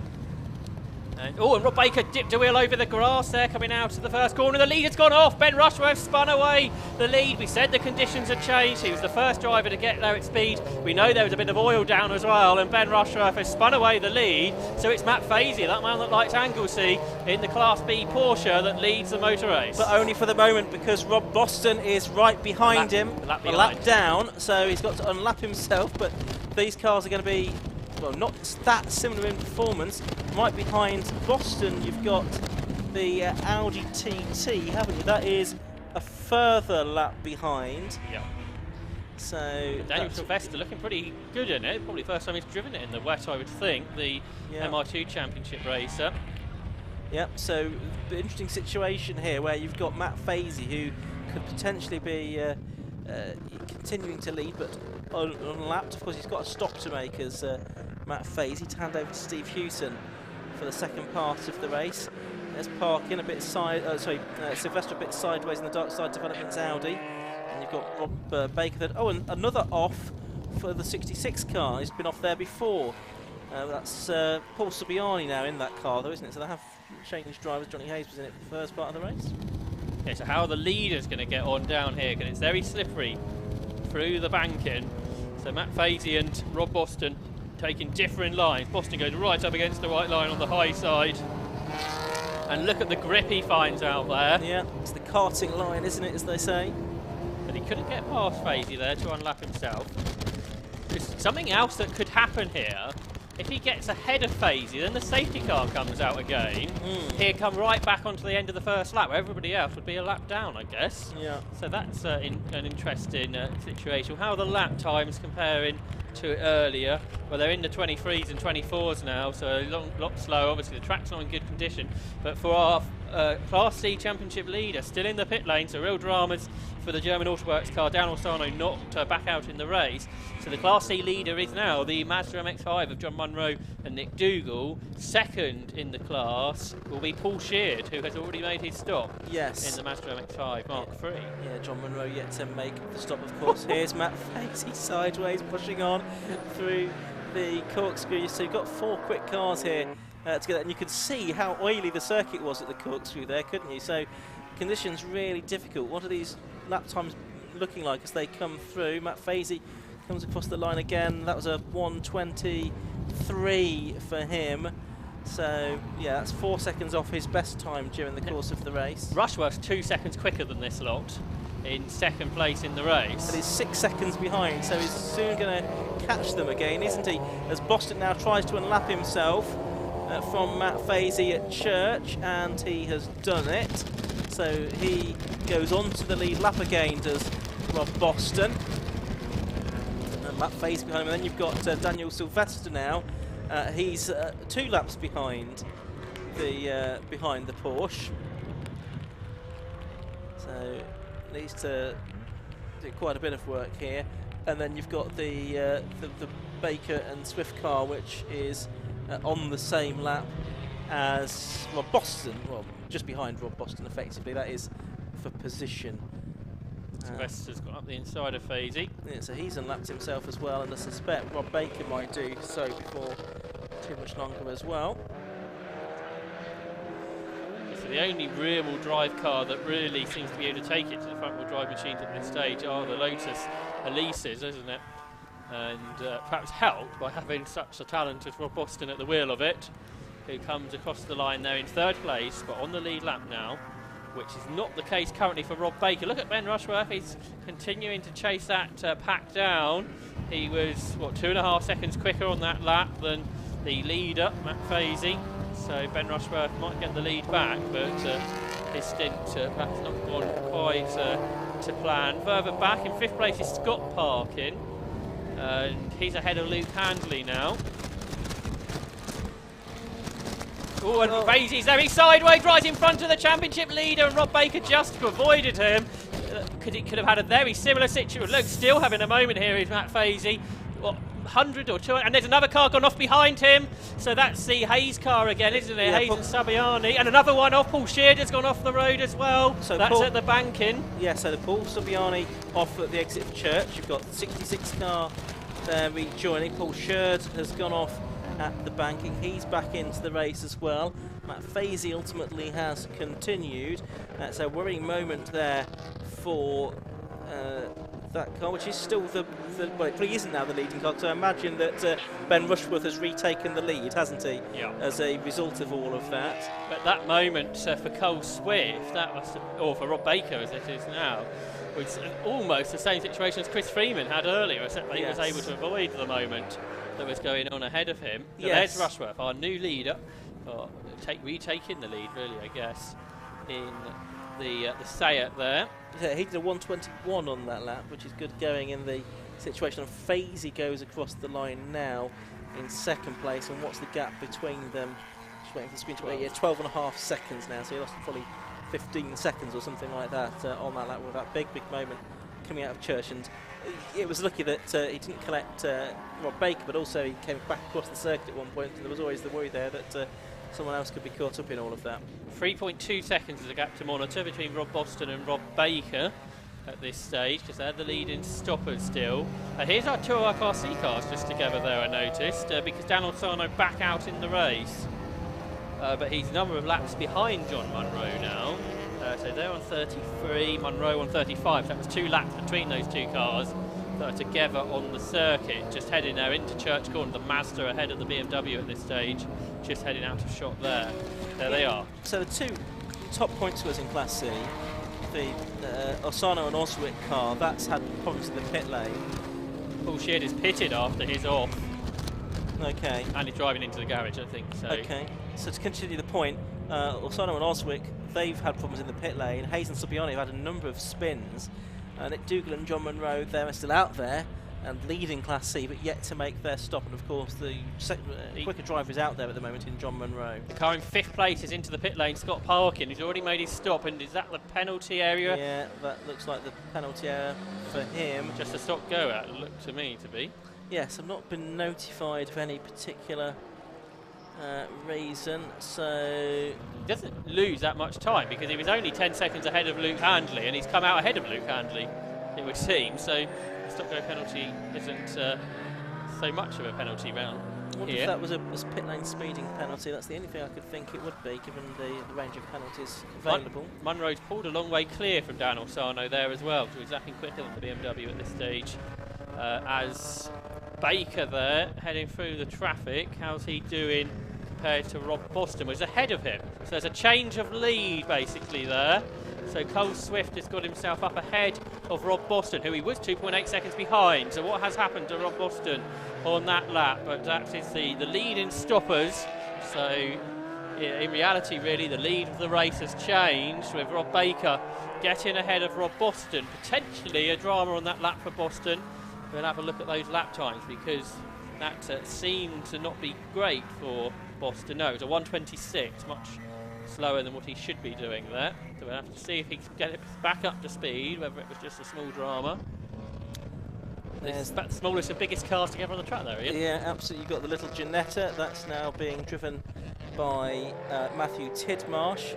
You've got the Holden Commodore. Has that stopped? I think it has, hasn't it? So that's now being driven by Matty Taylor. But yes. I'm not sure, but they're in 7th.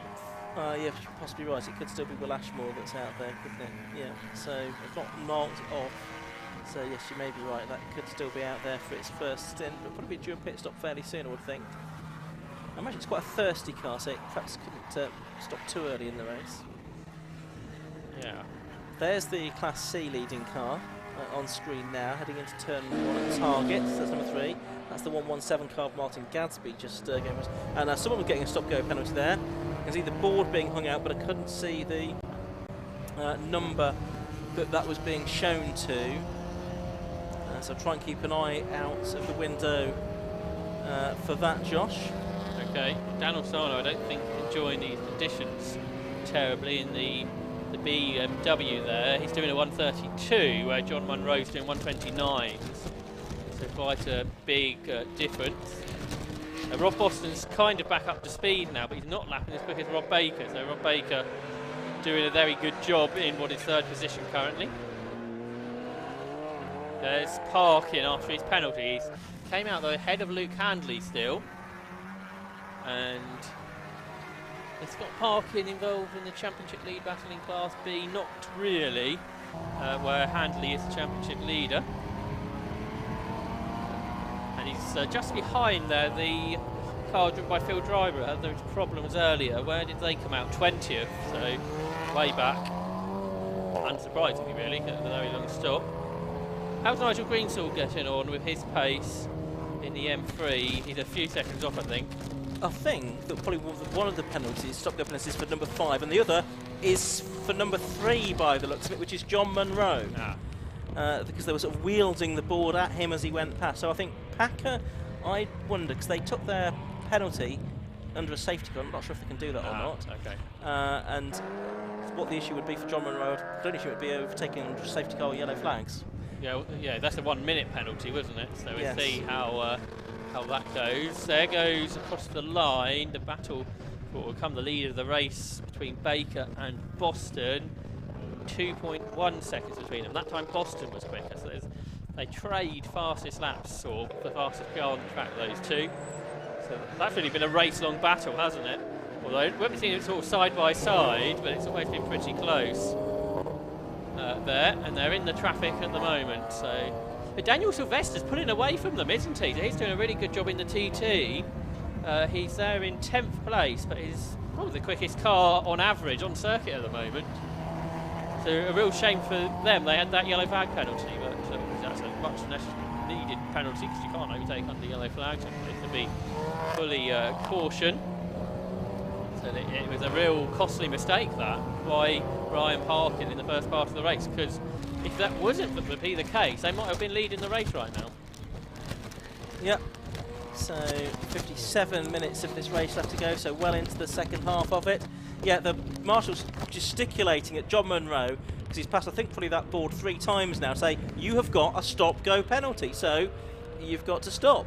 You've got to come into the pits, and certainly I can see the board, has got the number 3 on it. I think it's got another number on it as well, which I can't see. But the team are just next to them, aren't they? The TWP team are just next to the marshals, so they should be aware of the penalty as well. Yes, that should be on the radio, you'd think. I think John Earp is, isn't he, by the looks of things? Perhaps he's been trying to argue the case, but he's maybe not been successful. 16 seconds, the lead gap for Ben Rushworth over Matt Fazy. And Rushworth at this stage is not on Baker's pace. So Rob Baker showing his speed here, because where Rushworth and Swift were pretty similar, it does seem that Rob Baker has the better of Ben Rushworth at this point.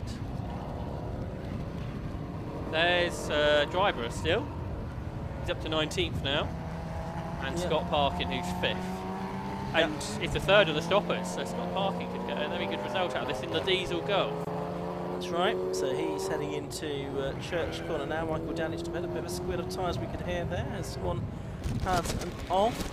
And the Roy Baptiste BMW looks a little bit slow coming out of the banking, so I wonder if he had a bit of a moment there. We'll watch these 2 different laps, of course. Oh, and there's a big moment for Dan Asano. He said he wasn't enjoying these conditions. You might well have been right there, Josh, because he was very sideways as he came down through the corkscrew there, and he, of course, is part of the Class C Championship leading team. Much bigger gap this time, I'd suggest, between between Baker and Boston. Let's take a look at that. Yeah, it's gone out to 4.5 seconds now. There's Munro in the penalty area, and it does look like it's that minute penalty you were anticipating. So this Class C battle, they might not have the biggest class in the Club Enduro Championship, but there's plenty of drama here. So the current race leaders in the penalty box. Second now in Class C is the Steve Dolman and Matt Pimlott, MX5. Yeah, that'll be Steve Dolman at the wheel of that car at the moment, won't it? I think. And there's the 12 car, that's coming as well. Now that's also in the penalty box, and I think that is also a car. I did see a number 2 on the board, and so that could well be a penalty for Scott Parkin. And again, that might well be a sort of 1 minute jobby. Well, they had that penalty, didn't they? Where they were in the penalty box, but got out and hardly lost any time. So I wonder if there's a reason those 2 are linked or not. Yeah, so we'll see what goes on there. Munro's on his way. He'll still be leading, won't he? Yes, although of course he still needs to make his mandatory stop at some point in the next 40 minutes, 49 minutes. Here's the lead of the race, yet to stop, Ben Rushworth. Probably do an even longer stint than maybe he was anticipating in very tricky conditions to keep adapting to. He comes out across the line. Yeah, perhaps complete 44 laps, isn't he, of the race in the hour and 10 minutes or so that we've had so far. And he is turning his way through the banking here. So it's number 2, Ben Rushworth leading. Number 13 in second place is Matt Fazy. He's just gone across the line 18 seconds behind the leader. Of course, both of them need to make their stop. The first stoppers in third place overall is number 1. That is Rob Baker now. Fourth is number 9, 5 seconds behind Baker. That's Rob Boston. Fifth is number 12, the car that's just been in the pits for another penalty stop. Scott Parkin, so he's dropping down the order now behind Luke Handley, number 51. Seventh, not having yet made a stop of the 46 car, that's Matty Taylor and Will Ashmore. Eighth is number 5, Jonathan Packer. Ninth is number 11, Ryan Parkin and Daniel Sylvester. And 10th is the 117 car of Martin Gadsby. I don't think that's made a stop either as yet. You can just see that car going through shot, being lapped once again by the race leader, number 2, Ben Rushworth, former Hot Hatch and Metro champion. Out there in the Corton Miller Cupra. Oh, and off has gone number 8 for a brief spin. That's Matthew Tidmarsh in the Flying Tangerine Racing Ginetta G40. They've picked up quite a lot of grass there on the front splitter of that car now. So 52.5 minutes remain. Yes, Gadsby up to 9th place now, so I'm pretty sure he hasn't made his stop. He's driving solo in that number 117 car. There's Fazy going through, and just behind Scott Parkin. Yes, he's back out onto the circuit now. So Fazy, the driver, in second place at the moment. Oh, and a spin, another spin for Julian McBride. He's already had an off there early on in the race at the exit of the corkscrew. That was under the safety car. And this time he's able to get going a little bit more quickly. Julian McBride in the 67 car that's running in 15th position, having made it. Stop-go penalty there we can see for 5 and 179. So that's Jonathan Packer still being urged into the pits in the 179 car, which is the David Gooding and Nigel Greenstall car. Nigel Greenstall now above that car that's running in 12th position, 3 laps behind the leader. So that car needs to come in for a pit stop. Maybe that's a penalty earned during the driver changes. There it is now, in fact. Nigel Greenstall in there to serve that penalty. The fact that the car is stationary for more than just a moment is indicative that that could be a yellow flag infringement or a safety car overtake. So that car will be stationary for a minute beneath our commentary position, we think. So there is Scott Parkin going through in number 12. So he's dropped to 10th as a result of that penalty that he had to serve. He's 2 laps behind the leader at the moment. Don't forget that the lead lap is lap 46. And it's probably going to cost at least 2 laps to make a pit stop for either Ben Rushworth or Matt Fazy, unless there is another safety car at some point in the next 35 minutes, in which case they might be able to benefit from that and not lose quite as much time. But you're going to lose at least 2 laps in a pit stop under normal racing conditions. So there is 13, Matt Fazy in the Intelligent Money liveried car, and making his way through there. And he is from Solihull in the West Midlands. Started racing 5 years ago, mostly in Club Enduro. This is his favourite circuit, as he took an overall win in the Class B car here. And as well as it being a great circuit, just enjoys the view as well. Steve Hewson's car, of course, will see Steve Hewson, the man from Stafford, out in the second part of the race, the diagnostic technician and part-time race instructor as well. He raced bikes originally in the late 1980s, switched to cars in 2014, and it was the Club Class C, Club Enduro and overall class champion in 2018 when he shared with Matt Nossiter. But it's still Matt Fazy aboard that car at the moment. It's just behind the car that's sort of lapping in similar lap times, that of Scott Parkin, but that car being 2 laps, nearly 3 laps actually, adrift. Yeah, Scott Parkin's obviously lost a lot because of the penalties, much like his brother had earlier on, that dropped the Audi that now runs in 7th. But Daniel Sylvester at the wheel, still one of the quickest drivers on the circuit, soon might gain some more positions. But there is the Porsche that you've been telling us about of Fazy, now 21 seconds behind Ben Rushworth, and as I anticipated, across the line Daniel Sylvester goes 6th, ahead of Jonathan Packer. So he's recovering well. there's the second place car heading downhill towards the corkscrew. Yep, and that Porsche was bought as a crash road car in 2020 and self-converted by Steve Hewson. There's Luke Handley, so he for the moment is in 5th place overall and 3rd within Class B, although that will become 2nd effectively, won't it, I think, once Fazy has pitted. He's a long way behind Rob Boston though, isn't he, the class leader? Yes, that's true. And he's being caught for a position on road by Dan Sylvester, who's 20 seconds back, but lapping 4 seconds a lap faster last time around.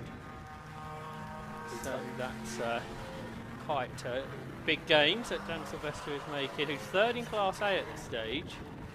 Oh, big slide there. Who was that? 169, which I think is William Lynch in his E46 M3.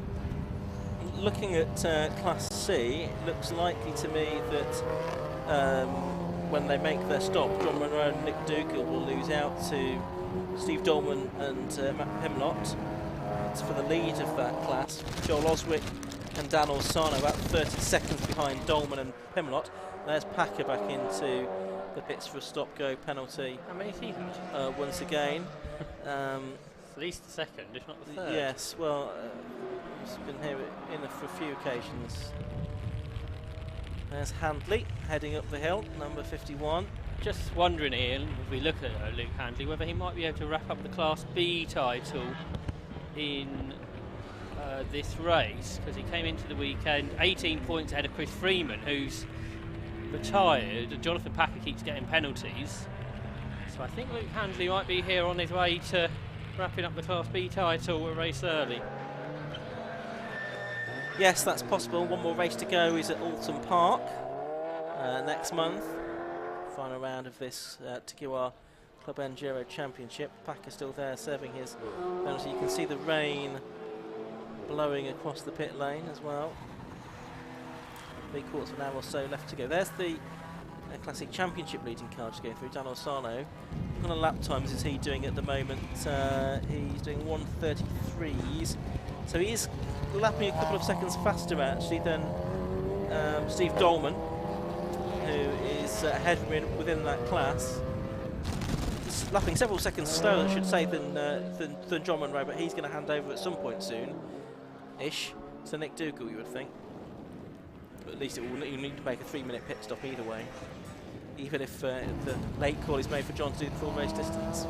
There's Rob Boston as Nigel Greensill gets squeezed out over the curves, and there's some contact, and he comes back on with Jonathan Barrett. So Rob Boston will be pleased to have got out of that.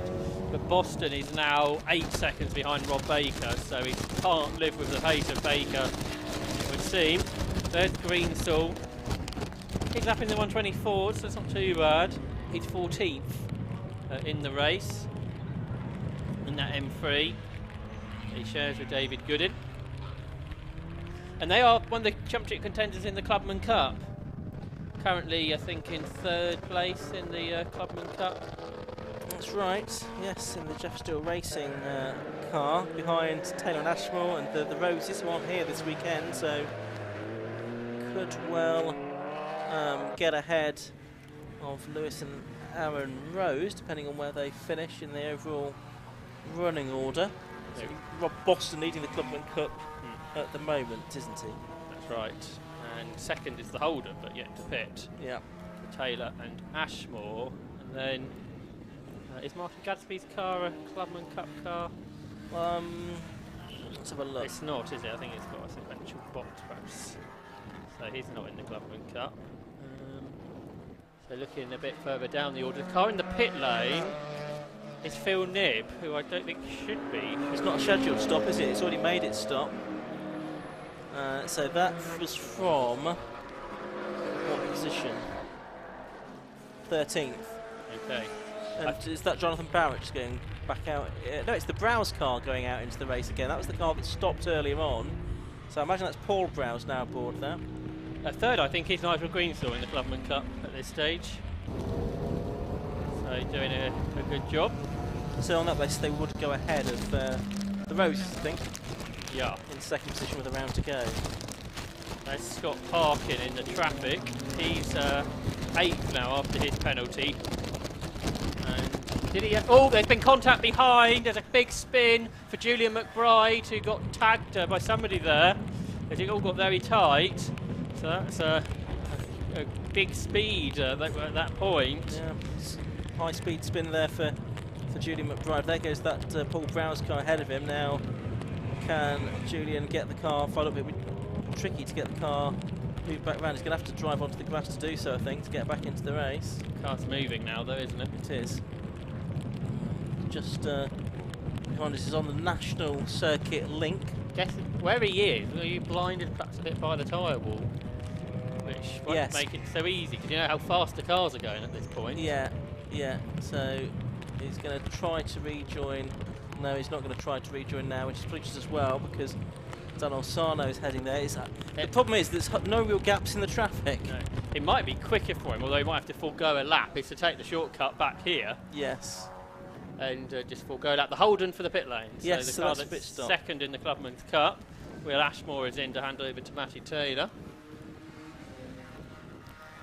And he was 8th overall. Okay, so still Julian McBride is stranded there. There's no marshal's post there, so a marshal can't sort of indicate to him when there's a gap in the traffic to go for it. Now I'm not sure if the Holden might have been involved in that incident. There was a lot of cars around the area. So here's Dan Ossano in the German Autoworks car. He's there in 21st, still behind the Dolman car. Julian McBride's got going, by the way. That's good news. There he is. That's good to see. Julian McBride, who was running 17th for that scary moment. Yes, so 41 minutes of the race to go. A couple of cars in the pit lane. Looks like Phil Nibb's going to get back out into the race, having lost a couple of laps probably. With that extra stop. Daniel Sylvester now just 4 seconds behind Luke Handley for 5th, and was going 4 seconds quicker. So there's the Holden. I don't think there's any damage on that car. And there is the leader, just with Daniel Sylvester actually, is Rob Baker. So these are, I think, the 2 quickest cars at the moment. And just ahead should be a Golf. There, just ahead, Luke Handley. So I don't think this lap Sylvester will gain that place, but perhaps on the next one. Maybe so. 40 minutes of this race remaining. Best lap still with Rob Boston, of course, a 1:17.62, but that was much earlier on when the conditions were much improved compared to where they are now. McBride is pitting after that off. Yes, he's had a few moments during the course of this race, hasn't he, unfortunately. So a big, powerful BMW is probably not the nicest car to drive in these conditions either. No, especially as we've had such a good weekend weather-wise before we got to this race.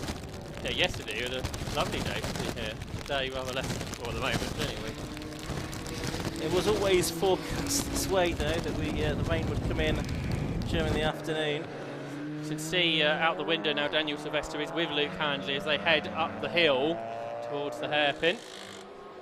So that position will change shortly. There's a tyre change going on for Julian McBride. See if that helps having some new grooves. It looks like Daniel Sylvester has got through at the top of the hill and through into 5th position. And that's the 3rd of the stoppers, isn't it? So that's a good recovery from being a lap down with a penalty early on.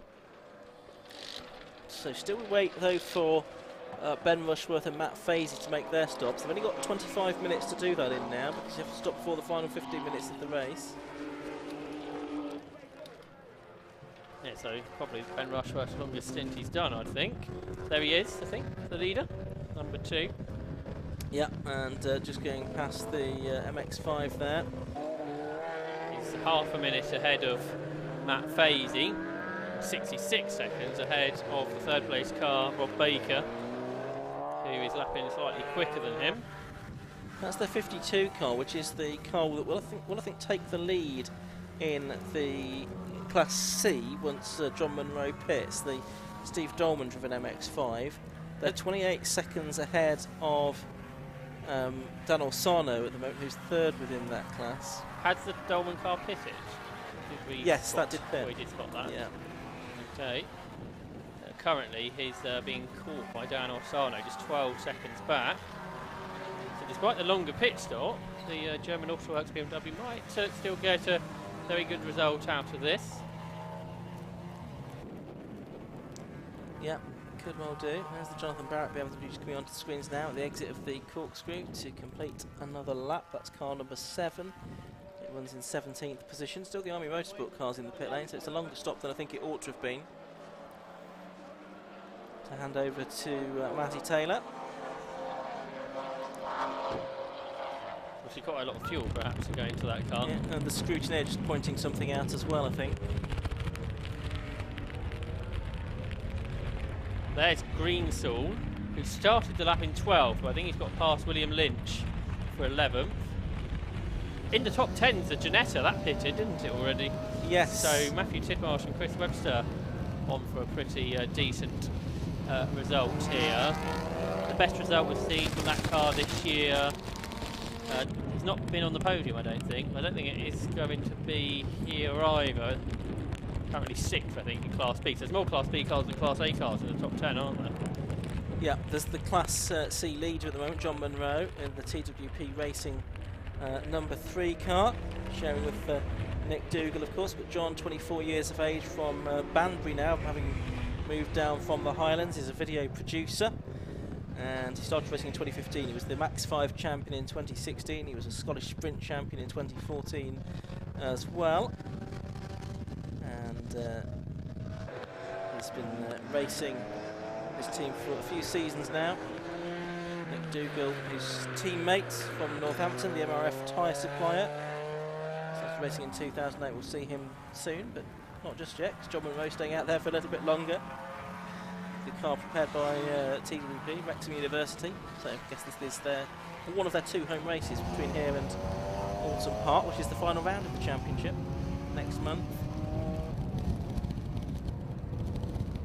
So there's Munro. And he's in the 13th position overall, 52 laps in the book for him, 56 laps in the book for our race leader Ben Rushworth, who also has yet to make a stop. Cars heading through Church here, including John Munro, but the Audi TT of Daniel Sylvester has just passed them. For John Munro and Nick Dougal, their best result so far this year was 2nd, which came at Croft, Class C. We've got Carl Swift here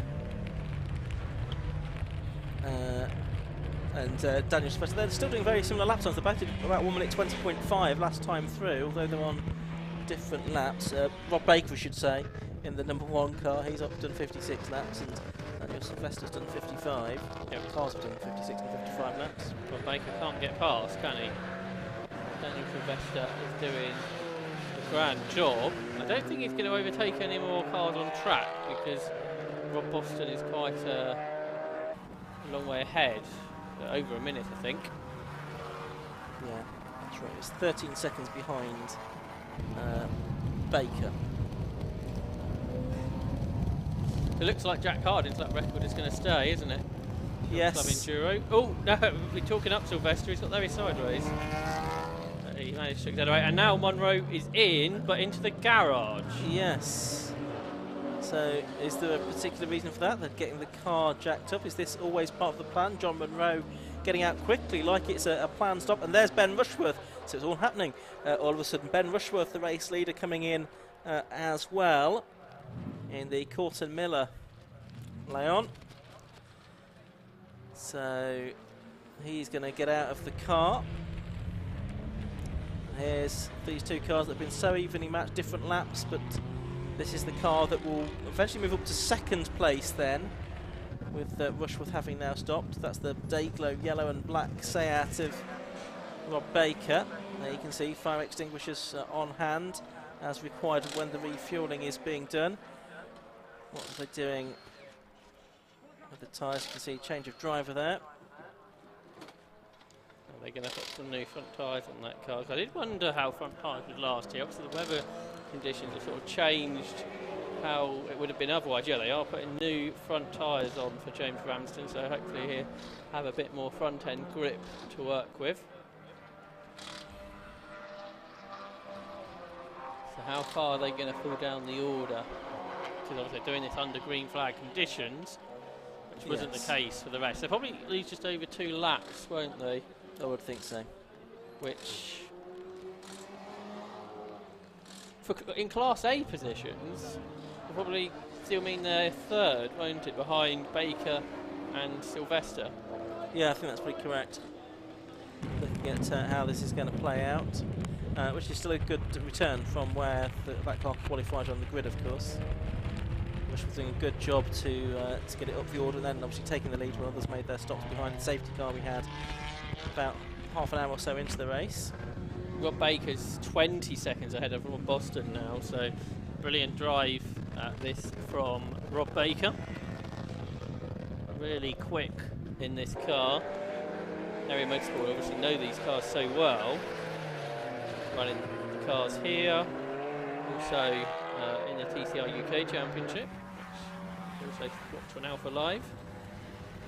And there's the Quarter Miller Cup, just losing the class lead as Rob Baker went across the line there.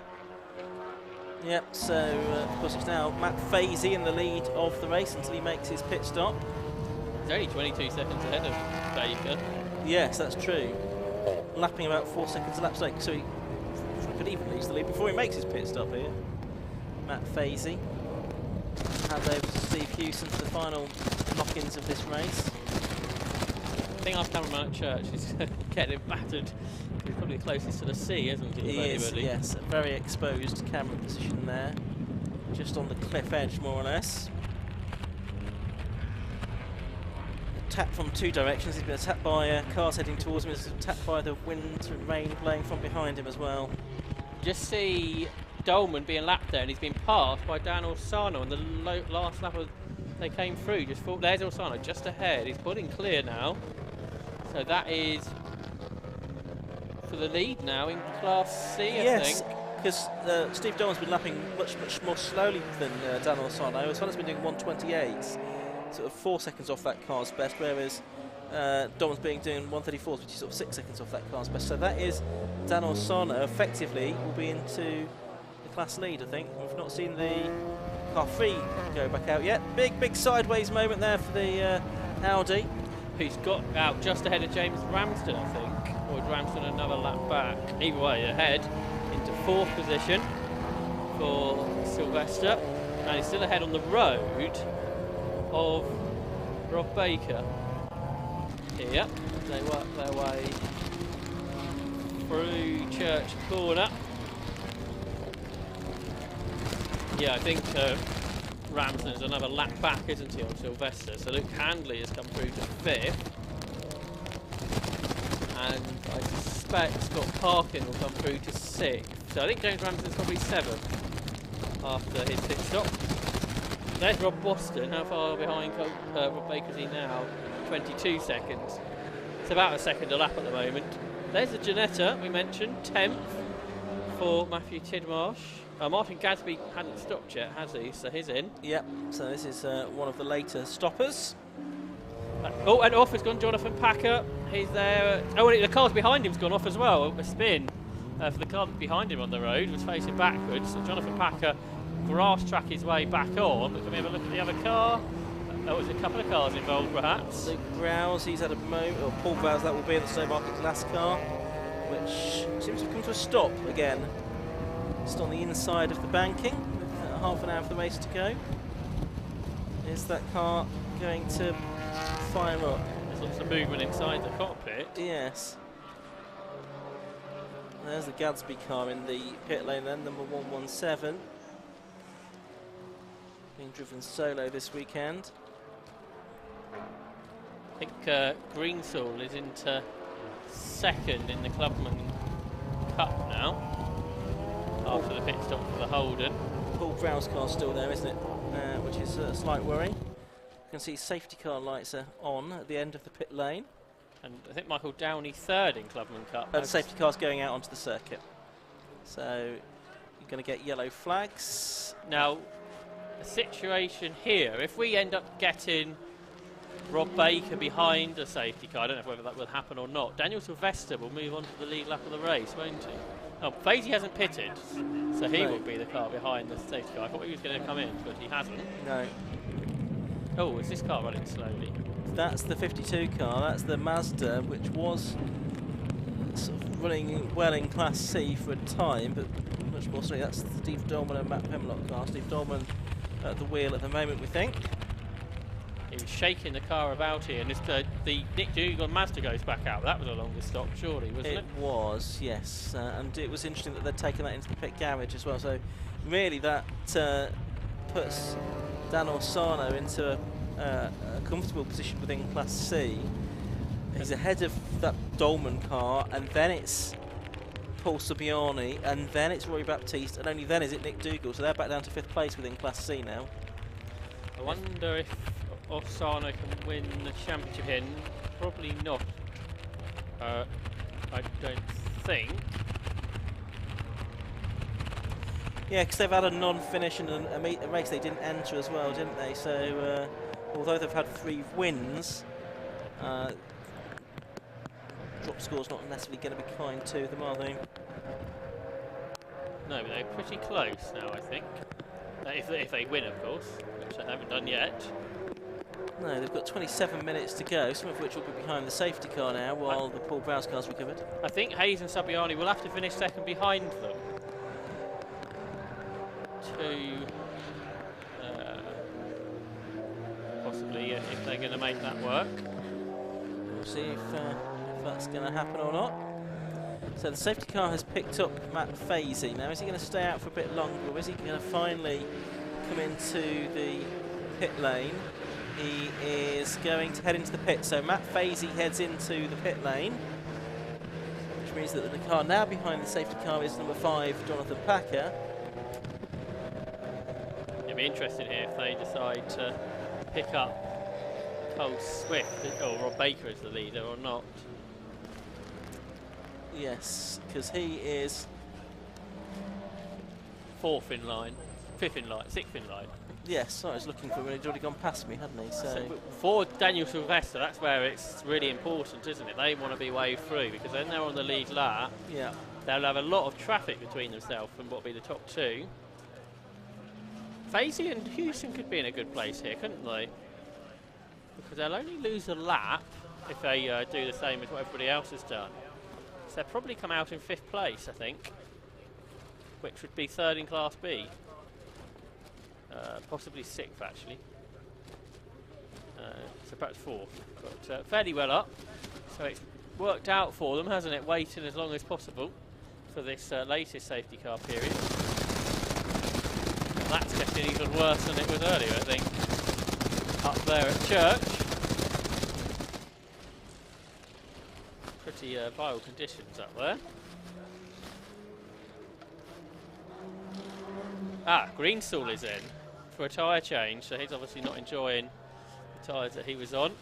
Perhaps he wants some more grooves to help him out. Nigel Greenstall currently 10th, yeah. but as I was saying, 2nd in the Clubman Cup. He's not going to catch Boston, is he? That's not going to happen, not on pace anyway. But then Downey is 3rd, and he's a lap behind at this stage.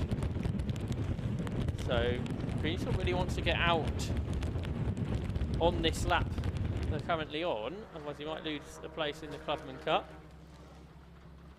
which, as you were saying earlier, in for the older cars that don't have a sequential gearbox. So, yep, they're going to get that car back out into the race. It looks like they shouldn't lose a further lap because the green light's still on. It is, so they'll get that car out, I'm sure. Back into the race. 24 minutes to go here at Anglesey Circuit, this final race of the weekend for the 750 Motor Ski World Club Enduro Championship, which close to being resolved in the various classes, and with still the remaining meeting of the season to take place at Alton Park next month. Matt Fazy entertaining us there in the pit lane. But now back to the serious business of getting Steve Hewson back out into the race. There's the Paul Browse car, number 22, about to be brought back to the paddock now that there's a gap in the traffic. So that's the second time that car's had to be brought back during the course of this race, I think. So possibly they will admit defeat now, the Browse team. And you can see the car coming down the pit lane, and shortly I think the Hewson. Oh yeah, that's been pushed back now. Going back out into the race. There'll be a green light at the end of the pit lane, and that will be able to catch up with the Crocodile, which is headed by the safety car, which at the moment is just going past the school. And they're starting to climb up towards Rocket on a wild afternoon in Wales. They're really having taken a turn for the worse this afternoon here. After a glorious day yesterday. It's the kind of place where you can get 4 seasons in one day, though, Anglesey. It's distinctly autumnal at the moment.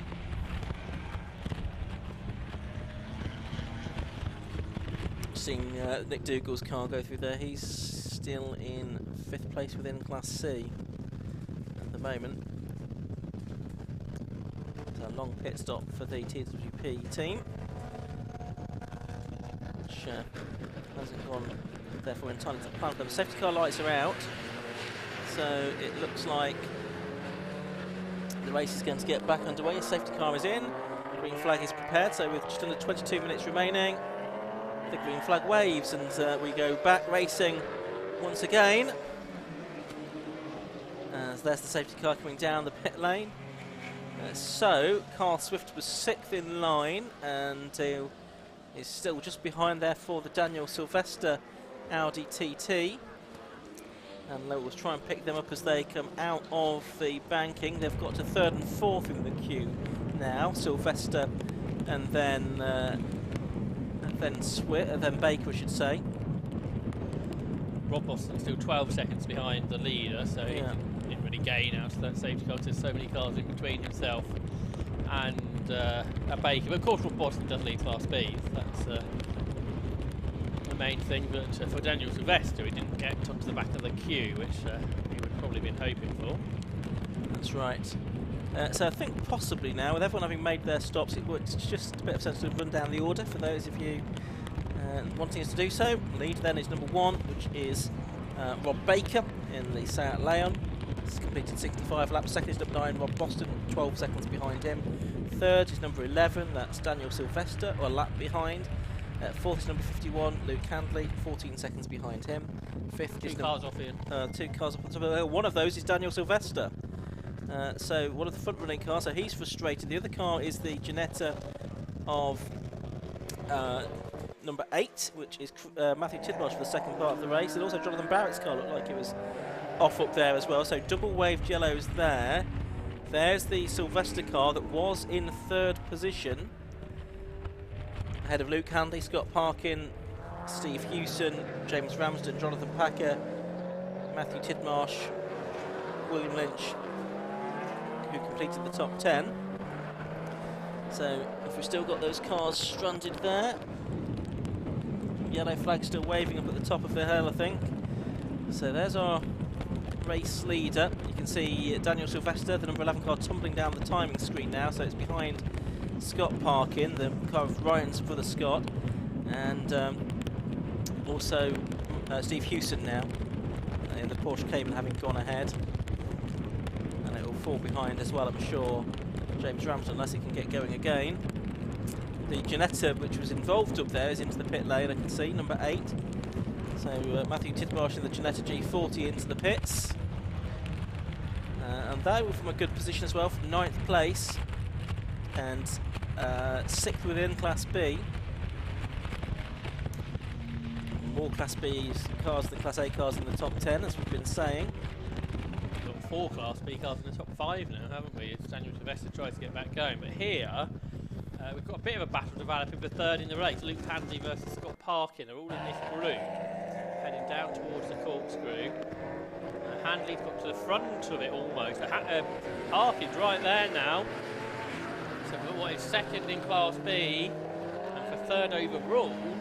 Can Scott Parkin get that position away as they come up across the line as we watch the leader? And yeah, the two goals absolutely together into turn one. So a great battle there for third position in the race, heading down towards the banking. Luke Handley's still ahead of Scott Parkin, but he's under threat now. Well, Barker we've seen going through shot there on racing, and shortly we should see Boston come in. There is Daniel Sylvester still trying to, well, I'm not sure what he's trying to do or where he's trying to go really. Get back to the paddock maybe. And side by side into Church, right round the outside has gone Scott Parkin for third place. And he goes through. Great move there from Scott Parkin. I wonder if he put new tyres on in one of those stocks, because he had lots of grip there.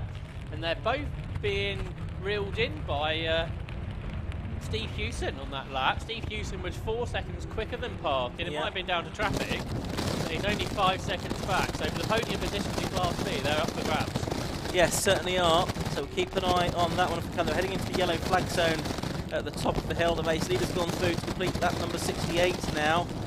And just having a look, see those cars going back down towards me, towards the corkscrew.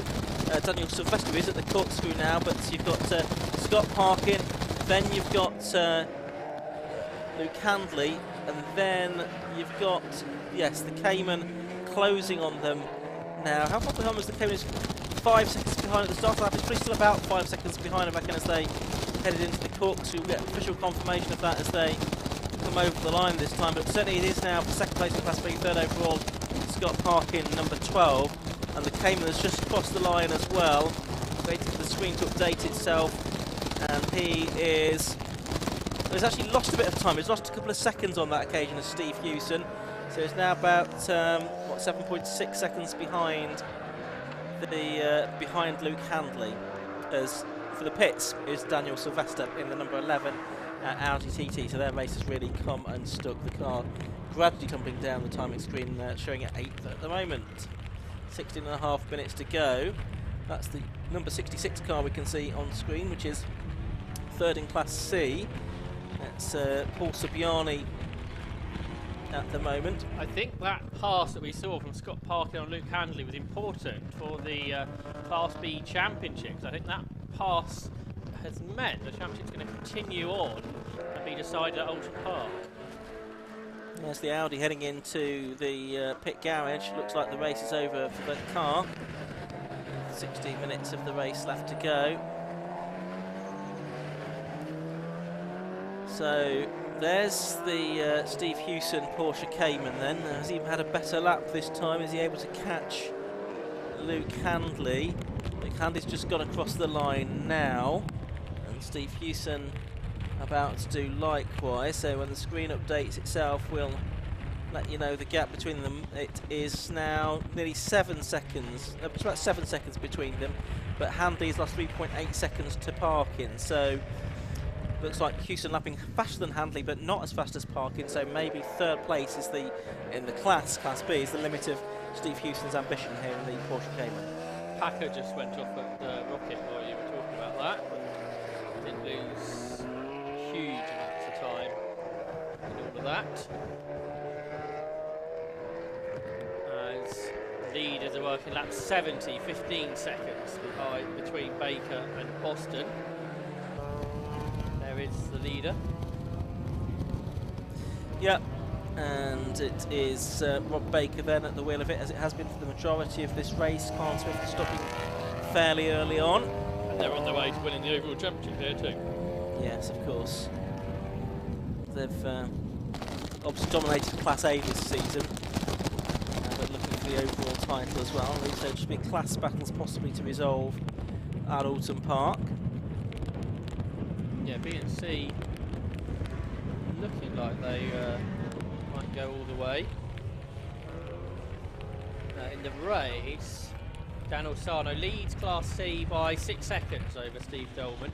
Now we just see Jonathan Barrett being lapped by Rob Baker, the 50-year-old financial analyst from Tunbridge, who started racing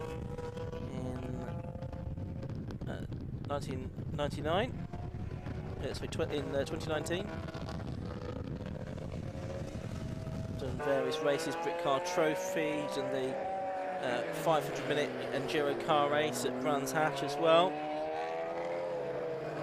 he's there in the Saxon Motorsport Straight 6 3.2 litre Alexander Abrams BMW Car Club Racing Championship car. There is a very wayward Rob Boston going through. He's in second place, 16 seconds behind the race leader Rob Baker, leading Class B by a very comfortable margin indeed. And still he's lapping 5 seconds slower than he was in the early stage of this race before the weather conditions really deteriorated. Okay. Don't think Daniel Sylvester too impressed there with Ginetta, the driver. And I'm sure that will be dealt with after the race. The camera in front of his face. Maybe not the wisest. Anyway, 12 and 3/4 minutes left to go. It is still Rob Baker leading the way then from Rob Boston in second place, Scott Park in third, Luke Handley fourth. Force third within Class C. It's now 5 seconds between Luke Handley and Matt Fazy. There's 12 minutes to go, so it's going to be touch and go, isn't it? Whether Steve Hewson can catch Luke Handley. So it did start at 5 seconds at the gap, then it went out a bit, didn't it? It's not coming back down again. Somebody that's made progress is Phil Driver. Remember they had that long stop. He's up to 9th and he's right with William Lynch, I think. So that could be a change. And they're both being caught, are they, by Nigel Greensall with those new tyres on, who's in 10th. That is the third in Class A, isn't it? That battle for 8th position is for podium in Class A. So Ben Salmon and William Lynch, first time out of this Class A M3, actually going all right. But I think they're going to lose out to the Seat of Phil Driver. The leader's carving his way through the traffic, and for Rob Baker, he had a very near moment, didn't he, with the Holden as they went through the kink at school. He sorted it out, but he wasn't sure, I don't think, if Matty Taylor had seen him. Yeah, heart in the math moment there, I'm sure, for Rob Baker there, who's putting a lap on Nick Dougal.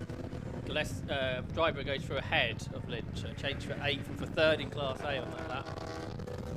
Yes. 4 seconds quicker than them, though, was Nigel Greensall. Or 4 seconds quicker than Lynch, anyway. Yes, and a couple of seconds quicker than Driver as well, wasn't he? So that could change before the end.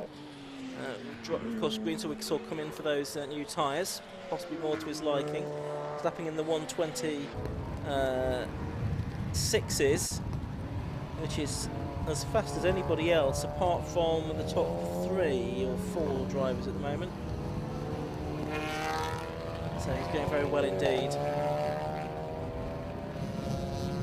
10 minutes remain, coming towards the conclusion of this race now. Very wet, gloomy picture at Anglesey Circuit. Baker just trying to cling on really. Hope the car remains reliable for the next 10 minutes of this race. Looks like that's going to be the only thing that can stop him now. Obviously we've lost a few cars during the course of the race. I think we've lost half a dozen in fact. Julie McBride, the Sheridan Ritchie car, the Browse car which has been off twice, William Stacey of course, Chris Freeman and Yvonne Houflar, who had that incident up at Peel, which triggered the first safety car of the race. There's the second place car, the Class B leader, Rob Boston. Yeah, he's dominated the class, hasn't he? So the second place man in Class C's had an incident. That's Steve Dolman, who was just 12 seconds behind the lead. He's got a decent amount of damage by the looks of it to the front of the Porsche Racing Mazda. That happened at the bank-in. Has there been another car involved, I wonder? Yeah, they're about a minute ahead of the next car in that class. 50 odd seconds ahead anyway of Rory Baptiste. Who's not very far ahead. Oh, he's got ahead actually, hasn't he, of Hayes and Saviani? Yes, that's true. Just on the previous lap, I think, in actual fact, yes. So Baptiste up to third place within that class, and now obviously closer to Steve Dolman, Master MX-5 as well. Still it's Dan Orsano leading in Class C, though in 16th place overall.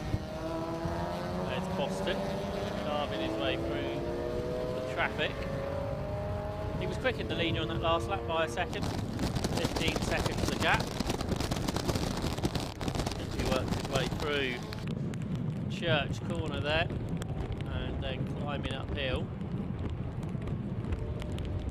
Third still Scott Parkin, fourth for Luke Handley, and fifth for Steve Hewson, who's not making so many inroads into Luke Handley's gap. Then sixth is James Ramsden, seventh for Jonathan Packer, eighth for Phil Driver, who's pulled clear of William Lynch now, who has been caught by Nigel Greensall. So Greensall will be gaining a place shortly, I think. And these cars are working another lap. And that place has changed, I think, up at the banking.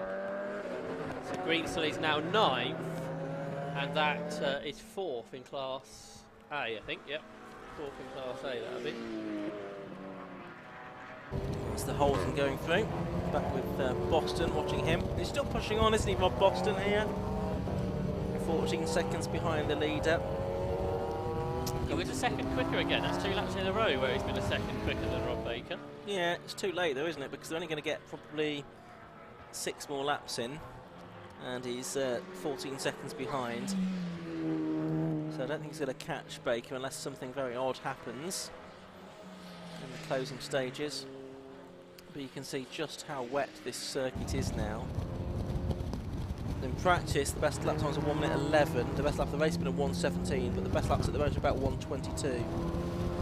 So even the quick drivers sort of, well, if we actually compare like for like Boston at 1:13 compared to 1:22, he's 9 seconds off the pace. So actually, the gap from the dry lap time to the full wet, as it now is lap time, not as big as you might think. Only 9 seconds. Not quite as dramatically close as we saw at Pembroke, though, beginning of the year. That was interesting, wasn't it? But then other circuits, Netterton, for example, I know it's a long lap, but even so, there's normally a real big difference there. That's normally a very slippery track in the wet. Yeah, it's all about the grip levels that the circuit offers, and of course the circuit layout as well. Obviously, this is quite a low-speed circuit anyway, so I guess the speed differential is not quite as great. That's the number 12 car then, running in 3rd position, Scott Parkin. He is about 10 seconds clear now of Luke Handley. And it's still about a, what have we got, a 4 and a bit second gap between Luke Handley and Steve Hewson. So Steve Hewson running out of time to get onto the Class B podium here. Yeah, I don't think that's going to happen. It stayed really at 5 seconds, around there, a bit more, a bit less, for a long time now. Scott Parkin goes through. He's a long way clear of those now. Good drive from the driver in the CDI Golf.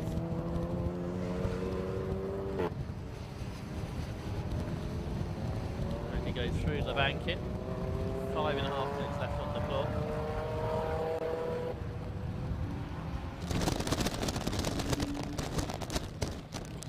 Yeah. Church corner. Yeah. The weather is louder than the cars. Yeah, well, I think it is now a question of clinging on for the drivers, just bringing the car or cars home. It's not. So on that lap here, Steve Hewson got the gap down to 3 seconds to Luke Handley. We're talking about more about 5 seconds. That lap, was there a big change in times? Yeah, 1:23.59 for Hewson, 1:24.67 for Handley. And there's Parkin, who's ahead of both of them within Class B. He's second within Class B at the moment. And well ahead of Handley and Hewson. I'm trying to just pick up where those are going to be. They'll be coming down towards our commentary position. Yeah. I think, yes, the gap seems to have come down again between them on this lap. So Hewson, I think, has taken a bit more time out of Handley. It was 3.2 seconds. It looks like it might be a bit less than that now. They've got the Seat Leon between them. They cross the line now to complete their 76th lap. And what's the gap between them now? It's about 2.1 seconds now. So really close battle between these two. Got Phil Driver there in the Leon. In between them, he's a lap behind, well, actually several laps behind them, in 8th place. Luke Handley hasn't finished off the podium all season. There's a threat that could happen today. He's there in 3rd position, but with Steve Hewson clawing that gap down. Only 3 3/4 minutes remain though, so not much time left for Steve Houston, even if he catches him to try and find a way through. And that car that should be quicker really, in between them as well, the Phil Driver, Capture Motorsport Leon. It's not going to make life any easier for Steve Houston, I don't think. But the gap's certainly coming down. Visibly. If Driver tries to find a way past Handley, that might offer something up. Yes, that could work for him if Houston can get up behind the Seat, and then as it tries to make a move to unlap itself, he can nip through. That might be his best chance, I suppose. So the gap was 2.1 seconds. It's probably going to be a bit less than that again as they come across the line to complete lap number 77. Just wait for the screen to update itself. Yeah, 1.8 seconds now between them. So it's come down again. Lead gap's now 11 seconds, which is probably one of the smallest winning gaps that Cole Swift and Rob Baker have had. But in the class, they lead by about 3 laps. So for a class position, it's not very close. And the overall lead is pretty close still, considering. But there's Handley. He seems to have got the measure now again of Steve Houston. So whether Phil Driver, is he lapping quicker? Driver did a 23.4, so about a 10th quicker than Luke Handley. And we just have a couple of laps to go now. Yes, yeah, we'll soon see the last lap board being shown to Rob Baker. So what have we done? We've done 79 laps, so probably 81 lap race, or probably 82 lap race maybe. You can see our club photographer John Elsey now in position for that checkered flag shot. He's there on the pit wall. Looking soggy. Does look a bit damp, now you mention it. There goes the Houston car through again, and I think the gap has come down again. Yeah, to about 1.6 seconds, but I think he is running out of time. Just looking, yes, here comes the car of the race leader, and did the last lap board go out or not? Yes, I think the last lap board is shown there. Yeah, can't quite tell. Yeah, well, we only just had 1:15 to go when he crossed the line, yes. So certainly should be the final lap of the race. Ought to be. So yeah. There's Handley, there is Driver and the car behind him. So these have got a lap and a half to go. Is Steve Houston then. So they're getting closer all the time, but possibly just going to run out of time, Steve Houston. Quite a lot of traffic here though, so there's still a bit to go on there, isn't there? Checker flag certainly being made ready beneath me now, as Rob Baker is up at Rocket. I can tell you, so it's just behind that group of cars there, which is coming down to start its final lap. There's our Class C leader as well, Dan Orsano, number 53. Here's our overall race leader though, number 1, Rob Baker. They've won 4 of the 5 races so far this season, Carl Swift and Rob Baker. Between them, checkered flag is made ready. The car is coming through the final corner now, and the checkered flag waves, and it is victory for Carl Swift and Rob Baker in the Tagiwa Club Enduro Championship. Second place will go the way of Rob Boston, and he will win Class B as well. Congratulations to him, a very good drive from Rob Boston in these difficult conditions. And then we'll see Scott Parkin come through in a little bit, just keeping an eye on Steve Houston. I don't think he's going to get close enough to Luke Handley. I think he's got to get past Handley if he wants to have a chance for the championship at Oulton. Okay, so I think he's going to run out of chances to do that. They are up at the top of the circuit, still got the Phil Driver car between them as well. And I think if Handley hangs on, that's the Class B title going in his direction here today. So we're watching those now as they, well, I'm watching them at least, as they come out of Peel to see if they are going to change order. Now I don't think they are, because you've got Luke Handley still with Phil Driver behind him. There's our race winner on his slowing down lap, number 1, Rob Baker. But up to the line now comes Luke Handley, so he takes 3rd place within Class B behind Scott Parker and Steve Houston. You could see the pink and blue Porsche there just in behind in 5th place and 4th in Class B. So I think nearly everybody now is across the finish line, including now our Class C winner, which is number 53, Dan Orsano, in 16th place overall. So Josh, And what do we think that's done in terms of various championships? I think that they've won the Class C championship with that as well. I believe all the championships have been wrapped up there. So we think it's Class C for Joel Oswick, Dan Orsano and Charlie Dark, who's not racing here this weekend. We think Class B for Luke Handley, and we think the overall championship as well to Rob Baker and Carl Swift, all done with a meeting to spare at Oulton Park. The overall one for sure, and I'm pretty confident on the other two, but I'd have to work that out ahead of Oulton. I'm pretty definitely for Baker and Swift to win the overall title, and I'm pretty sure the other two as well. The official points will all be worked out in the next few days and published on the 750 Motor Club website, no doubt, ahead of the Oulton Park meeting. So that brings to an end our racing here today at Anglesey, I should say. Carl Swift and Rob Baker winning the Tagiwa Club Enduro Championship race. 81 laps they completed in the 2 hours and 5 minutes available to them in the Seat Leon TCR car, the area motorsport car. Second to number 9 Rob Boss in the Lotus Elise, winning Class B. Then the 3rd place car, 12 Scott Parkin, he was a lap down, 80 laps completed for the VW Golf. 4th was number 51 Luke Handley. 5th was number 13 Steve Hewson and Matt Fazy. Then 3 laps behind the leader. In 6th position, the long-time leader, number 2 James Ramsden and Ben Rushworth. Of course, Ben left the pit stop very late and didn't capitalise on the safety car period. 7th was number 5 Jonathan Packett in the Golf GTI. 8th, number 15 after a long pit stop, Colin Gillespie and Phil Dryborough in the Capture Motorsport Leon. 9th to 179 David Gooding and Nigel Greensall. 10th, number 169 William Lynch and Ben Salmon. In 11th place, number 92, Phil Nibb and Andrew Rath. 12th, number 117, Martin Gadsby in his BMW Compact. 13th was number 76, Michael Downey in his Porsche Boxster S. 14th, number 7, Jonathan Barrett in the BMW E46 M3. 15th, number 46, Matty Taylor and Will Ashmore, who struggled really in the Holden Commodore around here. Very difficult conditions for that car. Then we go to the Class C competitors. That was won in 16th place overall by number 53, Joel Oswick and Dan Orsano. In 17th place, number 98, Roy Baptiste and Mark Lloyd-Jones. 18th and 3rd in Class C, number 66, Johnny Hayes and Paul Subiardi. 19th, number 52, Steve Dolman and Matt Pimlott. 20th to number 3, Nick Dougal and John Monroe.